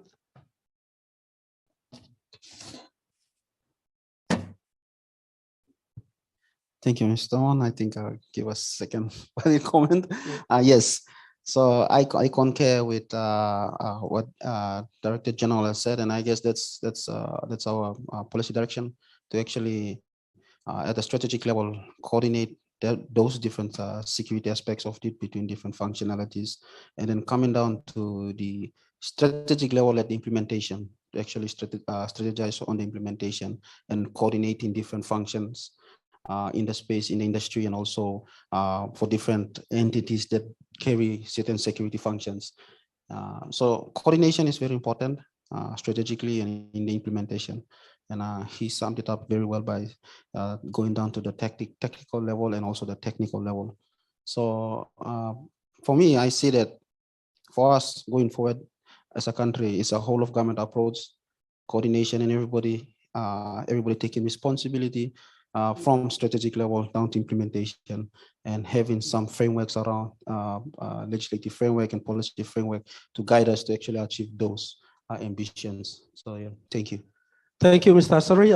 I'll now invite Mr. Ronald to give his parting comment. Okay, my colleagues have all covered everything.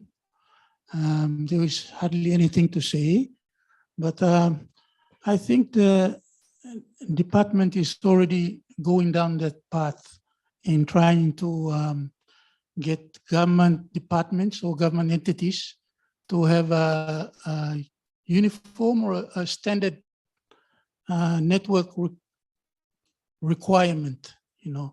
So when government departments setting up the networks, and there's all this checklist where you go, so there's a standard that government entities will follow as a minimal standards. And I think that's what the department is trying to drive at now.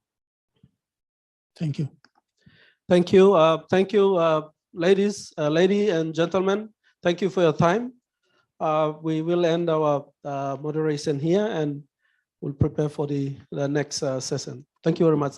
Let's give a show of hands for our 4 presenters.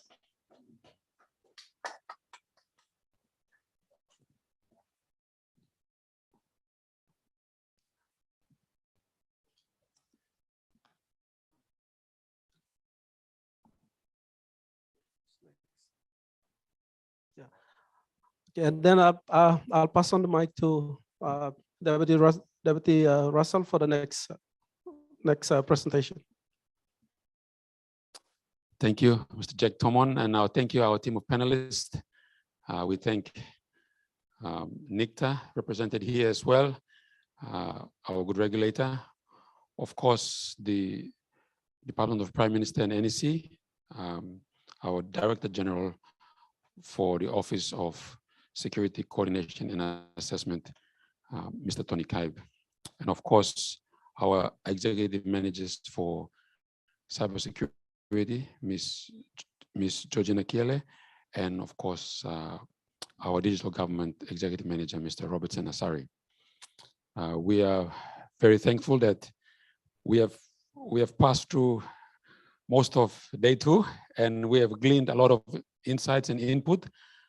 We thank you for those who have tuned online for the past few hours, and we'll continue to be giving feedback and continuing to help us provide input to the National ICT Policy, which is the main deliverable from the National ICT Summit. And we continue to do that. Let's continue to keep those comments and feedback coming through, and we will take all those into consideration. So we have just ended our thematic area number 7, which are discussion around critical national infrastructure protection. You know, infrastructure is very important because it From that, you've got shared technology that can drive on, and then applications and services run from it. I remember in 2012, we had a DDoS attack, a distributed denial of service attack, and that crippled the internet in the country for about 6 hours. And we also had our international cable got cut, and our good minister had to ride all the way for the ship to come in, the cable ship to come in. So these are risks that need to be guided by policy, and what is our risk appetite in managing these issues. And data is a very critical part, which we have covered earlier. So we will now transition to our next thematic area, and that is around disaster and environment management system using ICT. So we are very thankful that to moderate in this session is our principal legal counsel, Mr. Oala Moy.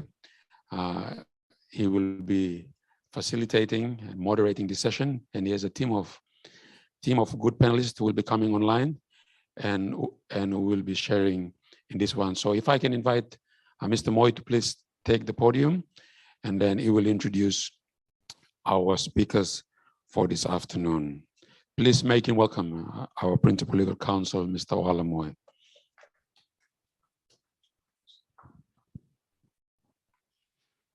Thank you, and good afternoon, firstly, to our online audience. So thank you for being patient with us. I know it's the afternoon and we are winding down, but we've got a couple more sets of presentations to get through. Also, good afternoon on NBC Radio and good afternoon on NBC Television. Thank you for bearing with us through the course of the discussions this afternoon. Now, thematic area 8 deals with disaster management and environmental issues. Now, I've got a very high-powered set of presenters lined up.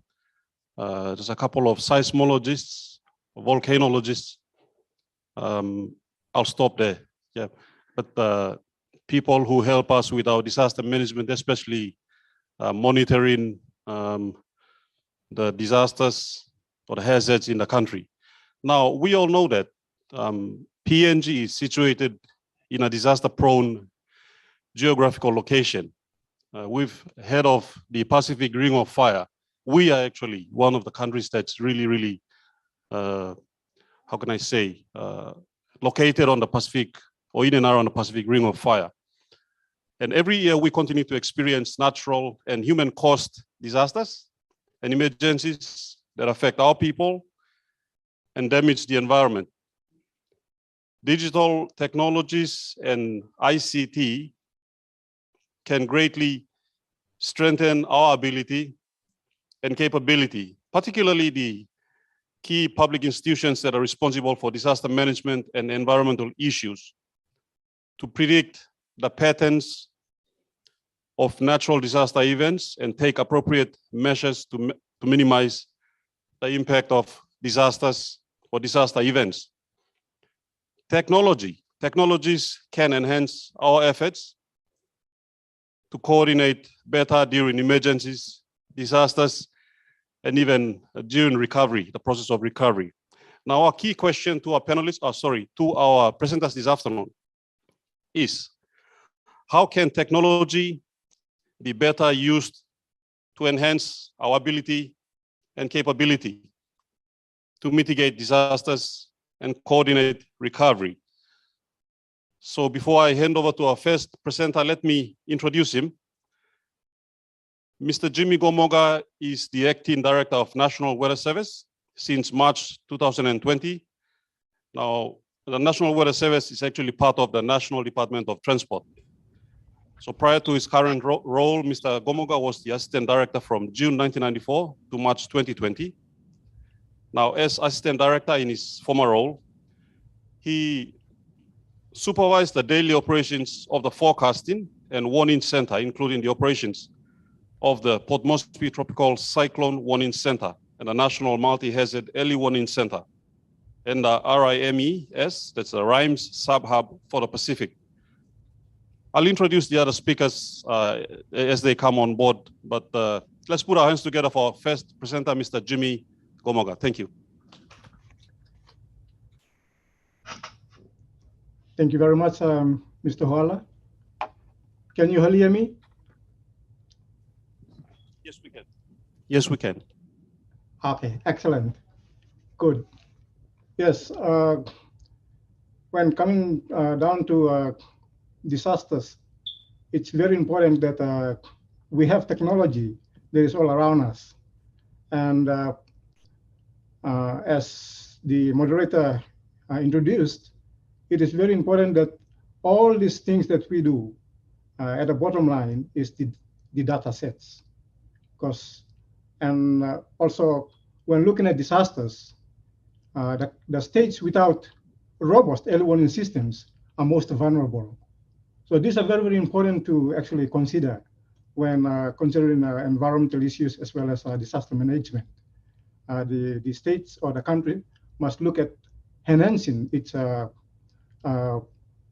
weather services or disaster related key agencies and enhancing their capabilities to be able to monitor and also to be able to analyze the data that is coming in and also be able to warn and give those disseminate those early warnings out to the general public.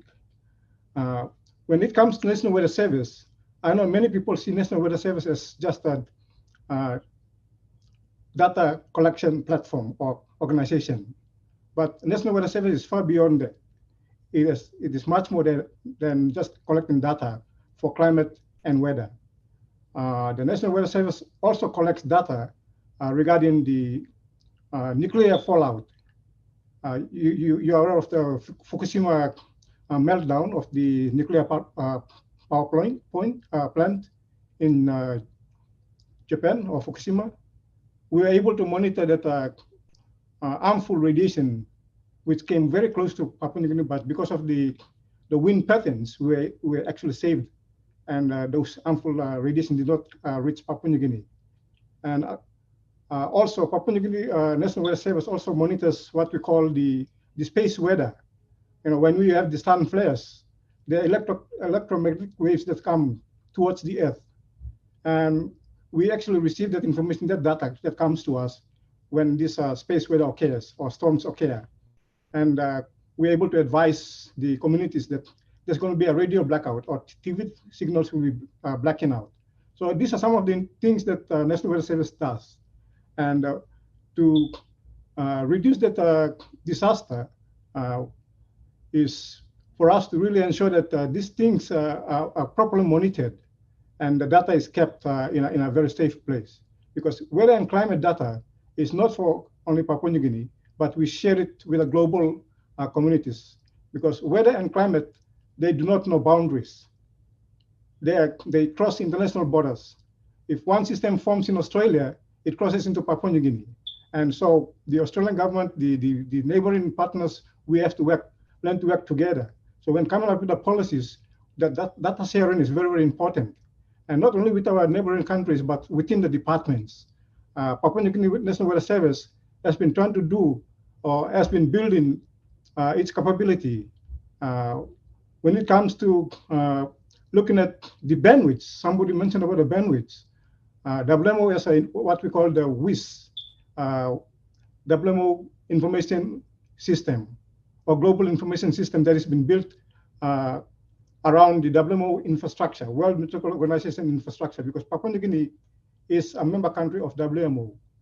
And it's a UN system where it actually keeps all the records of radiation data, the solar radiation, the rainfall, weather and climate, and atmospheric data. So all this data is kept in data banks. And we share this data right across the globe. And without that data, we cannot be able to do proper monitoring. You have to have the basics, and the data is used to actually confirm what is really going on. And it actually gives us the trends that we're able to say, okay, within the next 5 years or 20 years, this is what's going to happen. We are talking about climate change, which is a decadal change. We are talking about nowcasting, which is just 0 to 3 hours, and then the weather forecast from 3 hours up to 24, even 7 days. And then after 7 days, we have the seasonal forecast. And then we have the annual weather forecast as well as climate change comes in there. So climate change, even data is actually kept at the National Weather Service. The climate change data as well as the science is actually done here right in the country. And we have the data for that. So any advice to the government for climate change when it comes to those things happening in Papua New Guinea in terms of climate change, National Weather Service is able to advise on that. We have the science, we have the data right here, but I think most of the time, sometimes we are not being properly used. So we want to be utilized, and we are here.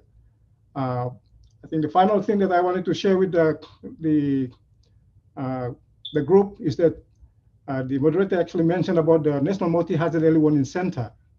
After looking through, in 2012, we did an analysis of the department, the key agencies, Geohazards, National Weather Service, SEPA, because the flood forecasting is actually under the under SEPA. Hydrology sits under SEPA, and they issue flood warnings. But on behalf of the SEPA, because National Weather Service is 24/7, we have taken that responsibility to issue flood warnings on behalf of the SEPA. And then in terms of tsunami and also landslides, we actually consult very closely with geohazards, and then we issue that warnings on behalf of them. So building a National Multi-Hazard Early Warning Center is what we have been doing. We actually conceived this in 2012, started all this planning, and 2017, infrastructure was actually set up by the national government. Some funding was pumped in, and we begin to build the infrastructure. Right now, I'm sitting right in the hub. I'm sorry I cannot show you what's going on, because at the background there, my technicians are working and building the systems. We have just completed installing the satellite system that is the Chinese donated satellite system, and that was actually installed remotely, but our boys here managed to have it up and running.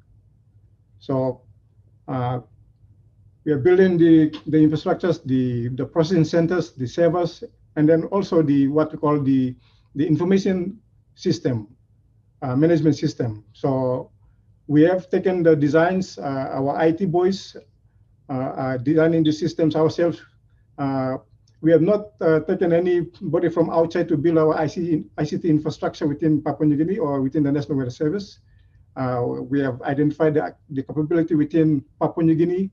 We have got some very young, smart people that we have mandated them to actually work on these systems and build that capability, and also put in the infrastructure and the security of the systems.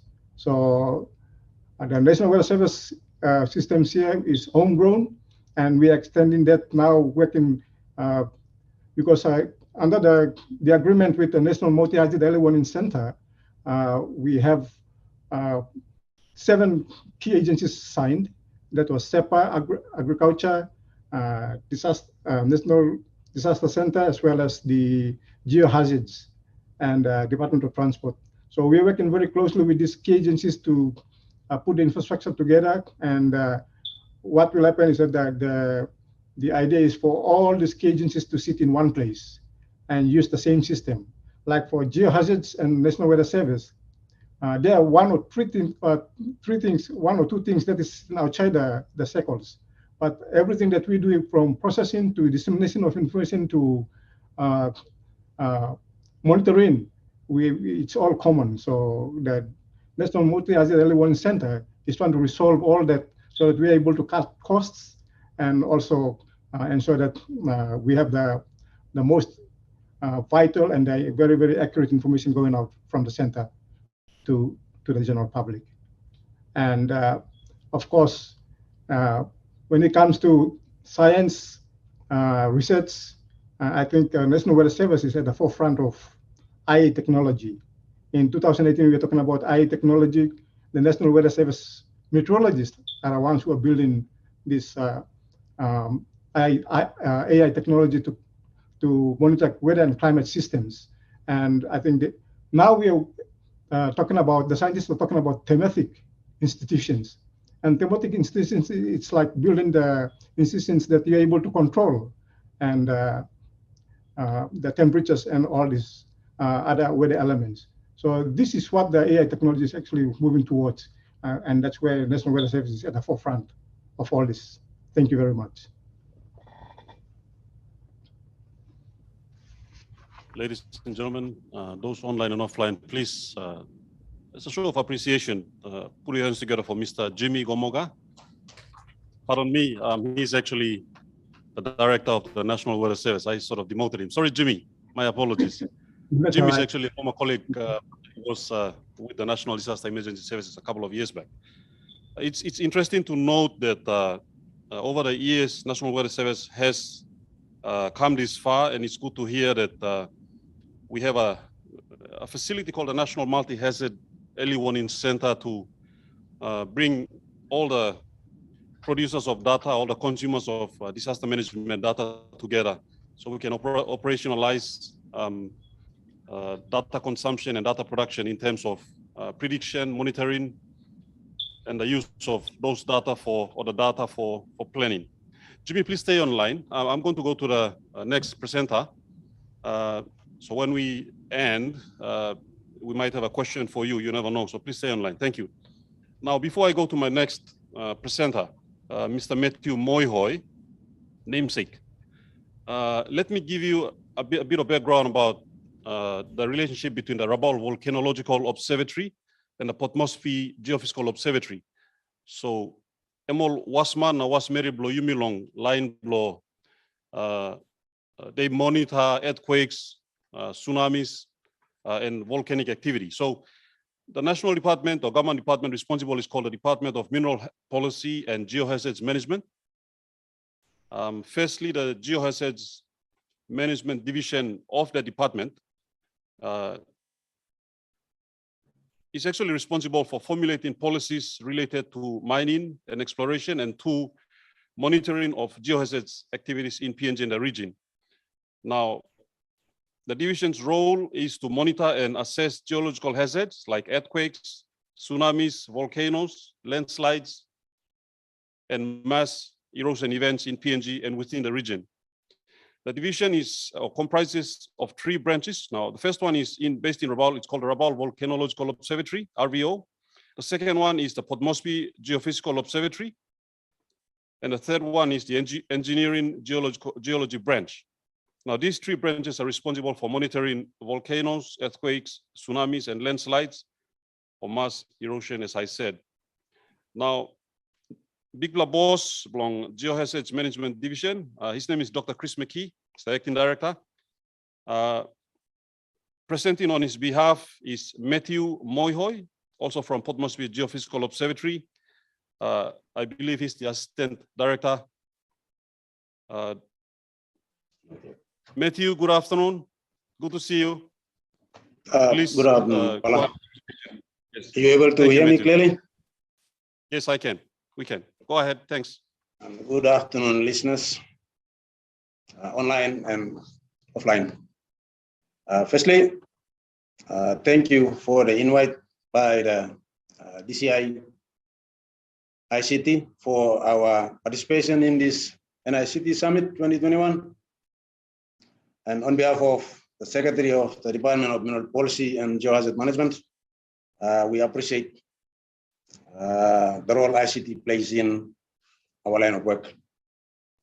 For PNGO, we acknowledge the continuous support and collaboration from various ISP partners, Telecom PNG, NICTA, Digital PNG, for the support they offered thus far over the years.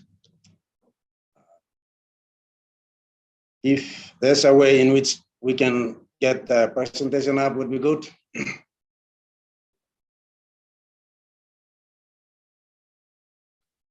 Hello. The next slide, please. If we can go to the next slide. Yeah. All right. Well, now the first one, go back.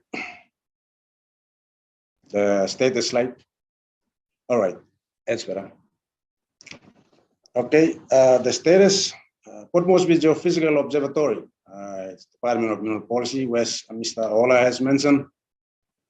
It's a funny name in terms of the combination, the Department of Mineral Policy and Geohazard Management.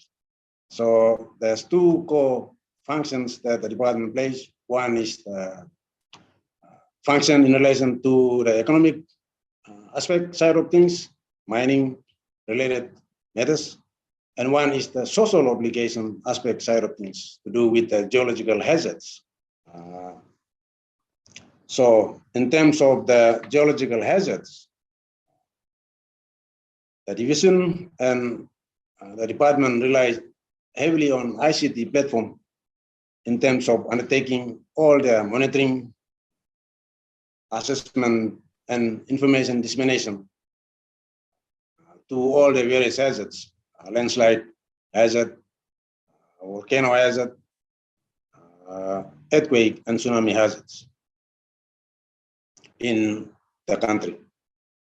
So the use of ICT platform enables us to be able to get a near real-time monitoring and thereby doing the assessment, and should there be an event, we are able to get that message or warning out quickly and in a timely manner to the responsible disaster authority, which is the National Disaster Center.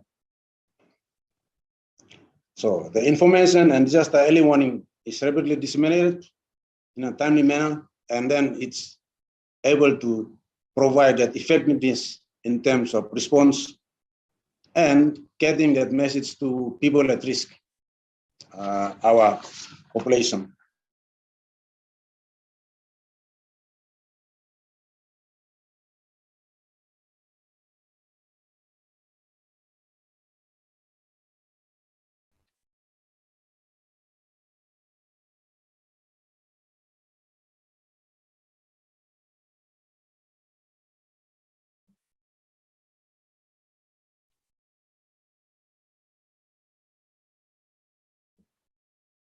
I think we've lost Matthew there for a while.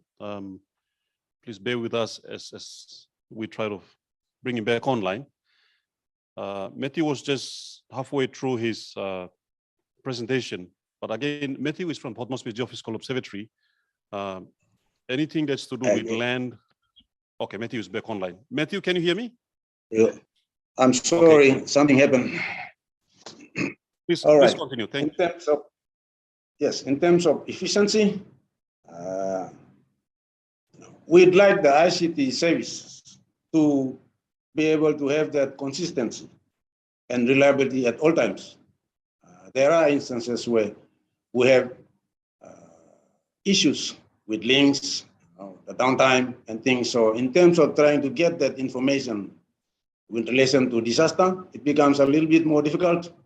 So those are kind of issues that we face. And we were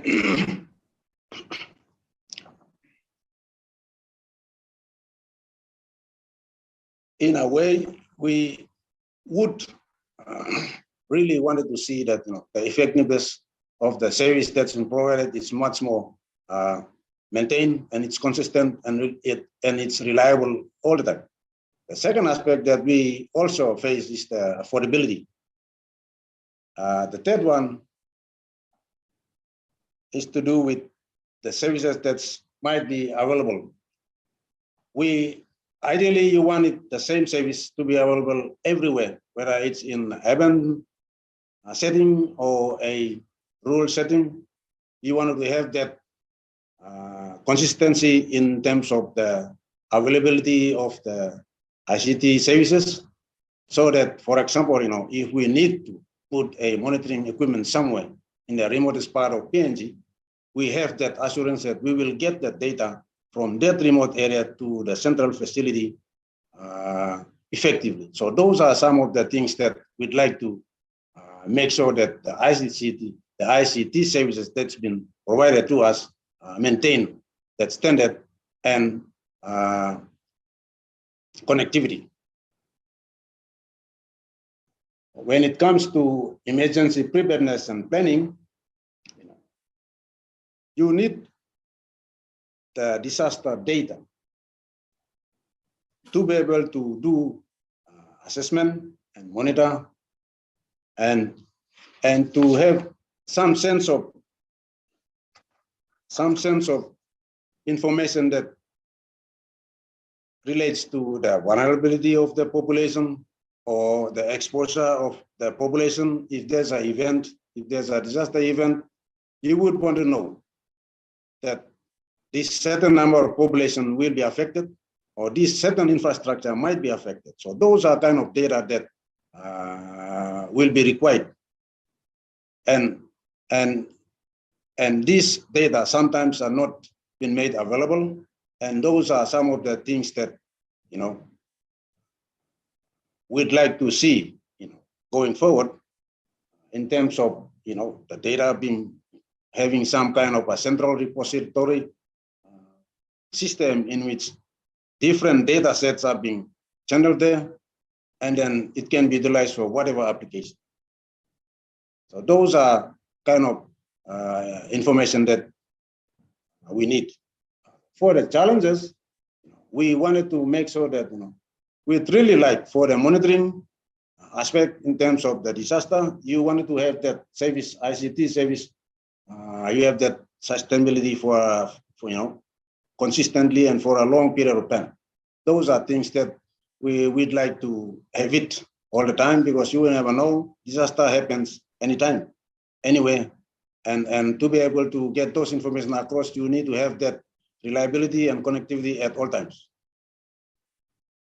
So in terms of dissemination, these are things that we wanted to make sure that we have, and the ICT can be able to assist in playing that role, and in terms of establishing those connectivity, accessibility, and affordability. Next slide, please. So in summary, you wanted to have a good infrastructure in place. You want to have all these good things in place, but to be able to have that, you also need to minimize disasters.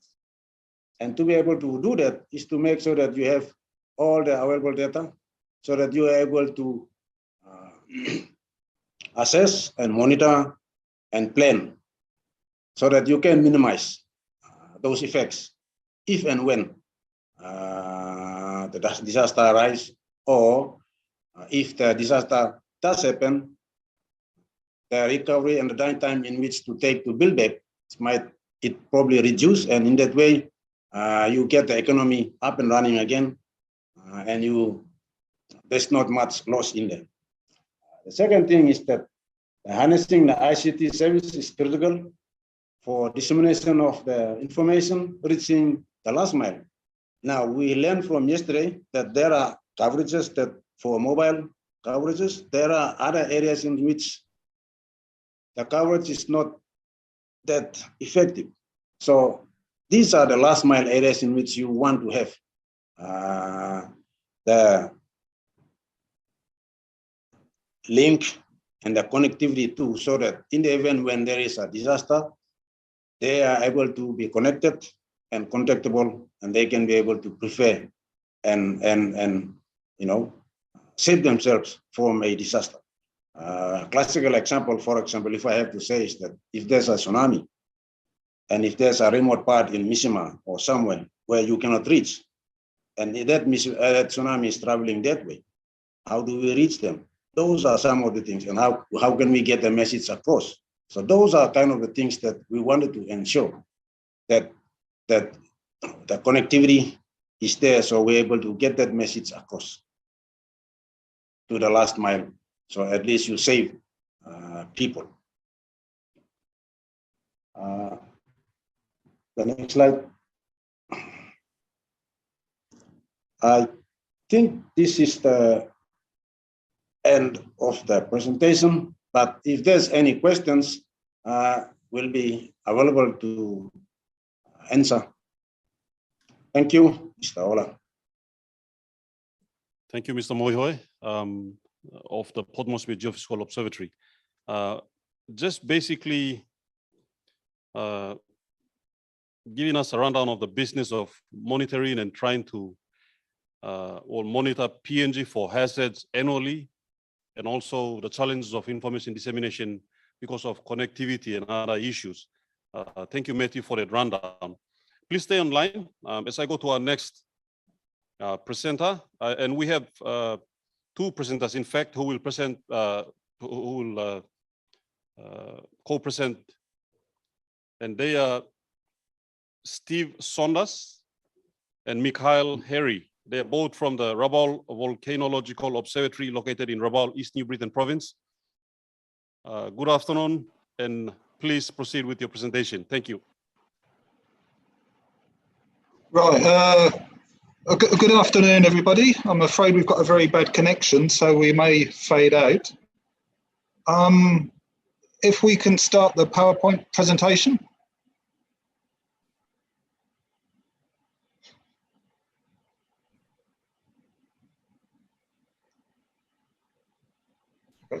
Are people able to see that?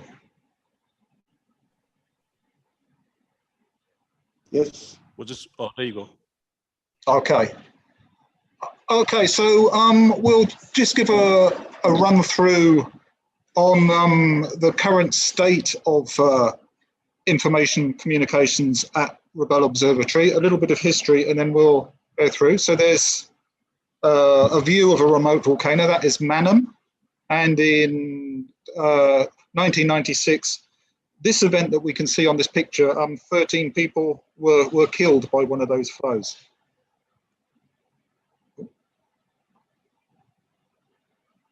Okay, so active volcanoes in PNG, there are 16 active, but at the present only 6 are monitored. So we plan to improve that and also improve the quality of the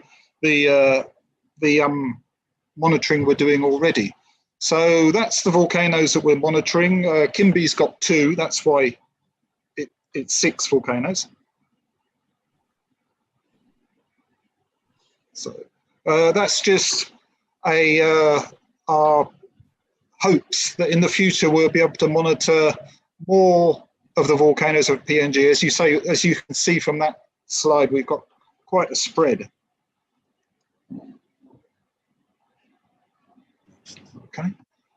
Okay, part of the slide is missing, but this is basically a little bit of history. On the top left there, you can see analog recorders, which were used until about 6 years ago. And down at the bottom left, sorry, the bottom right, our current situation where we have digital monitoring. Obviously, the top one, the bandwidth for that data is quite narrow, and we use HF radio, which had the advantage of being free, but very, very narrow bandwidth. The one below is now digital data coming in from the Rabaul caldera plus other volcanoes around the country. Okay, next one. Okay, this is a typical setup at one of the remote sites. We've got setups like this at Kimbe, Bogia, monitoring Manam, and in Popondetta, monitoring Lamington at the moment. We'd like to put it out further. Basically, we have instruments there. This is in the little observatory, and it's receiving data from the instruments on the volcano. And this system then goes to a computer, is reduced, the data is reduced to a more usable output, and then either sent to RVO or seen by people at computer sites at those observatories. Okay, this is the architecture of the RVO system, partially at present, but also as we want in the future. Down the left-hand side there, we can see we have field sensors. They are typically on the volcano.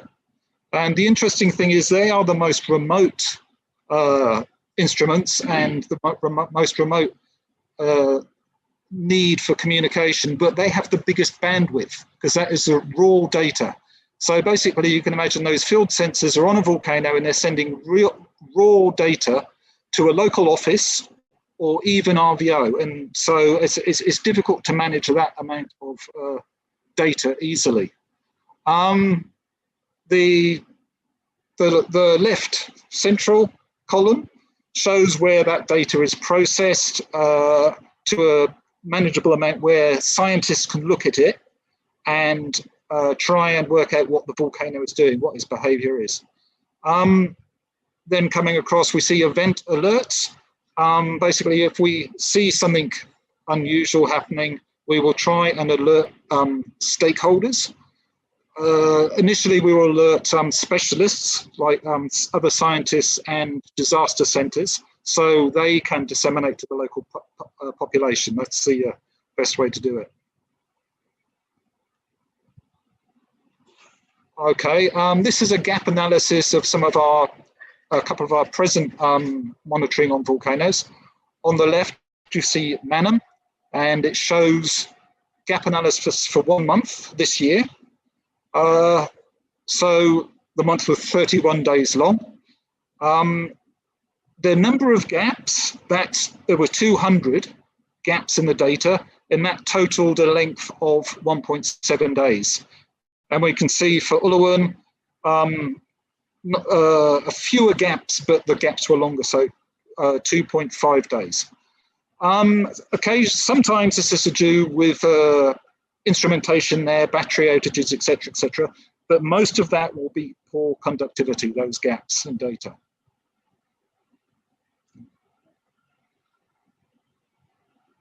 Okay, this is an example of a working alert system. The graph is showing something called RSAM. It is a way of measuring the amount of energy being picked up by a seismometer at any particular time. So we can tell if the seismic energy is going up or going down.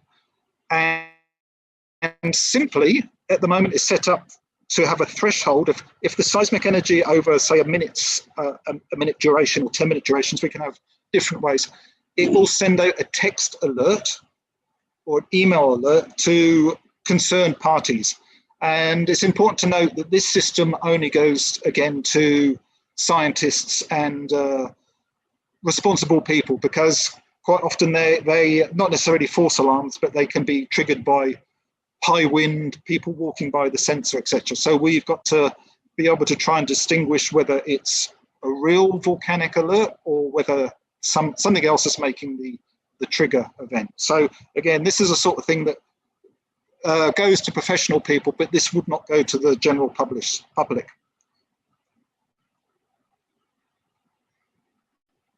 Okay, now the important parts. Challenges going into the future. First of all, costs as the number of outstations increases. As I said earlier, in the past we used HF radios and we got very little data, but it was free. Technology, of course, is a double-edged sword. It gives us increasing ability to get data in real time, but the costs increase and they can become unsustainable. So obviously finance is a problem. Second, coverage and reliability. Many remote islands and areas in this country lack coverage by cell phone network. So first of all, we have to choose the network carefully to pick the one that has the best coverage in remote areas. You know, we're not worried about urban areas too much. So this is coverage and reliability of remote areas. So obviously, if the cell phone coverage isn't good, we would like to use VSATs, but that is an order of magnitude more expensive. One challenge we've got is SIM card airtime expiration. That's the simple thing where you have every now and again, I don't know what it is, every 6 months, 6 weeks, you have to manually input a card. Otherwise, it expires. At present, we send the data, the top up, And if the SIM card is on a remote area on a volcano, it's virtually impossible to send somebody up there with a scratch card and put the number in to stop the expiration. So that is a problem. It would be good if the vendors could perhaps have some way of us avoiding that. Of course, we then have information dissemination to stakeholders. Once we've received all the data, we've reduced the data to something that we can look at and try and work out the behavior of the volcano. We then have to get that data out to stakeholders, not necessarily data, but a prognosis of what may or may not happen. So we need just straightforward communications with the general public via social media, etc. And then we come to the second one, misinformation on social media platforms. Yeah, we've had a lot of trouble with this. People like to sensationalize. If we say there is something happening and people should take precautions and plan for the future, people on social media tend to ignore the part about it's a possibility. They seem to always say it's definitely going to happen. If we say a volcano is on stage 1, they will publish it's on stage 3 because we have said something. As soon as a volcano says something, people try to sensationalize, and it creates panic, and it's a real problem. We know that more damage can be caused by people spontaneously evacuating because of a scare than can happen if they stay there during a small eruption. So that's an important thing. It's dealing with misinformation on social media platforms.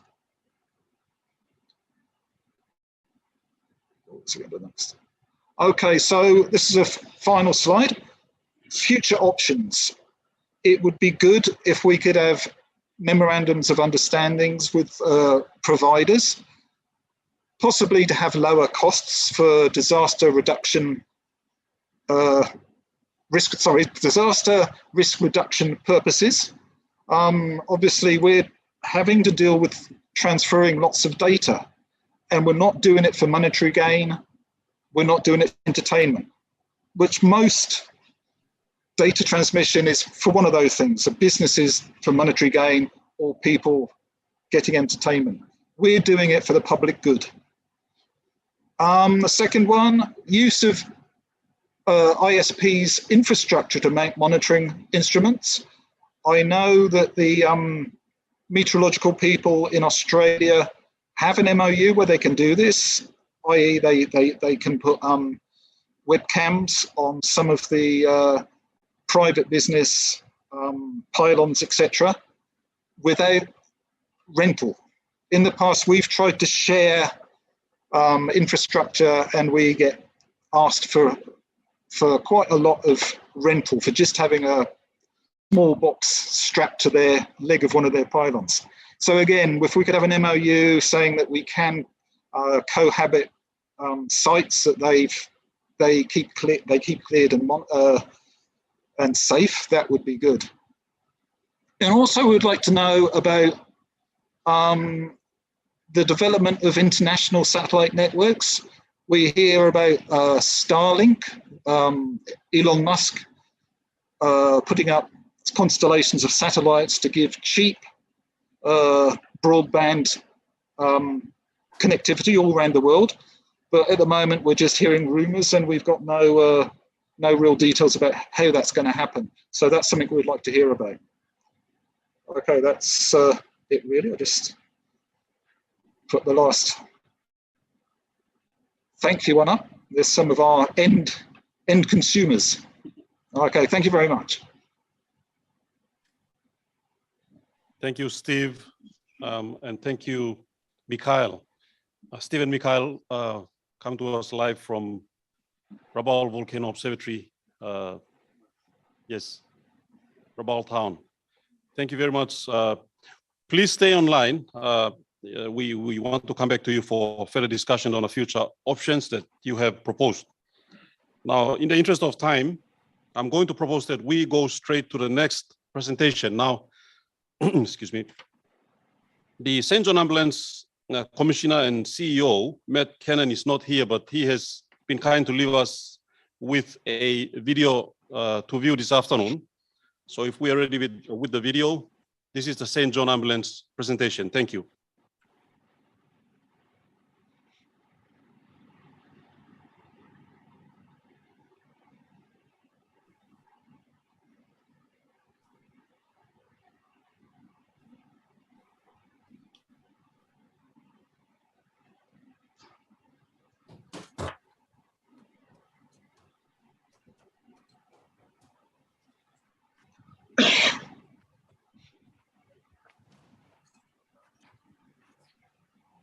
St.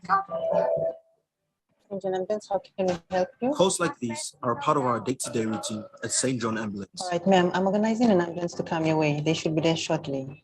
In our commitment to making healthcare possible for the people of PNG. Ops base is for one. We cannot locate the patient or house. Can you give us further information? Copy that, 130, stand by. We'll get in touch with caller. In our continued effort to serve you better, we keep up to date with the latest technological advancements from around the world. Hello, this is St. John Ambulance. Our crew is unable to locate you. Where are they? I can't see them. They're at the church, but they just cannot locate a gray house. We're really close. Just take a left. In emergency situations like this, it is critical for us to be better connected. Introducing the Good SIM application, a revolutionary way to connect with St. John Ambulance. Ma'am, I would like to send you a text which has a link that can help us find you. Is that okay? Yes, please, quickly. I've sent you the link. Please click on it. Yep. When you click on the link, you give us permission to lock into your location, which makes it much easier for ambulance operators to find their way to you. Thank you, ma'am. That's great. I have your location now. We should have our crew there shortly. Thank you. Hurry, please. This is base ops 130. Ops base for 130. Roger, we have confirmed the location of the patient. Head north and take the right turn. You will see a gray house. It's the 5th house down the lane. Over. Confirm ops base. Arrived on 6. When you dial 111, we know you're relying on us to get you the best healthcare as soon as possible. That means we must be ready to go when no one else can, when no one else will. St. John Ambulance.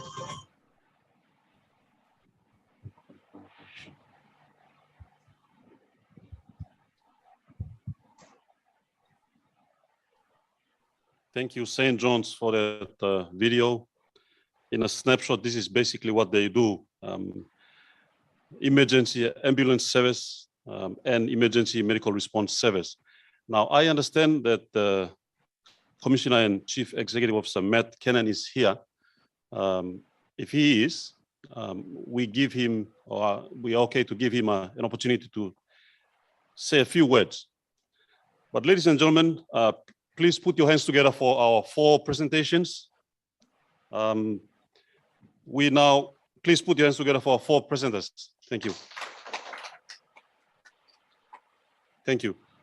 Mr. Gomoga, Jimmy Gomoga from the National Weather Service, and then Matthew Moihoy, Mr. Moihoy from the Port Moresby Geophysical Observatory,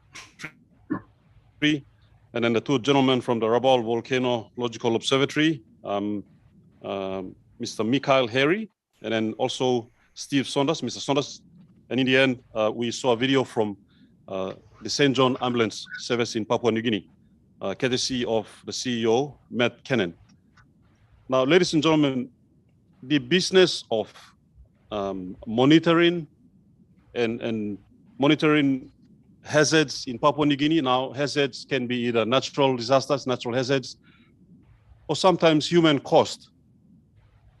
The business of conducting monitoring and information dissemination, as we have seen, is heavily reliant on technology as well.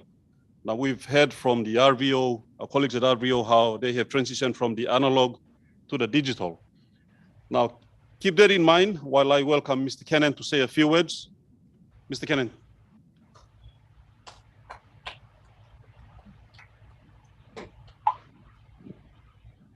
Thank you very much for having me here today. The Minister and Secretary for National ICT, and thank you very much, host, for having us, and to all the audience that's here today, and to the to the viewers watching this on live stream and on television. We at St. John use ICT every day in our business activities. In fact, without ICT, our ambulance service would not be able to provide the level of care or the responsiveness that we have. I think the most obvious ICT systems that we use is telephony. Telephones people use to call for ambulances, and radios which we use to dispatch ambulances. But we've realized that we want to become more efficient in the way that we utilize this technology to importantly save lives and respond to emergencies. So we have ambulance stations in NCD, we have 2 or 3. We have ambulance stations in Lae, in Kokopo, and now in Kundiawa. Each of these areas has its own unique challenges. In the NCD and the central area, we have flooding. In the Rabaul area, we have volcano, we have earthquake, and similarly in Lae and in Kundiawa. But how can ICT help us to enhance our ability to mitigate disasters and coordinate recovery?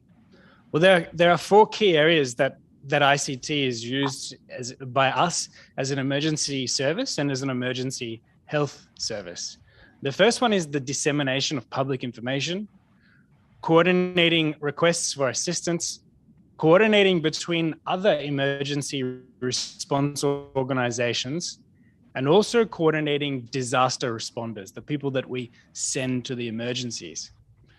So some of the solutions that we use, a computer dispatch system. When you have, sometimes we have 20 or 30 emergencies at the same time, coordinating all those emergencies using pieces of paper can become very difficult, especially if the air conditioner swings its way and pushes the papers off the floor. So we use a computer dispatch system that we have worked with suppliers to use. We first started with an industry system. We didn't find it met our needs here in Papua New Guinea. So we reached out to some colleagues in Australia. They've developed on a voluntary basis a fantastic system for us.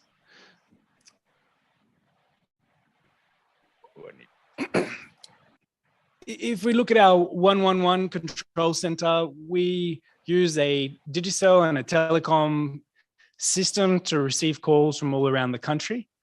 All our vehicles have back-to-base video monitoring. So we can record what's happening in the ambulance and how it's being used, not only to track where the vehicle is, but also to view what is happening in front of the ambulance and also behind the ambulance. And that's about occupant safety and good quality use of resources. And we partnered with TrackPro to do this. We use Good SAM, which we've seen the video of shortly, and that's just been introduced the last few months. From a telecommunications perspective, we use high frequency radio, which we're in the process of implementing or reintroducing into the service. We've been using UHF for over a decade now, primarily in Port Moresby. And we're looking at using, as mentioned, satellite solutions, push-to-talk satellite solutions for our rural ambulances. And that's a trial that we're currently about to start in our rural locations and also NCD Central. But we can reach people in an emergency, and I find the most easy way to reach people in an emergency is through Facebook. Everyone has it. But sometimes in a big emergency, the data systems can go down because if it's been a natural disaster or a man-made disaster, it can affect telecommunications. So Facebook is one tool that we can use, particularly things like the pandemic. Facebook's been used to disseminate information widely. And we also use Facebook to let people know about major incidents that might be happening. There might be an emergency, a fire, or something, and we can use Facebook to tell people to stay away from this area. But we can also use it for prevention. And we commonly are posting information about safety and awarenesses and first aid tips for people. And we use it for getting information out about we've used it for floods and keeping safe if you're in floodwater and not crossing. So simple public health messaging. We also use WhatsApp regularly as a tool to disseminate information, and here can be used to disseminate daily updates for COVID-19, to keep the decision makers and leaders informed, the governor, the minister, and others. This is our computer-aided dispatch system I spoke about earlier. So you can see down the bottom, we're monitoring our pending incidents, those incidents that don't yet have an ambulance. and we're monitoring our active incidents. Those are emergencies or other requests that an ambulance is already responding to. And some of these incidents might have 2 or 3 ambulances. So as you can see at the top, there's a cardiac arrest, and usually that will need 2 or 3 ambulance resources. We also actively monitor our response times and our dispatch times. So you can see that the green is for our highest 2 priorities, we're green, so we're good.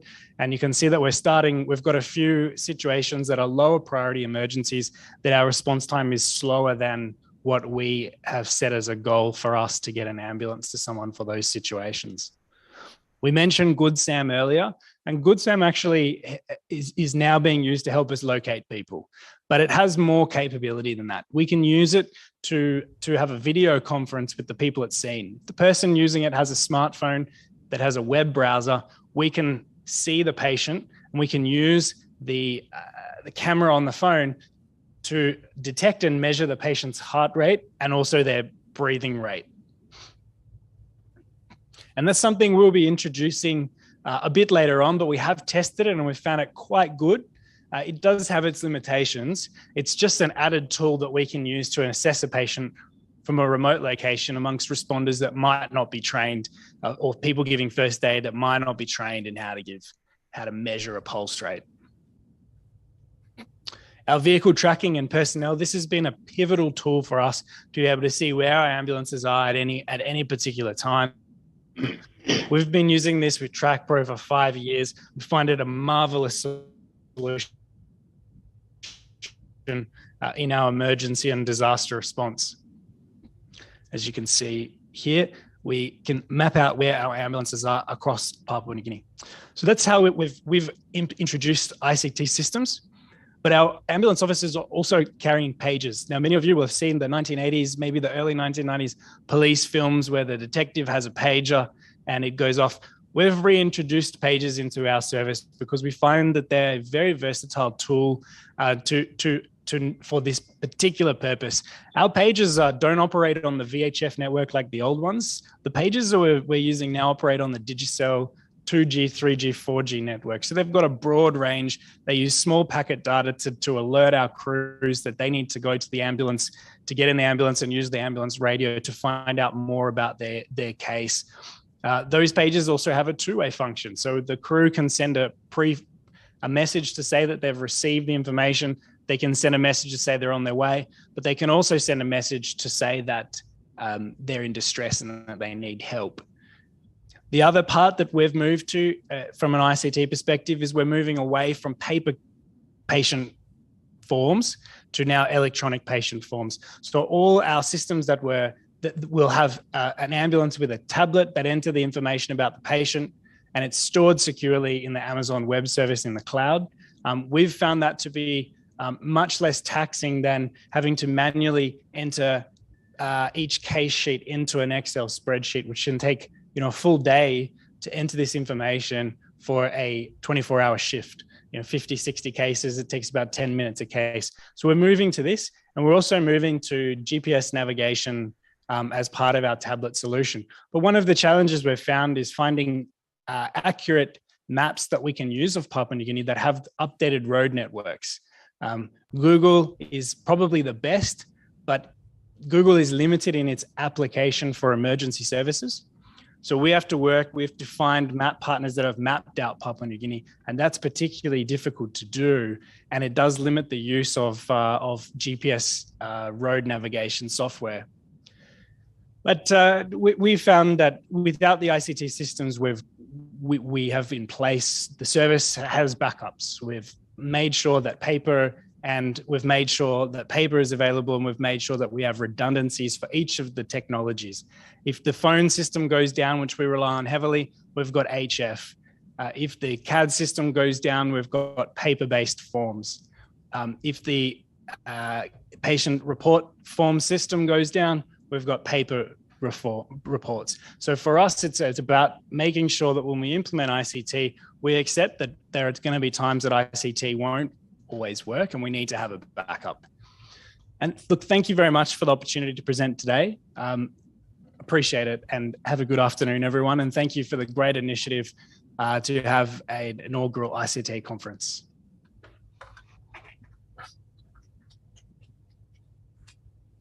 Thank you so, excuse me. Thank you so much, Matt, CEO and excuse me, Commissioner for the St. John's Ambulance. Ladies and gentlemen, back to the point that I raised for each of us to ponder online and offline. The focus is always on the human being. The focus is always on the individual. Whether you operate in an ambulance service, whether you as a government are trying to protect your citizen or your resident, wherever they might be at the last mile, trying to monitor hazards, trying to disseminate information all the way back, whether you are in the islands or whether you are on the highlands, on the lowlands. The business of trying to monitor hazards and trying to come up with data sets and trying to use infrastructure, ICT, to try and communicate in real time and trying to save our population is serious government business. And already you can see in this day and age how, and each of those agencies have mentioned their challenges. RVO has made fantastic suggestions. And if I go back to my notes, Mr. Saunders is talking about an MOU with ISPs to lower costs for data risk reduction purposes. Now, hello, isn't that a proposal to NICTA to try and help them out here? How can we help them? They are not for-profit organization. They are trying to help citizens, provide a service, provide an information service, a monitoring service. They deserve our support. So perhaps in addition to MOU with ISPs, maybe let us consider how at the regulators level, how we can help them, or how through at the department level, through legislation, how can we help them to lower costs for the business of disaster risk reduction. There is also the opportunity to co-locate disaster monitoring equipment. Now, we have always talked about co-location in terms of sharing communication towers, mobile towers. What about using the same tower, the same facility, the same power source, backup power? Did I speak too soon? Yes. Thank you, Chairman.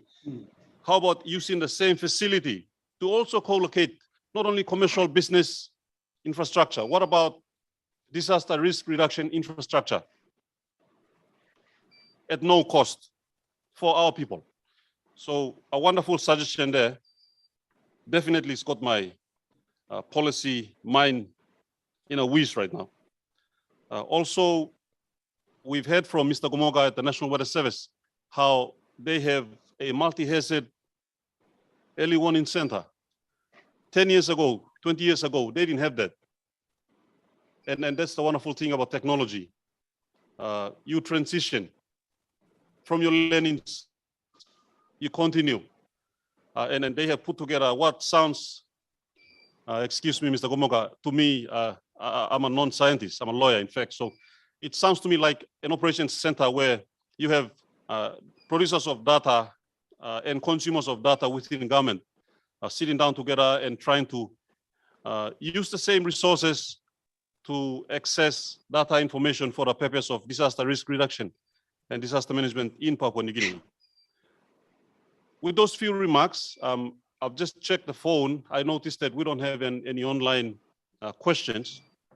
I wonder if any of us in this room have any particular questions? Or there's one question? One moment, please. Okay.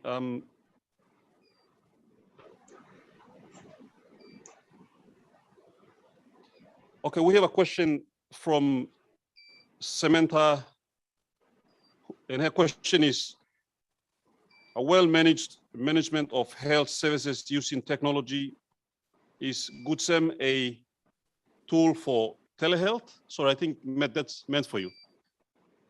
So the question is GoodSem a tool for telehealth? Thank you for the question, Samantha. GoodSam is a tool for telehealth.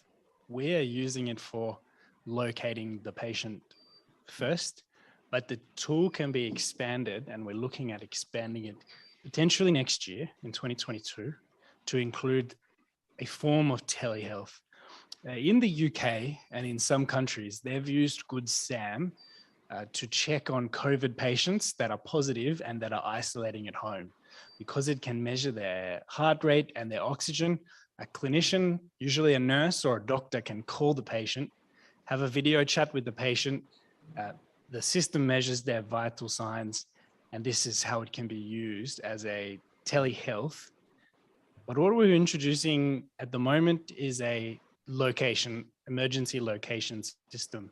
So GoodSam has wide application, not just for telehealth, but also for locating patients at their home address. It can be used on any phone. It doesn't require any installation of an application. The phone must have a web browser, and it must have GPS, which most phones on the market that you can use Facebook on or Instagram or any of these programs, the phone usually will have a web browser. With that web browser, we can communicate with you through the web browser. Importantly, normally a phone using GoodSam will need data, so the data needs to be turned on because that's how we communicate with the phone from our computers in our control center. But what we've done with Digicel is worked with Digicel to zero rate the data on their network. And we'd like to do the same with other network providers. So what that means with zero rating means that you don't actually need any credits or any data credits to use this application. It's very similar like going to your top-up website. You can use that even if you don't have any credits. So we want to see the same with the other providers, and that will mean that we can locate you and we can even have a video conversation with you without you needing any data.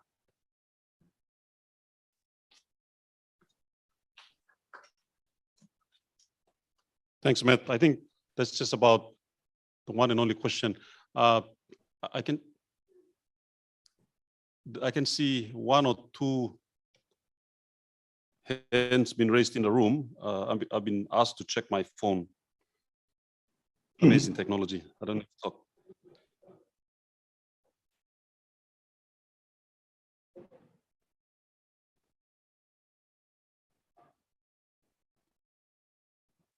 I can't see any comments. I can't see. Okay, there's a question coming in from the floor.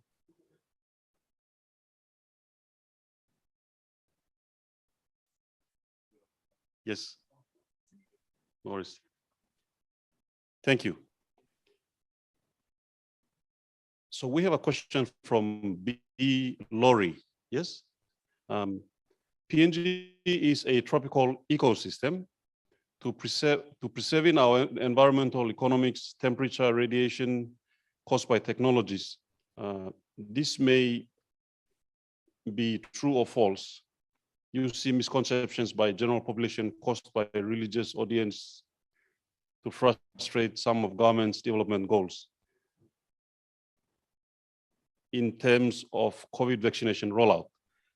This reminds me, I think, of misinformation and disinformation. Perhaps the question is, how is the government dealing with misinformation? Is that a good way of putting this question? Is this a good way of putting the question? Okay. Now, there is information overload. This is the other side of social media technologies or social media platforms. In Papua New Guinea, if I can use this opportunity, we at the Department of ICT, through NEC decision, NEC mandate, have set up, and it's on the website, ict.gov.pg. Through government decision, we have set up a social media management desk. So with a question like this, yes, misinformation, if you are the victim or if you're the recipient of any challenges or any misinformation for that matter, there is actually a service, a public service. It's initiated through the Department of ICT. You can only access it via website, or you can email us. But yes, if there is harmful content out there and you are on the receiving end, there is actually a service for dealing with misinformation. And because we don't have legislation, how it's done is it's processed through Facebook's community standards. But the point to make here is that for misinformation in Papua New Guinea, there is a public service offered by the Department of ICT, and you can, as a member of the public, access that to deal with misinformation and disinformation in Papua New Guinea. I'll leave it at that. Do we have any more questions?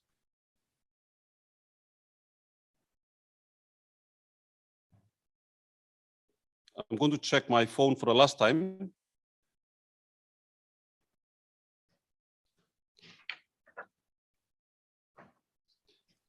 To the RVO officers, Steve and Mikhail, are you online? You have a question? Oh, they are. Okay. Yep. Here's a question for the Rabaul Volcanological Observatory. What is the maximum file size that RVO is trying to upload? Maybe an average. Daily? What is a typical file size? It's actually in real time. I think, well, have you actually got a... In terms of megabytes, gigs? Yeah, okay, so we normally use, we pay for monthly data plans from Digicel. So for outside stations, we have like 8 gigabytes for a month. So every month we recharge the account again. For the case of the Rabaul station, we have 20 gigabytes of data per month for the month. That's for the base station because we're getting lots of data from the outside stations. As we said, there's 16 active volcanoes, so that is 16 sites. So 8 gigabytes for one site for a month. So multiplied 16 16 if we sites. want to monitor everything, yes. And that's daily? No, that's for a month. Okay. All right. Thank you for that. So you can imagine, and that comes out of your operational budget? Yes. Your operational budget is always on time? No. Okay. Have Now, the recurrent budget is... Yes, your recurrent Obviously. budget. Have you had, sorry. Have you had any experience where you didn't have money in your pockets to pay for uploads? I think because it's so important, when that does happen, we will fund it by other means. How do you do that? Sorry? When you say fund it by other means, so if not the state funding, how do you fund when the money arrives late?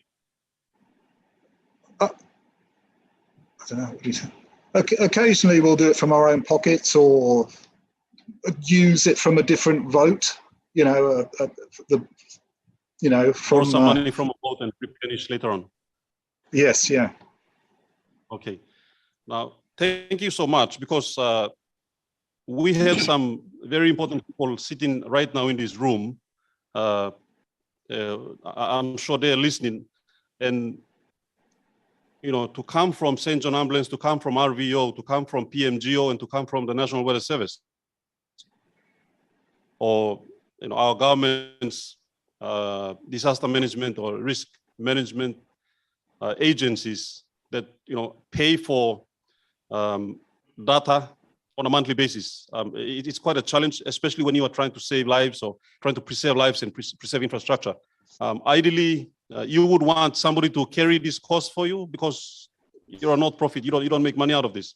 This is basically preservation of human life and property. Yes. Yes, that would be ideal. Yes. Yeah, Matthew and Jimmy are not saying yes, so they probably have enough money. Matthew behind me. That's another Matthew, Matthew Moihoi. So you got two Matthews here. Yeah. Okay, thank you for that. You want to say something? Yeah, Mr. When it comes to National Weather Service, we also faced with a similar situation. And for National Weather Service, we are doing observations every hour. So you're talking about big data.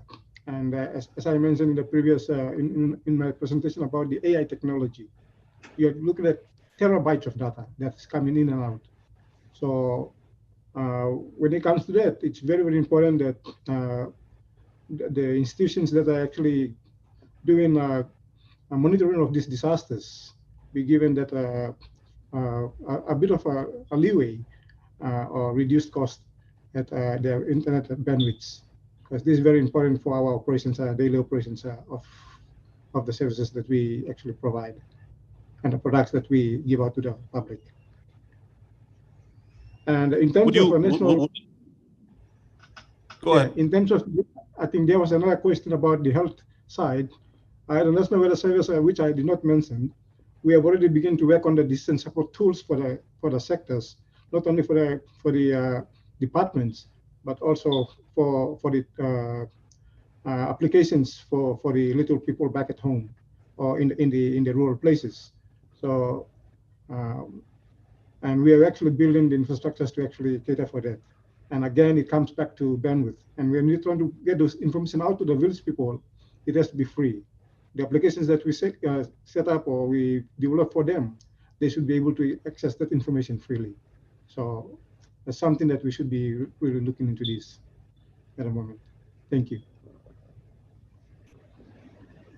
Maybe my last question, lucky last question is, Matthew from St. John's is here in the room, but all of you, would it be something that you would request the government to carry this cost of providing free data for your work? Yes, I think for disaster risk reduction, it should be free or cheaper than the commercial rate. Yeah. So we pass legislation that makes it free for all of you, including St. John Ambulance. Would be nice. We're in the business of trying to preserve life and property. Okay, I think that's a yes. Matthew here from St. John Ambulance also says yes. In the interest of time, thank you for the discussion and thank you for your time, gentlemen. I have a soft spot for disaster management because 20 years ago, I used to work for the National Disaster Emergency Services. So let's hope, well, I'm part of the government now, I'm a public servant back in the public service. Let's hope our decision makers have had the opportunity to hear themselves and understand that there is a challenge. People who actually try to maintain unmanned monitoring stations day by day, fortnight by fortnight, month by month, need help. And you are, very selfless individuals, a whole lot of you online, and Matthew here back at the APEC Haus.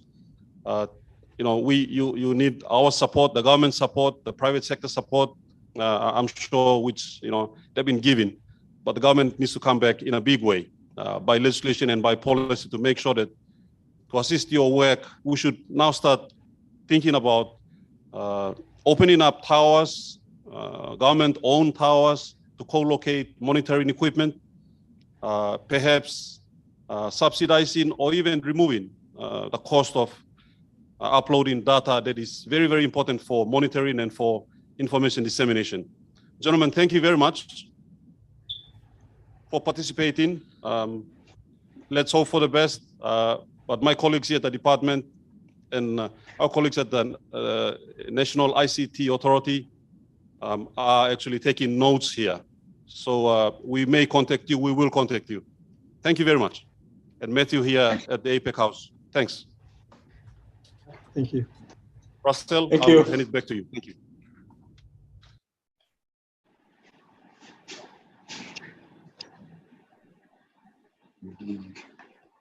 Yeah,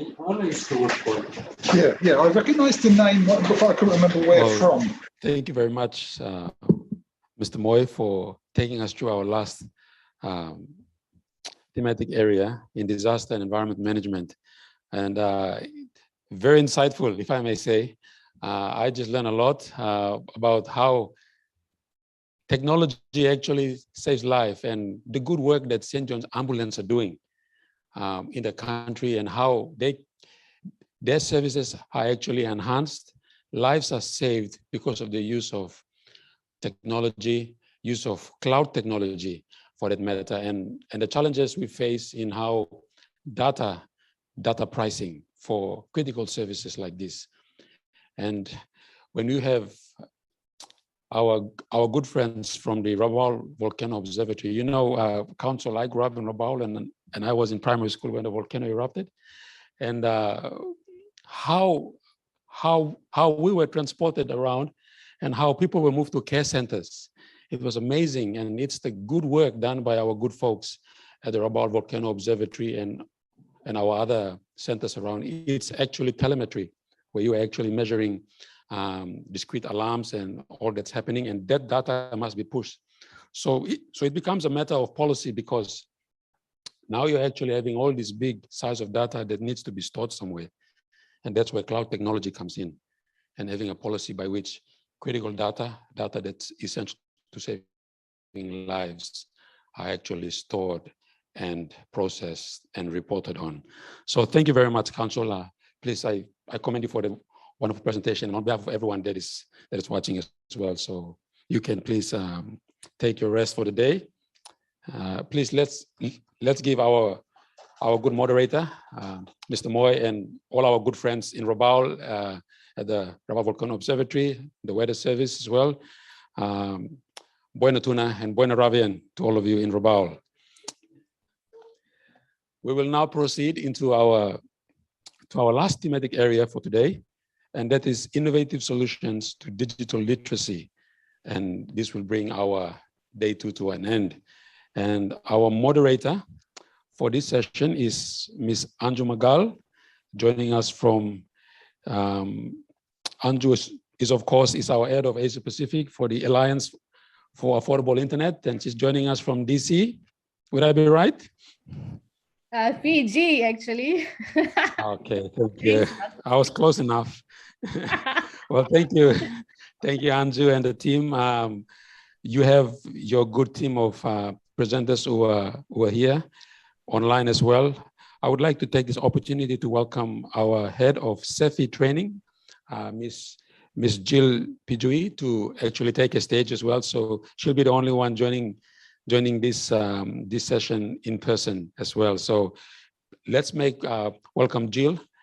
Jill, you can take your stage here, and maybe I'll leave it to you, Anju, how you want to go through here as you take your presentation and the order you're comfortable with. Thank you, Anju. Great. I'll just be here to keep Jill's company. Yes, perfect. Thank you for this opportunity to moderate such a great panel discussion. I've been following all the great discussions and happy to confirm that it is one of the most interesting summits I've attended this year. So well done to all. I really enjoyed the disaster risk and disaster management session. The moderator, Mr. Moy, did a great job. And Russell, you're doing an excellent job being a great MC. I think you deserve a special round of applause too. So this afternoon, we're going to highlight digital literacy and digital skills, which is an important aspect of digital transformation and digital connectivity. The investments needed to connect humanity by 2030 places emphasis on digital skills and content. So we need to ensure that we have the right digital skills and continue to promote digital literacy, particularly for marginalized groups, persons with disabilities, women and girls, students, youths, rural and remote communities. Today, we had the PNG Flying Labs facilitating the coding training session for students, which is a huge deal because we really need to focus on our youths and kids. So this afternoon, we have a 1-hour session. You all have 7 to 8 minutes. Our presenters have 7 to 8 minutes each to present. And they will be highlighting 3 key questions. What should be done and how do we increase digital skills and digital literacy in PNG? What are the current challenges and opportunities? And what are we doing about it? And how do we go from here onwards? So first up, we have Dr. Tindi Nuru, who is the ITU Digital Transformation Center director and for PNG Unitech, joining us from Buka. Dr. Tindi, sorry, go ahead. Thank you so much, Anju. Could we have my slides shared? Of course, I'm happy and honored to be here this evening, and I'm joining you right from Buka, like you mentioned. It's been a very exciting learning summit, and I'll just wish to go straight to our theme 9, if my slides can be up. Of course, I'll be talking about digital literacy. And of course, digital literacy rate goes hand in hand with access to digital means. So I'll be really happy and honored if we can work also on ensuring accessibility to the digital means. My slides, if they could work, please. Just a sec. Jesse, if you can hear me, please, can you put Dr. Tindi's side, please? Thank you. Yeah, so the digital literacy conversation is very important. And as digital penetration is still low compared to many other countries around the world, digital literacy is still behind as well because of the penetration. However, different initiatives in PNG particularly have been put in place to leverage digital accessibility and affordability. So like you may be aware, different schools, institutions, NGOs, and many others are pushing hard to break the digital divide in PNG and increase digital literacy for the population building capacity. So I could go straight to my slides. Setting the tone and context. Of course, I'm joining you from the standpoint of ITU, and it's worth mentioning that ITU, digital literacy, this Digital Transmission Center initiative was launched by ITU sometimes in 2019 with key intention of, helping develop digital skills for citizens, which can help them participate effectively in the digital economy. Of course, this is a key milestone if we are to harness the dividends of digital transformation. It should also be mentioned that the initiative ITU is fostering is part of its effort to bridge the digital divide and promote digital inclusion for all at grassroots level and at national level. But again, DTC is where I work or I come from, works with a network of local training institutions at the community level to reach out underserved and other rural, remote areas. This is where we come in because we are stationed at Unitech, we are housed at Unitech, but we work with like-minded partners like NICTA, AU Straight program, Cisco, and among others. Next slide, please. Now, the global economy, if I'm to look at the business case for scaling digital skills, the global economy, social life, jobs, and our life in general is greatly influenced by technology. And the impact of technology is continually growing. And these digital skills and literacy will no longer be an option. Actually, they are already no longer an option, but they are key fundamental aspects of our lives if we are to go about our lives normally in a digital community. Now, the benefit of digital technology can only be well harnessed by all and sundry if the users have the skills and competencies that they require to navigate the digital divide and survive in this digital economy. Next, please. We are therefore supposing that there could be interventions where all of us could step in, and DTC particularly for us, we try to put some interventions here like delivering basic digital skills training to enhance digital literacy and foster uptake of digital tools among those at the bottom of the social strata of our communities. We also deliver intermediate digital skills training to provide users with these job-ready skills, improve their workplace efficiency, and enhance their chances of employment or employability. Next, we equally in DTC try to improve the capacity of policymakers by helping them design and implement digital skills programs that will overall help them, empower them, and enable them to successfully, be part of this digital transformation process. We also try to support the training of trainers programs that will capacitate community digital champions, and that can help ensure scalability and self-sustainability of digital skills capacity development programs in among our consumers. And finally, we also try to work with the SMEs because they're a critical niche of our communities. We try to work with them in the field of digital technologies and innovation to ensure that they are equally able to scale their process, they are able to onboard technologies, and are able to participate efficiently and effectively in this digital economy. Next slide, please. Okay, so we have challenges and opportunities that we've currently seen. First of all, of course, is the restricted access to technology. Not all of us are able to get the blessing of internet. They say that internet is a new electricity. If you do not have it, then you are almost in blackout. And being able to participate in the digital economy and being able to use IT is the new form of functional literacy. So if you're not able to use internet, then you're almost functionally illiterate. But still, we appreciate that we still have these people who are not able to access internet because they're not even able to access maybe power and other infrastructure. But we also have a challenge of gender disparity in IT.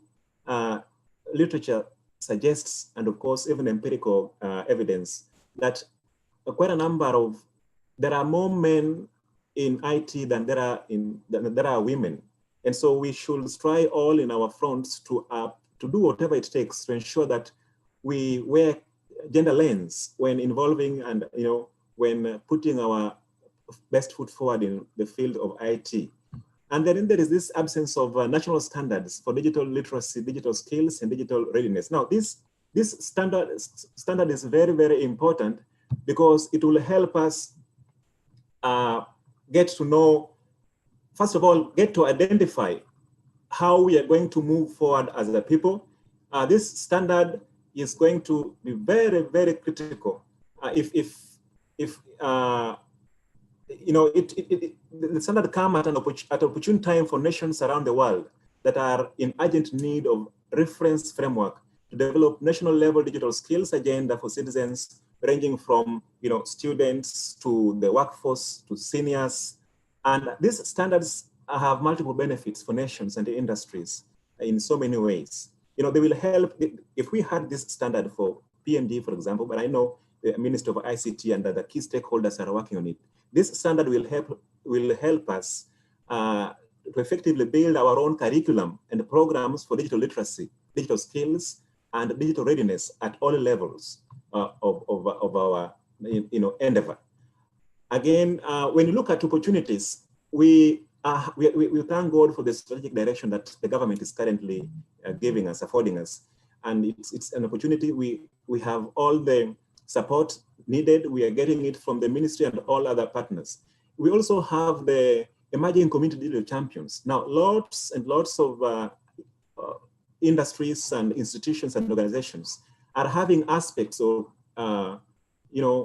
officers who are in charge of promoting digital literacy at all levels in the simplest way possible at all levels. Again, the citizenry in totality are embracing this digital transformation. Digital revolution is raging through. So everybody is enthusiastic about it, from the grassroots up to Waigani. And so this is a positive synergy that we can harness, leverage to promote this. And again, I don't want to say we thank God, but there is on the brighter side of COVID-19. COVID-19 has really been a blessing in disguise somehow in the space of digital transformation, because quite a number of organizations, education institutions have realized that they're being coerced to pivot to remote workstations and on board online technologies. And I think we really have considered this as an opportunity. Next, please. Okay, moving forward, we think multi-sectoral efforts should be fostered so that we have those at the bottom of the social pyramid supported so that they're digitally skilled.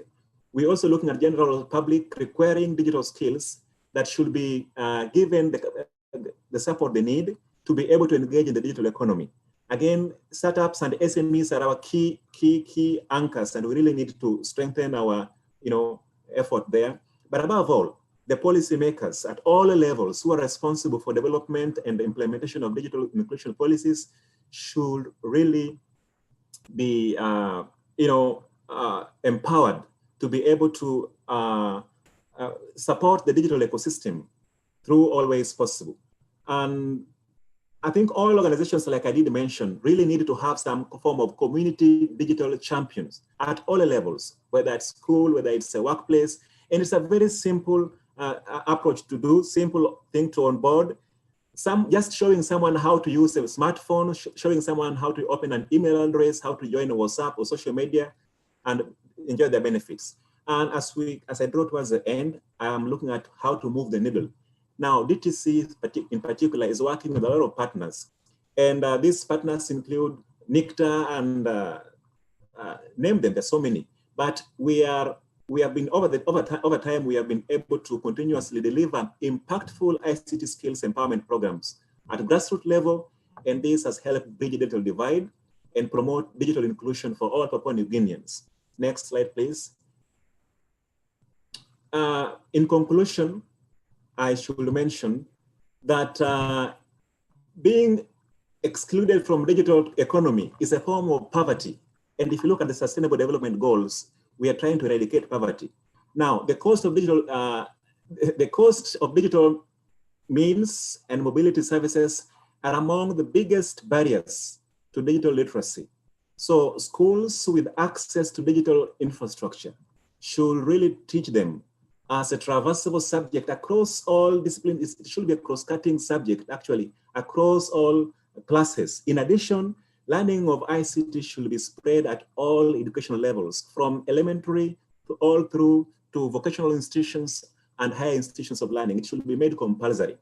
And more digital skills, improvement initiatives, as well as affordable digital infrastructure should be put in place and availed to all citizens if possible. We can't wait any longer because a more digitally inclusive world awaits us out there.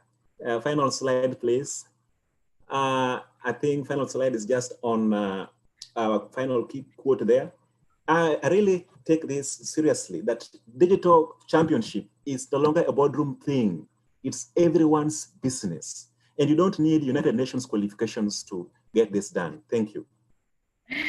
Dr. Tindi, thanks for setting the scene and moving the needle on digital literacy. There was a really great session on SMEs this morning, and they also mentioned the need to have digital skills and literacy to support SME development in PNG. So thank you again for your presentation. Now we have Jimmy Sun, President of PNG Computer Society. The floor is yours, Jimmy. And can you hear me? Yes, I'm just going to share my slides. Okay, great.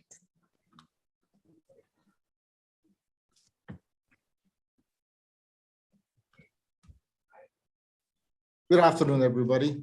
I'd like to debate a bit on the core discussion, but just to share our perspective as the PNG Computer Society when it comes to digital skills. Sorry, I'm gonna make sure to get it, okay. So in broad description, digital skills, if you look at this one, define the abilities to use the technology. It applies to everybody. It doesn't just apply to the professionals, the ICT programmer, developer, it's anybody who's gonna use this thing. However, it's a very broad area, so we will focus on where the professionals, the many IT computer professionals throughout Papua New Guinea that are aspiring to be more, let's say, up-to-date, relevant in the marketplace. So there is this project that was initiated by the Southeast Asia Regional Computer Confederation. And we were fortunate that Papua New Guinea sponsored this during APEC, and the project was approved on February 2019. And we managed to have a bit of a presentation, and it happened in Korea. And we showed a lot of details, and there's a lot of interest. And then we slowed down because of the COVID-19. But we're still moving on. We're switch over to digital mode, online, and sessions will continue later this month, and I'll share that information in a short while. So what we're attempting to do, we are trying to attempt to have a common framework across the entire APEC, all the economies, so that when we define skills, we're talking about the same parameter. Well, rather than we say, hey, somebody needs to have a capability to do cybersecurity, but what are the skills behind cybersecurity? So those skills are the ones that we are going to set up and approve across all the APEC countries. And then we can link the skills to roles or jobs. And at the same time, we could also share this information to the labor, the employers, so that they have a better appreciation of how to define the skills needed for particular jobs or roles. And at the same time, for the academe to look at what the skills are needed and whether they are actually offering those training or courses at the moment. So this project is ongoing, a bit slow, self-funded. It's not sponsored by any economy, but it's the organization itself working with the support of Papua New Guinea, so that we could achieve a common standard. We talk about standards in different ways, and this is one standard we want to achieve. So this project uses a framework that is very commonly used already. It's called SFIA, and actually there's version 8 already. At the time we introduced this skills framework for the international information aids, it was version 7. And within the last 2 years, they released version 8 already. And we could actually, we'll use that, the latest version, as we progress through the process. And it is available in a number of languages, so it will make it easy for everybody to adopt. As a background, several economies in the region is already using this framework. Not 100%, maybe let's say 50 to 75%, or maybe perhaps Australia and New Zealand could be in the 80% level. They themselves want us, all the participants or the economies, so to follow a framework so that they will update their skills framework also. So the framework is not difficult. It has 7 levels. We follow, we assist, we apply, we enable, we ensure, we advise, we initiate and influence, and we set strategy, inspires, and mobilize. Another thing that we looked at, I couldn't break this down, but this is, if you get hold of the document, this is the gist of the entire framework. Now you set it up in that level, and you have 7 columns representing the levels of skills needed. So example, if we're after somebody who is good in service management, ICT service management, if you look at on the right side, what are the skills needed? There's actually different category, because that person being a service manager needs to be well versed with service strategy, service design, service transition, and service operation.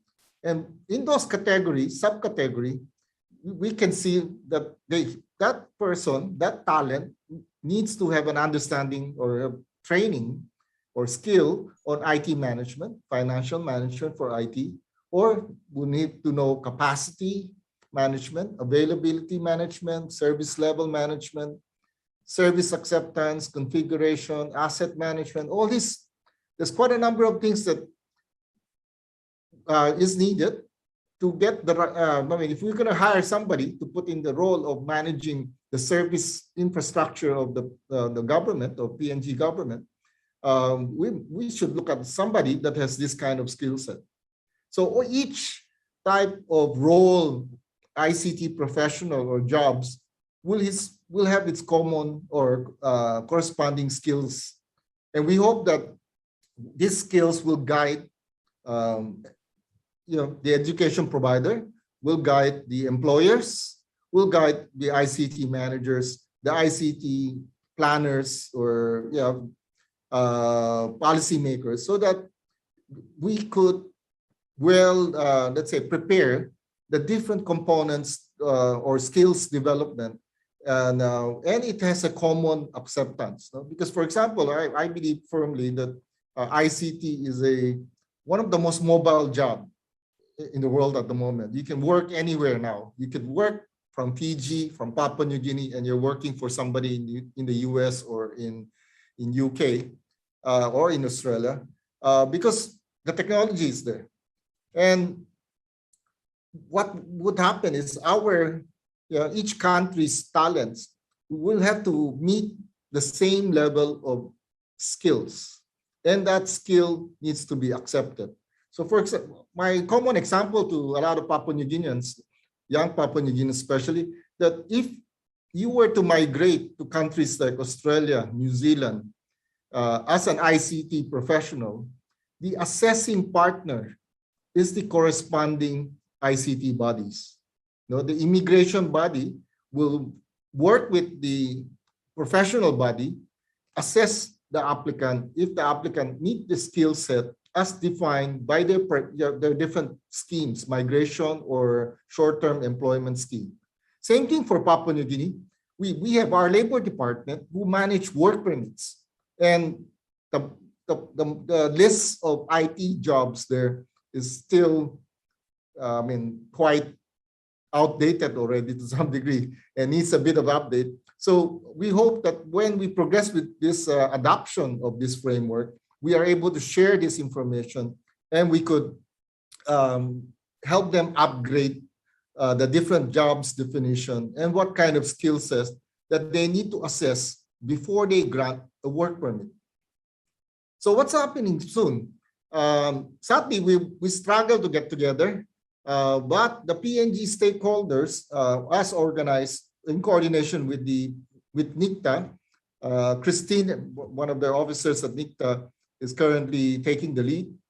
So we're planning for November 25 to get the PNG stakeholders together.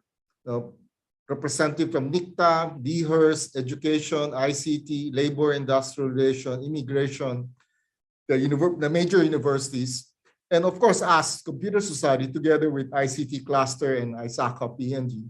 We will all try to digest and try to see how we could work together and how we would benefit from this initiative of this adopting a common skills framework across APEC. Finally, by November 29, we have scheduled with APEC the telecom working group. There's a workshop, and all APEC economies will be participating, plus the guests. And in this case of being the proponent body, the regional computer body, we are the guests. We're classified as guests of APEC, and we will be presenting, and we will have resource person during this workshop. And we hope that in the workshop, we can progress to another level soon. And then hopefully maybe in another 2 meetings of APEC, we will be able to sign off and say this is the framework for adoption by each country. For Papua New Guinea, we don't have a framework practice in place. That's why we're riding on to this initiative. We're working closely with Australian Computer Society, ICT New Zealand, and we hope to adopt with their help, and at the same time share this to the rest of the Pacific, because the rest of the Pacific are not identified as a member of the APEC economies, but we, as Papua New Guinea and a member of the Pacific community, we could work with you and for everybody to benefit from this. Thank you.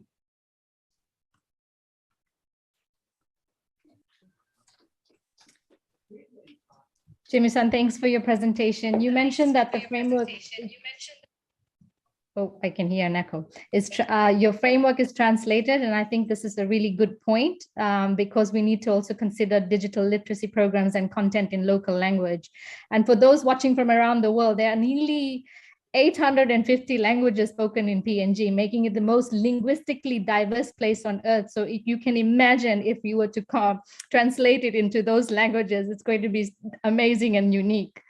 So next up, we have Miss Jill Piju joining us on site. She is the head of training with the Center of Excellence in Financial Inclusion in PNG. Miss Jill, the floor is yours.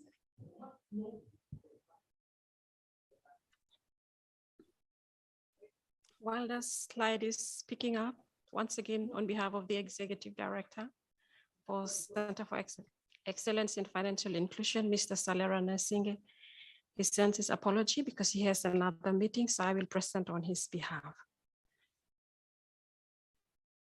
Minister for PNG ICT, Management and Board of PNG ICT, the moderator, the staff of PNG ICT, the organizers, ladies and gentlemen. Let me start my presentation. So my presentation will be very short, just brief and straight to the point. I hope to present within 10 minutes. Now, I'm pretty sure some of you have already known the role of CEFI, but in a nutshell, CEFI is created in 2013 to be the coordinating body for all the financial inclusion activities in the country. So our role is basically to coordinate, to monitor, and to create advocacy for financial inclusion in the country. So our pillars are based on access, usage, and quality. So we want to make sure that financial inclusion is transparent as possible. It drives quality as well as usage and access. Now we have different key priority areas that CEFI does its role under. However, because of time, I'm just going to emphasize on the bigger component of CEFI, which is training. So under CEFI, we have financial literacy programs and we have business essential skills programs. So under the business skills program, there are different approaches that we take in terms of delivering financial literacy trainings, as well as business essential skills training, which comprises of digital financial literacy for that matter. Now, the approach in which we take, we're specialized in training of trainers. So we run training of trainers program to financial literacy trainers and business essential skills trainers. And their job is to run the program throughout the country. So far, we've trained 912 trainers, of which 50% are women trainers. And altogether, collaboratively, all these trainers and CEFI have reached over 230,000 people in Papua New Guinea, financially included, in terms of either financial literacy skills, digital financial literacy skills, or business essential skills training. Now, coming to our program, our theme for today says enhancing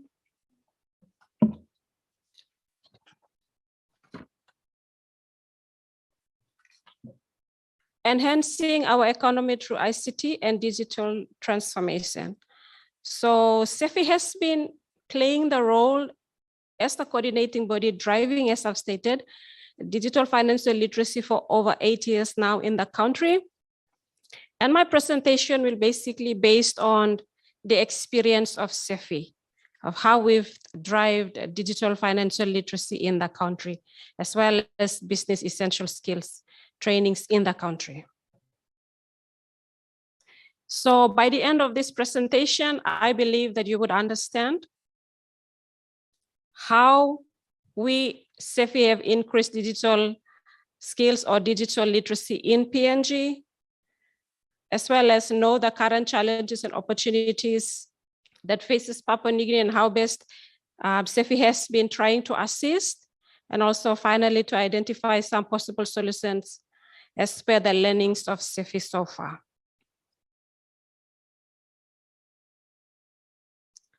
Now, the presentation will comprise of 3 parts. The first part, as I've stated, is basically to discuss how best have SEFI have identified ways to increase digital skills or digital financial literacy in the country, as well as addressing some opportunities and challenges. And finally, we will be discussing, or I will be discussing about some way forward mechanism that we believe that it's going to help in this summit. Now, digital financial literacy or digital skills is basically skills and knowledge that need to be transferred to the mass population of Papua New Guinea. So SEFI so far has tried our best to transfer this knowledge in those categories. Now,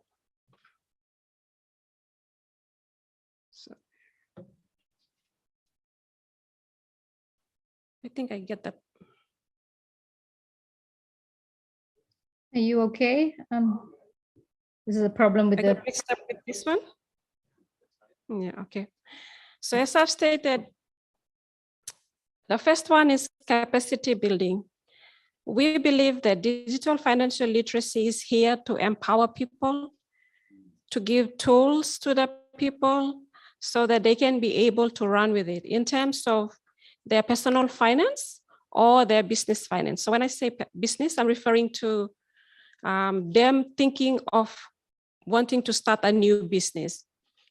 So we've identified that capacity building has to be one of the big drivers for economic growth in the country, riding through digital financial literacy or business essential skills.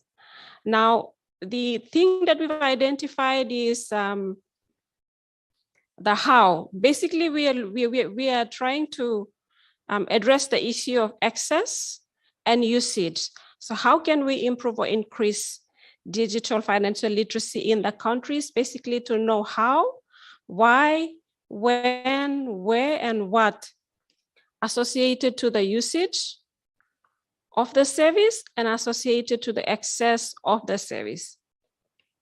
So when I said usage of service and access of service, I'm basically referring to the financial inclusion services that are offering in the country so far, which the financial institutions are offering, like BSP and Kina Bank.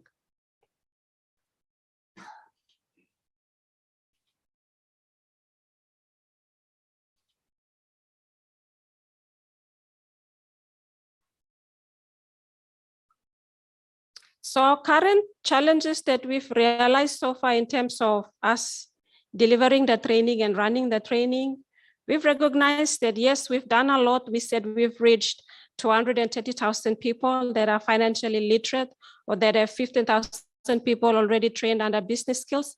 But we've realized that there are issues that affect them. Yes, they're opening bank accounts, over 1 million bank accounts open so far because of our efforts collaboratively with the financial institutions.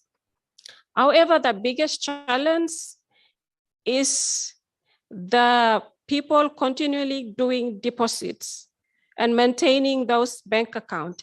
Yes, we've done a lot in terms of training. Yes, we've directed them to access financial services, but maintaining the account in which they own becomes a problem. Now, once we ask them why, there are other underlying factors, but one of them is the bank is too far from us. We can't access the service. It is too costly for us. So we advise them that, look, we have agent network around, banking facilities around using network. You can utilize those services or use your mobile phone or internet to use those services. But most of the people, despite some of them are residing around urban setting, do experience poor internet connectivity. So that becomes one of our biggest challenges in terms of balancing the knowledge gap of our people. Another one is the internet data. Most people say we want to venture into internet banking, we want to venture into SMS or mobile banking, but the internet data is too expensive for us. For a simple Papua New Guinean living in a rural place earning 50 kina, how can I afford to buy maybe a simple cooking oil for my family or sugar, and also buy internet data to access mobile banking or internet service because I'm located far away from the banking facility.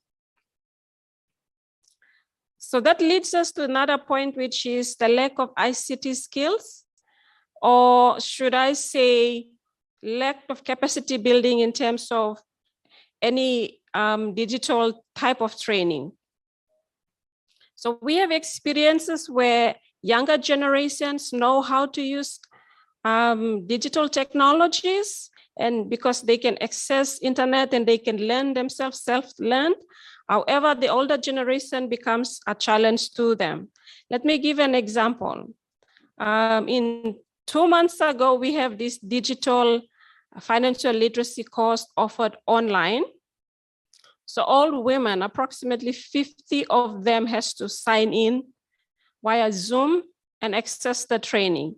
Now, since they lack the skills, most of them have requested us to gather them in a central location so that they can access the Zoom in a group. Only 8 accessed via Zoom. So that leads us to the point that the women lack these skills. So we have to go our way as a SEFI team to train them.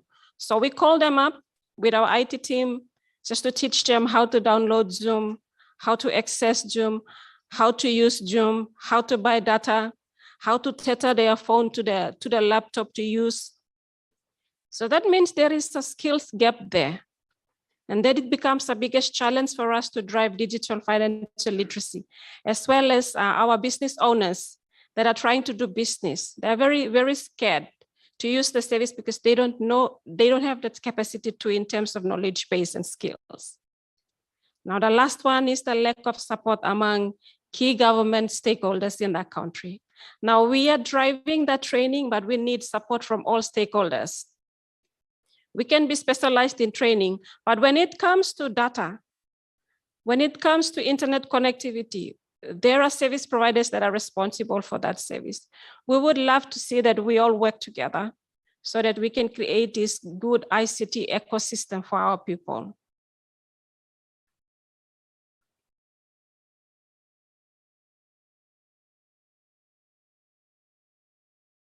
So with the opportunities I've already mentioned, so that's our dream. We want to see that all of us collaboratively work together so that we can specialize in training. But when there is another gap for data or internet connectivity, there is another stakeholder that's standing there to help us carry the baton forward in terms of eradicating poverty in our country.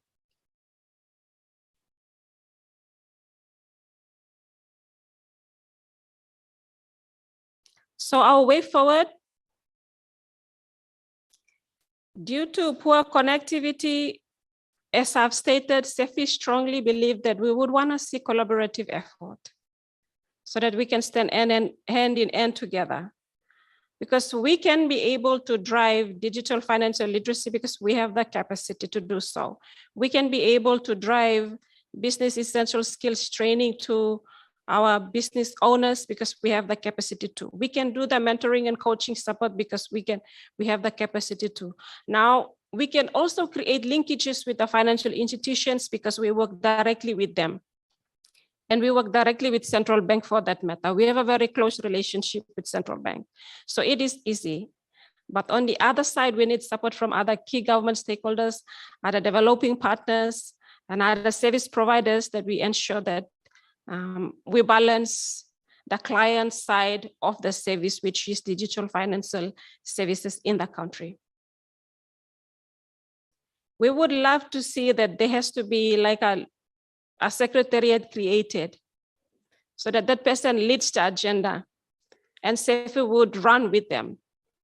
We can be inside the working group to discuss certain issues, how best we can work together and address the issue together.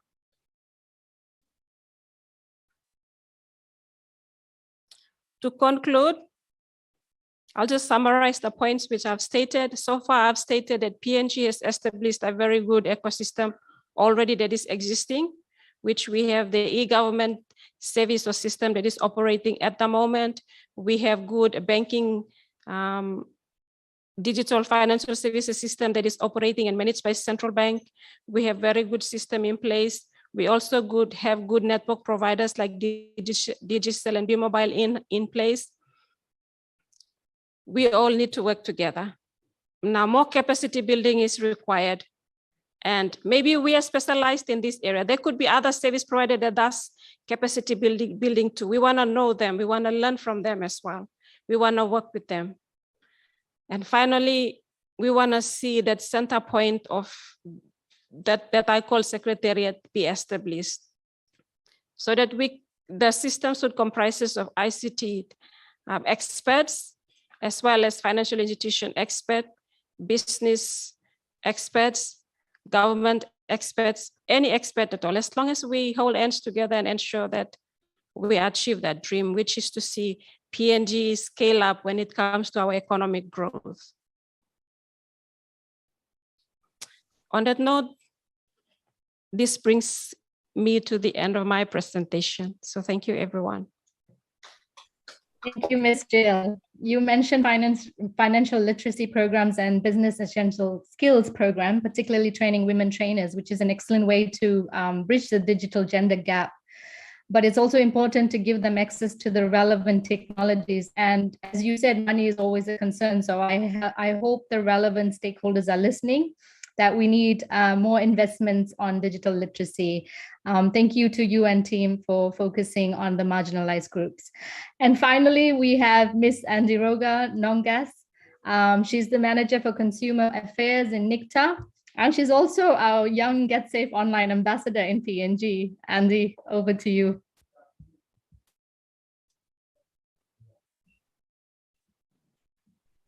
Thank you, Andrew. Good afternoon, everyone. Let me just put my slide up.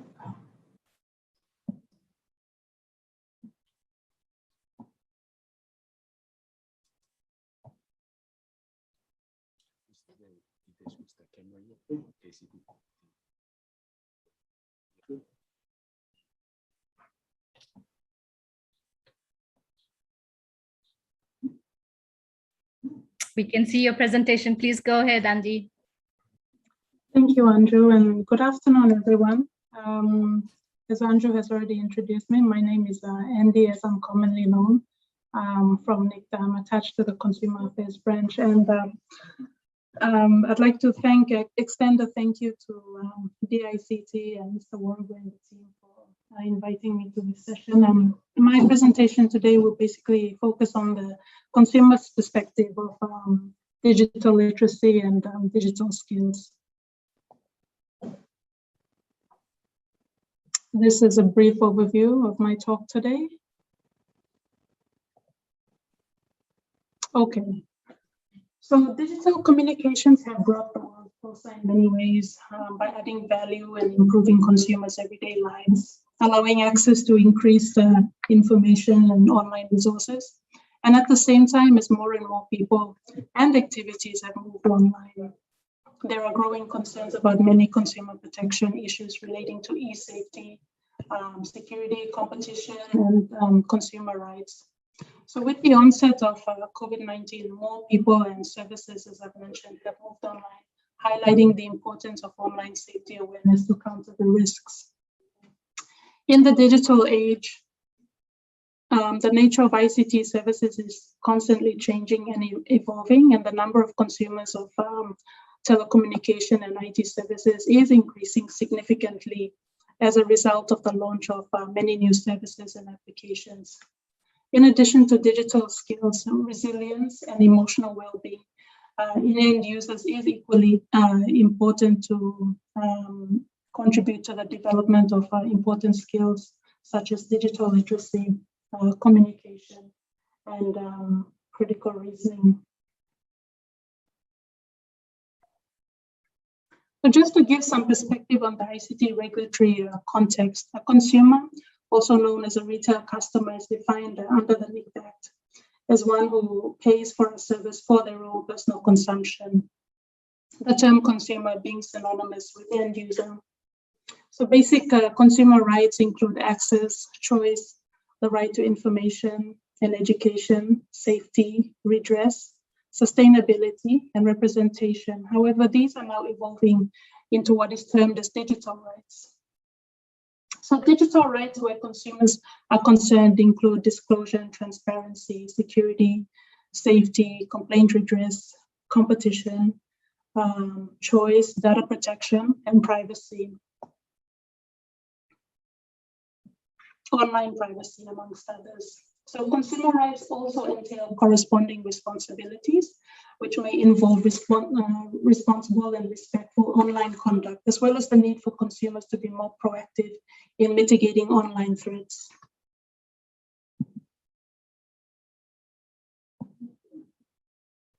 So with the onset of COVID-19, more people and services have actually moved online, highlighting the importance of online safety awareness to counter the risk.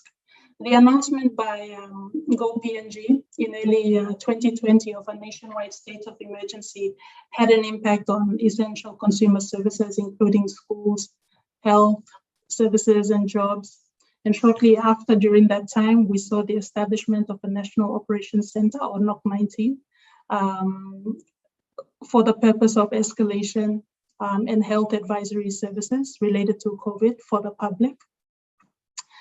And also telecommunication services became critical with movement of citizens restricted, with priority given to network resources required to ensure network availability, quality, and resilience. A few prominent issues have since come to the forefront relating to online safety and well-being of end users, including misinformation and fake news, giving rise to hysteria and panic, cyberbullying, cybercrime, and scams also included, etc. One of the main challenges to promote greater uptake by consumers in an increasingly digital world are the lack of consumer skills, I think, which has been the main theme here throughout the presentations, required to use digital products, services, and content. Skills that are basic and help end users participate in the digital ecosystem at a minimum level in allowing the access and use of digital technologies to perform basic tasks. And equally important for consumer protection is the need for regulators, including NICTA, to keep abreast of new technological advancements, taking the lead in digital literacy, educating consumers, and increasing awareness, whilst also providing a secure ICT environment that would ensure privacy for consumers.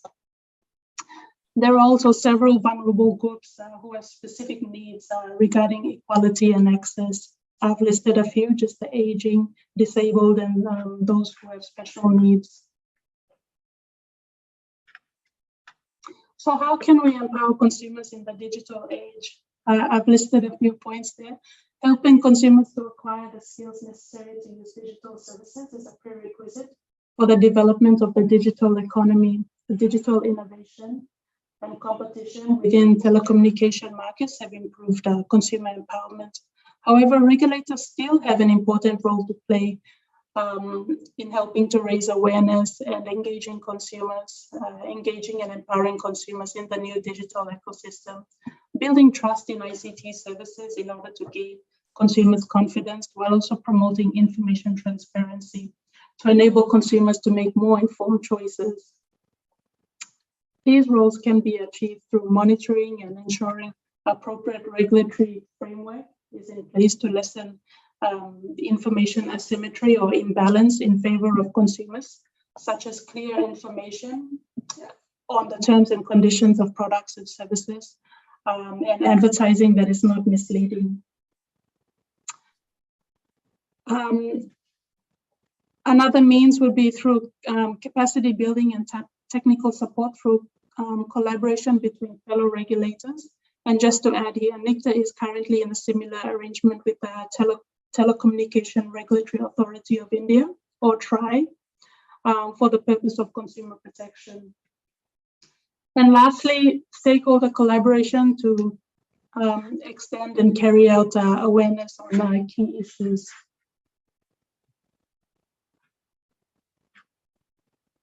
In conclusion, and looking ahead, whilst recognizing the great potential of digital services, it is vital to assess whether the rights and interests of individuals are being adequately protected in the changing digital environment. And one of the key challenges for regulators is to establish a culture of security that promotes trust in telecommunications and ICT applications and services, while effectively enforcing privacy and consumer protection.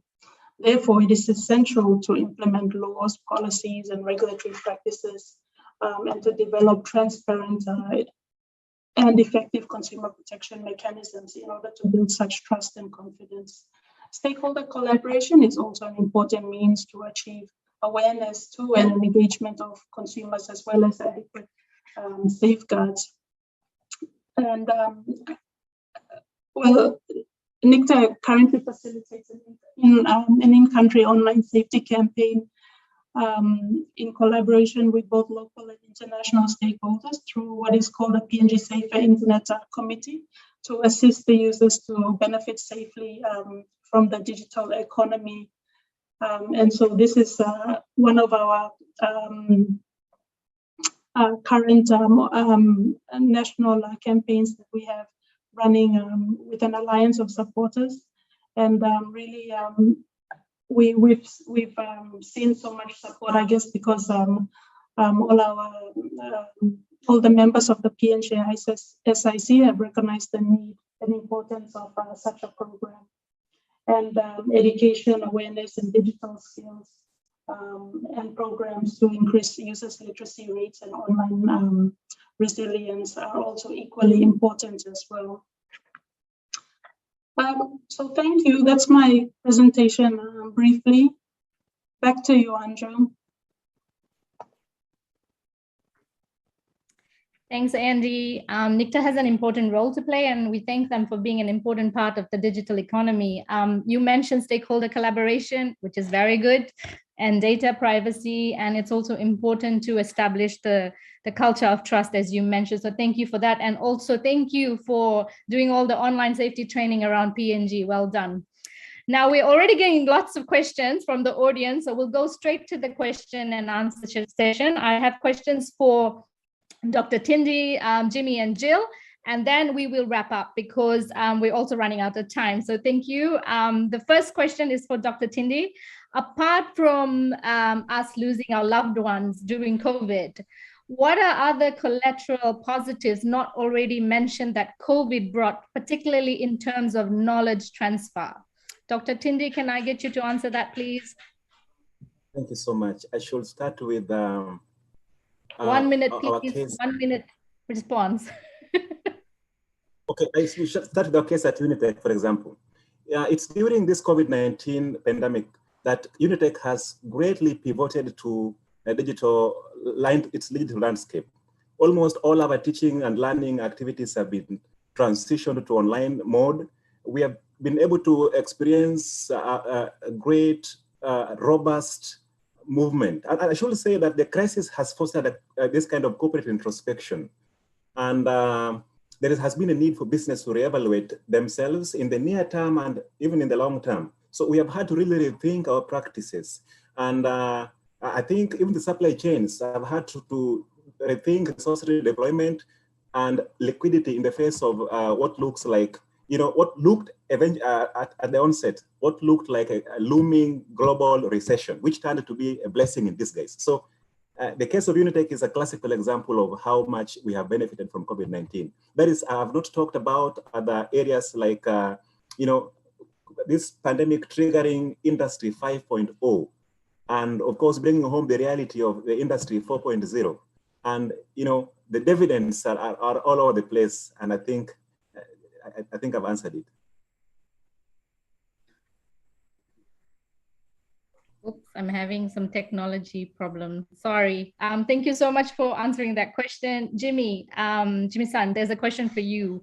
I like the upcoming activities that you shared on your presentation, and I see that you have a multi-stakeholder approach in doing the skills framework workshop. Can others from PNG join? What are other programs that PNG Computer Society can offer to PNG? 1 minute to respond, please. Thank you. Yes, for the upcoming events, we cannot open it publicly yet. We'll get the stakeholders out of the way first, and we will schedule a wider consultation and participation, most likely soon after the APEC workshop. And that's how we go. We do intend to work on a number of initiatives. Quietly, we've been working with the ICT, and we've been reviewing their policy draft and providing inputs. And we're sort of saying that a lot of things happening this couple of days now is long overdue, and it's a big, let's say, achievement to that we're holding this now. And many things that we're doing, many small things, big things we're doing in different places throughout Papua New Guinea needs to come together, and we need to converge, work together, and we need to rationalize. And that's what the Computer Society will try to do, is to help rationalize and define way forward, alternative way forward. Because we have so many failed projects, we have so many silos that happened in the past that perhaps it's time to work together, and hopefully we could spearhead that. Thank you. Great, thank you, Jimmy-san. You're right. It's let's break the silos and let's work together, and let's find a way to work together. Ms. Jill, there's a participant who is interested in joining your training program. How can they join your training program? Maybe you could also leave your flyers or registration forms so that they can, or even share a link on your on the online online platforms. But if you could just share some financial programs or framework that you're working on, and what sort of training programs and how they can join. Thanks. Thank you. So currently under CIFI, we have 5 training programs. I only spoke about digital financial literacy and business essential skills. We also have professional network microfinance training, level 1 to level 3, which is hosted by IBBM to upskill whoever is interested to join the banking industry could also join. Okay, and then we have a program that is targeting women in small and medium enterprises that are only for women. So to sum it up, you can get in touch with us through our CEFI website, and that is www.cefi.org. From there, you will see the link to our contact address, and that is info@thecefi.org, or you can get in touch directly with me. It's jpijui@thecefi.org, or get in touch with us through the telephone number is 322-5300. Thank you. Great, thank you, Ms. Jill. And I would like to ask Dr. Tindi and also Jimmy, if you could also share information through the platforms and also the online platform, that would be great, so that users can also know where to go. Andy, there's a question for you, and I think it's a more telco related, but is it possible for telcos to allow balances for data and top up to be mandatory, sent to the user by SMS? It should not come up in the pop-up screen and disappear to keep a physical record. You want to answer that? Yeah, sure. I believe this question will be related more to bill shock and cramming, if I'm not wrong.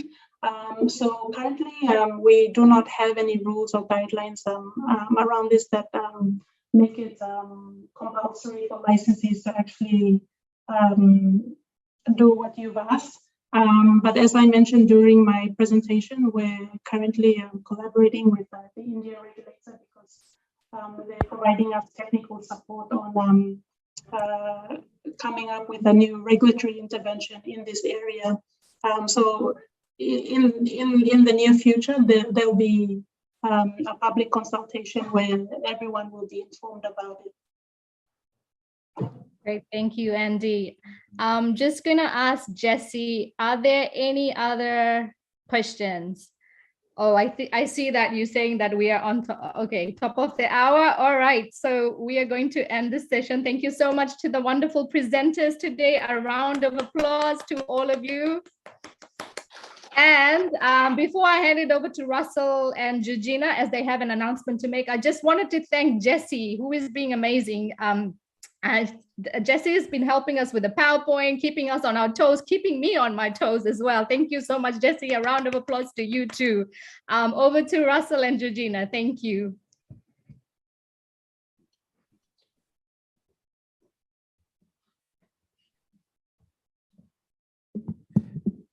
Thank you, Anju. Thank you for moderating this last session for the day on digital skills. And we are very, very happy that you've kept everyone on time, and we are able to finish a lot of very informative session there from Sefi, and then from the PNG Computer Society, and my good friend, Dr. Tindi from Unitech as well. Thank you for joining us all the way from Buka. We have a very special announcement to make, and but before we do that, I can invite Georgina to take stage, and we are very, very pleased to have with us as well the two co-founders of PNG Flying Lab. So maybe for a few moments, if you could just come and join us, Dr. Kevin and Sophia Soli, please, if you can come join us on the stage so that everyone can see who you are. Georgina, you can also come with them. Just so everyone knows who you are and what good work you're doing in building up digital skills with our younger generation that are coming through. So please, Georgina, you can sit here, and Sophia and Kevin on the other side. And maybe I'll let PNG Flying Lab go first, Georgina.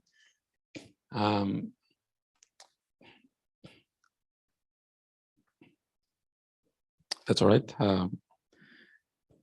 So today we had a crossover over to Jubilee Secondary School, where Kevin and the students with Sophia were doing a bit of the work there. So you could just come and just maybe for 2 minutes, just tell us what you're doing and what you did today and what's available for those who are out there. I have my friend Russell Arada from Unitech texting, wanted to get in touch with you already. So while you're here, maybe for the benefit of everyone as well, they can see your face and tell us what you're doing. Thank you. Maybe Sophia, you can come and provide support to your loving husband. Yes, thank you.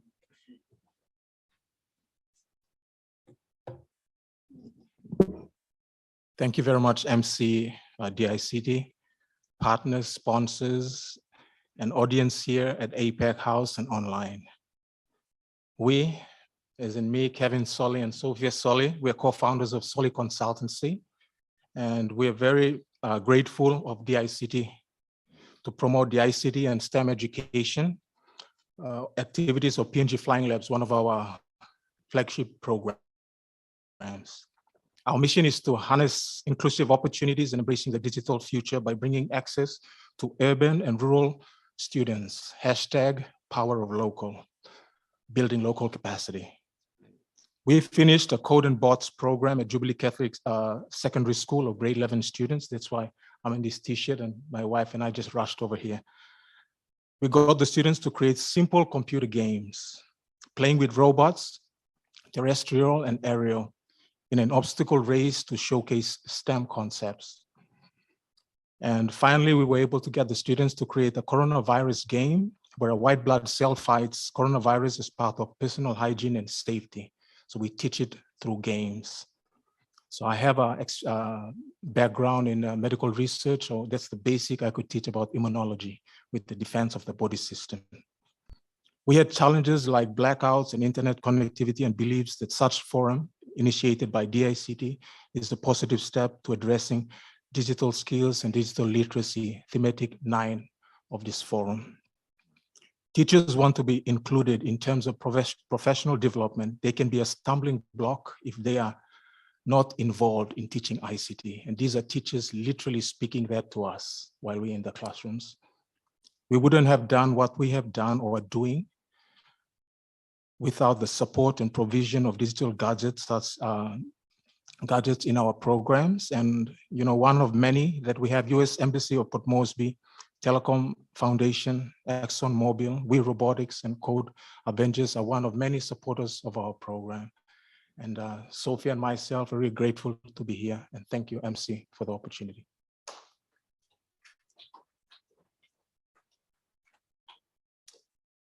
Thank you very much, PNG Flying Lab. Please, another round of applause. It just warms the heart to see. We all came to Unitech together and to see how the good Lord has blessed them. It's just heartwarming, and we praise the Lord for it's a ministry, what you're doing, and in serving our people. And may the good Lord continue to bless you for the good work you're doing. So we have come to the big announcement for today, and I shall invite our good executive manager for cybersecurity and standards, Ms. Georgina Kiele, regarding a special program that is available for the public service and for the general public as well. So please, Georgina, you could end our session and our day today with these wonderful glad tidings.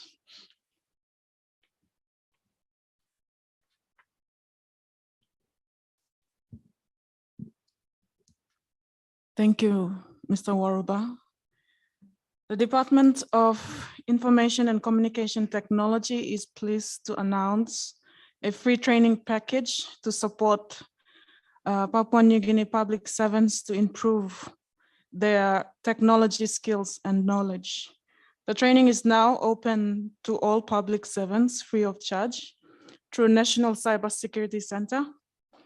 The training will include courses such as Introduction to Information Technology, Network Fundamentals, and Data Foundation. We will send out ICT circular to all government departments to inform how to apply for this training. The ICT is committed to providing opportunities for all public servants to develop their digital skills and knowledge so they can contribute to PNG's rapidly growing online presence. This is highlighted in the Digital Transformation Policy 2020, which envisions that promoting digital literacy among citizens and business will be a key component of developing a strong ICT ecosystem. We are prioritizing this training to public servants, so to be able to better understand information technology and to provide better digital services to our people. I would like to take this time on behalf of Department of Information and Communication Technology to thank the Australian government for making it possible. We greatly appreciate your assistance to help us build our digital skills and digital literacy from the bottom of our hearts. Thank you very much.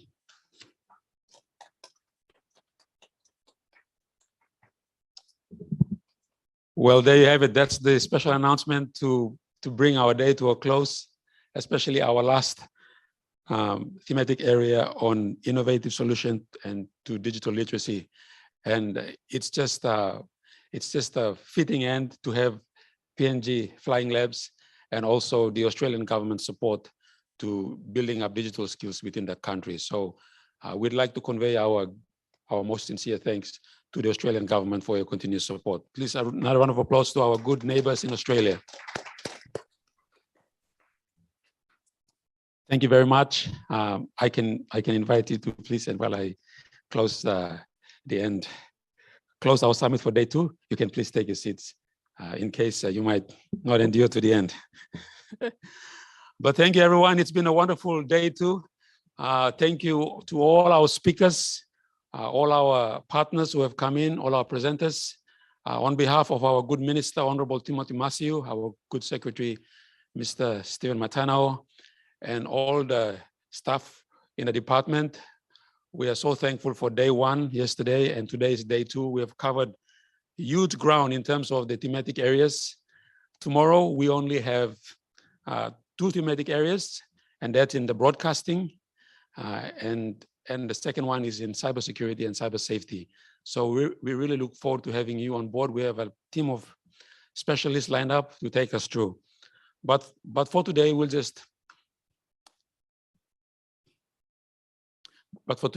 go through our summary for our main topics and our main key learnings that we have gone through this year.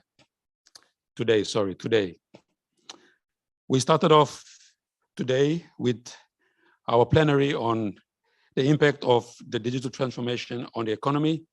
And it was very insightful to have Mr. Desmond Yeninen cover MSMEs in their creation, incubation, and the growth. And we had a good discussion on how digital technologies can help MSMEs to leapfrog and to compete even in a time of great uncertainty, especially with COVID. And there are huge potentials that is available out there. And we really welcome all our MSMEs. If you could join the council, get to know more, there are packages that are available and a support system by which you can benefit from. We went on to cover digital ID and data governance.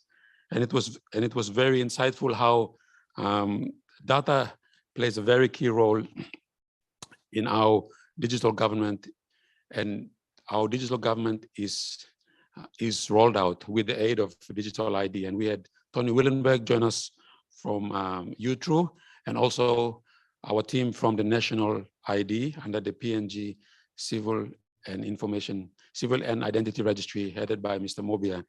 And we're grateful for Deputy Registrar, Ms. Salome Bogos here, who was here as well. Technology solutions must be vendor neutral and tech neutral. That was the main taking we had from there.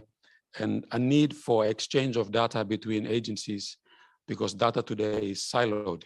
And each of the agencies, each of the government departments have their own legislation, which sort of give them the authority to keep their data. But policy must allow us to transcend and allow the exchange of data so that we can deliver services better to our citizens and the general public as well. We went on to have some insights from the Customs Service of PNG in their development and in their infrastructure as it relates to ICT service delivery and how they're improving their service delivery as well, and how the value chain in the small and medium enterprises can be better improved through technology. And of course, we went on after the lunch break to cover the critical national infrastructure. And we had very good discussion on our national critical infrastructure is a matter of national security and how we can better protect that through having a coordinated effort. We have centralized coordination and decentralized implementation, and that is the model by which the National Security Council, and we were so pleased to have Mr. Tony Kai from the Prime Minister's office giving us an insight into that as well. We are so thankful that we had representations from NICTA, from our very own department. And then we went on to cover disaster management, and it was very, very heartwarming to see how saving lives can actually use technology. You can actually use technology to save lives, and how responsive St. John's Ambulance was, and also our folks from the National Weather Service, the Port Moresby Geophysical Observatory, our folks from the Rabaul Volcano Observatory were here and showed us. You know, I had the privilege of climbing Mount Aburu, and I was just thinking, how can you actually observe this, what's happening? It's very insightful how our good chairman from NICTA, Mr. Mobia, is here. He could actually tell us how those telemetry work and how you could actually get alarms happening by monitoring that. And it was very insightful. Challenges are there, Mr. Moy, challenges are there on how we can better empower these very critical organizations that help us to respond to disaster and environmental issues. And of course, we ended our session today with digital skills And we've had a wonderful presentation by our key presenters and moderated by Anjo all the way from Fiji. I would like to give a very special acknowledgement to our good chairman from NICTA, Mr. Noel Mobia. Thank you, sir, for gracing us with your presence and being with us to the end. Of course, our good minister as well, who is very much supporting this program. Well, it's been a wonderful day, day 2, and time has beaten us, so we will have to bring our good discussions to an end. We thank you, our good people of Papua New Guinea who have joined us on our National Broadcasting Commission Service, NBC, joining us on NBC TV. We thank Kevin Marai and the team for doing our live commentaries as well. Thank you, Kevin, for the good job, and everyone, Mr. Corano and the team at NBC. Also on NBC Radio and on our live stream pages. We thank the Internet Society for restreaming our service that's available to all our friends around the Pacific and around the world as well. Well, thank you very much. Tomorrow it's a very packed day, and we wish to bring all our findings to a conclusion, and we'll have a closing ceremony to thank everyone for their support. Well, as all good things in this life must come to an end for the day, I shall invite us all to bow your heads with me, and we'll seek the Lord's blessing on today's deliberations, and we'll look forward for tomorrow. Shall we pray? Our gracious Father in heaven, we thank you for another day, another successful day, day 2 of our National ICT Summit. We thank you for the vision that is put forward by our dear Prime Minister, Honorable James Marape, and our good Minister, Honorable Timothy Masiu, and the NBC, National Broadcasting Commission, our regulator, NICTA, and the department putting together this summit. And we thank you, Lord, for all the valuable input that have been put by all the presenters in our various thematic areas. We wish to thank the Government of Australia for supporting us with the digital skills, and thank you for all our other partners who are here today in giving their support to building skills within the sector. We're living in very challenging times, and we only pray that your wisdom will continue to be with us as we continue to work together to develop the sector and to bring services to your people. As we seek first your kingdom and your righteousness, we believe all these things will be added unto us. Thank you for hearing this prayer, and we look forward for another day, and bless all our people around this country and around the world. In Jesus' name we pray. Amen. Amen. Thank you, everyone. Thank you all for coming, and we look forward to seeing you bright and early tomorrow. Thank you, and God bless. Thank you. Bye-bye.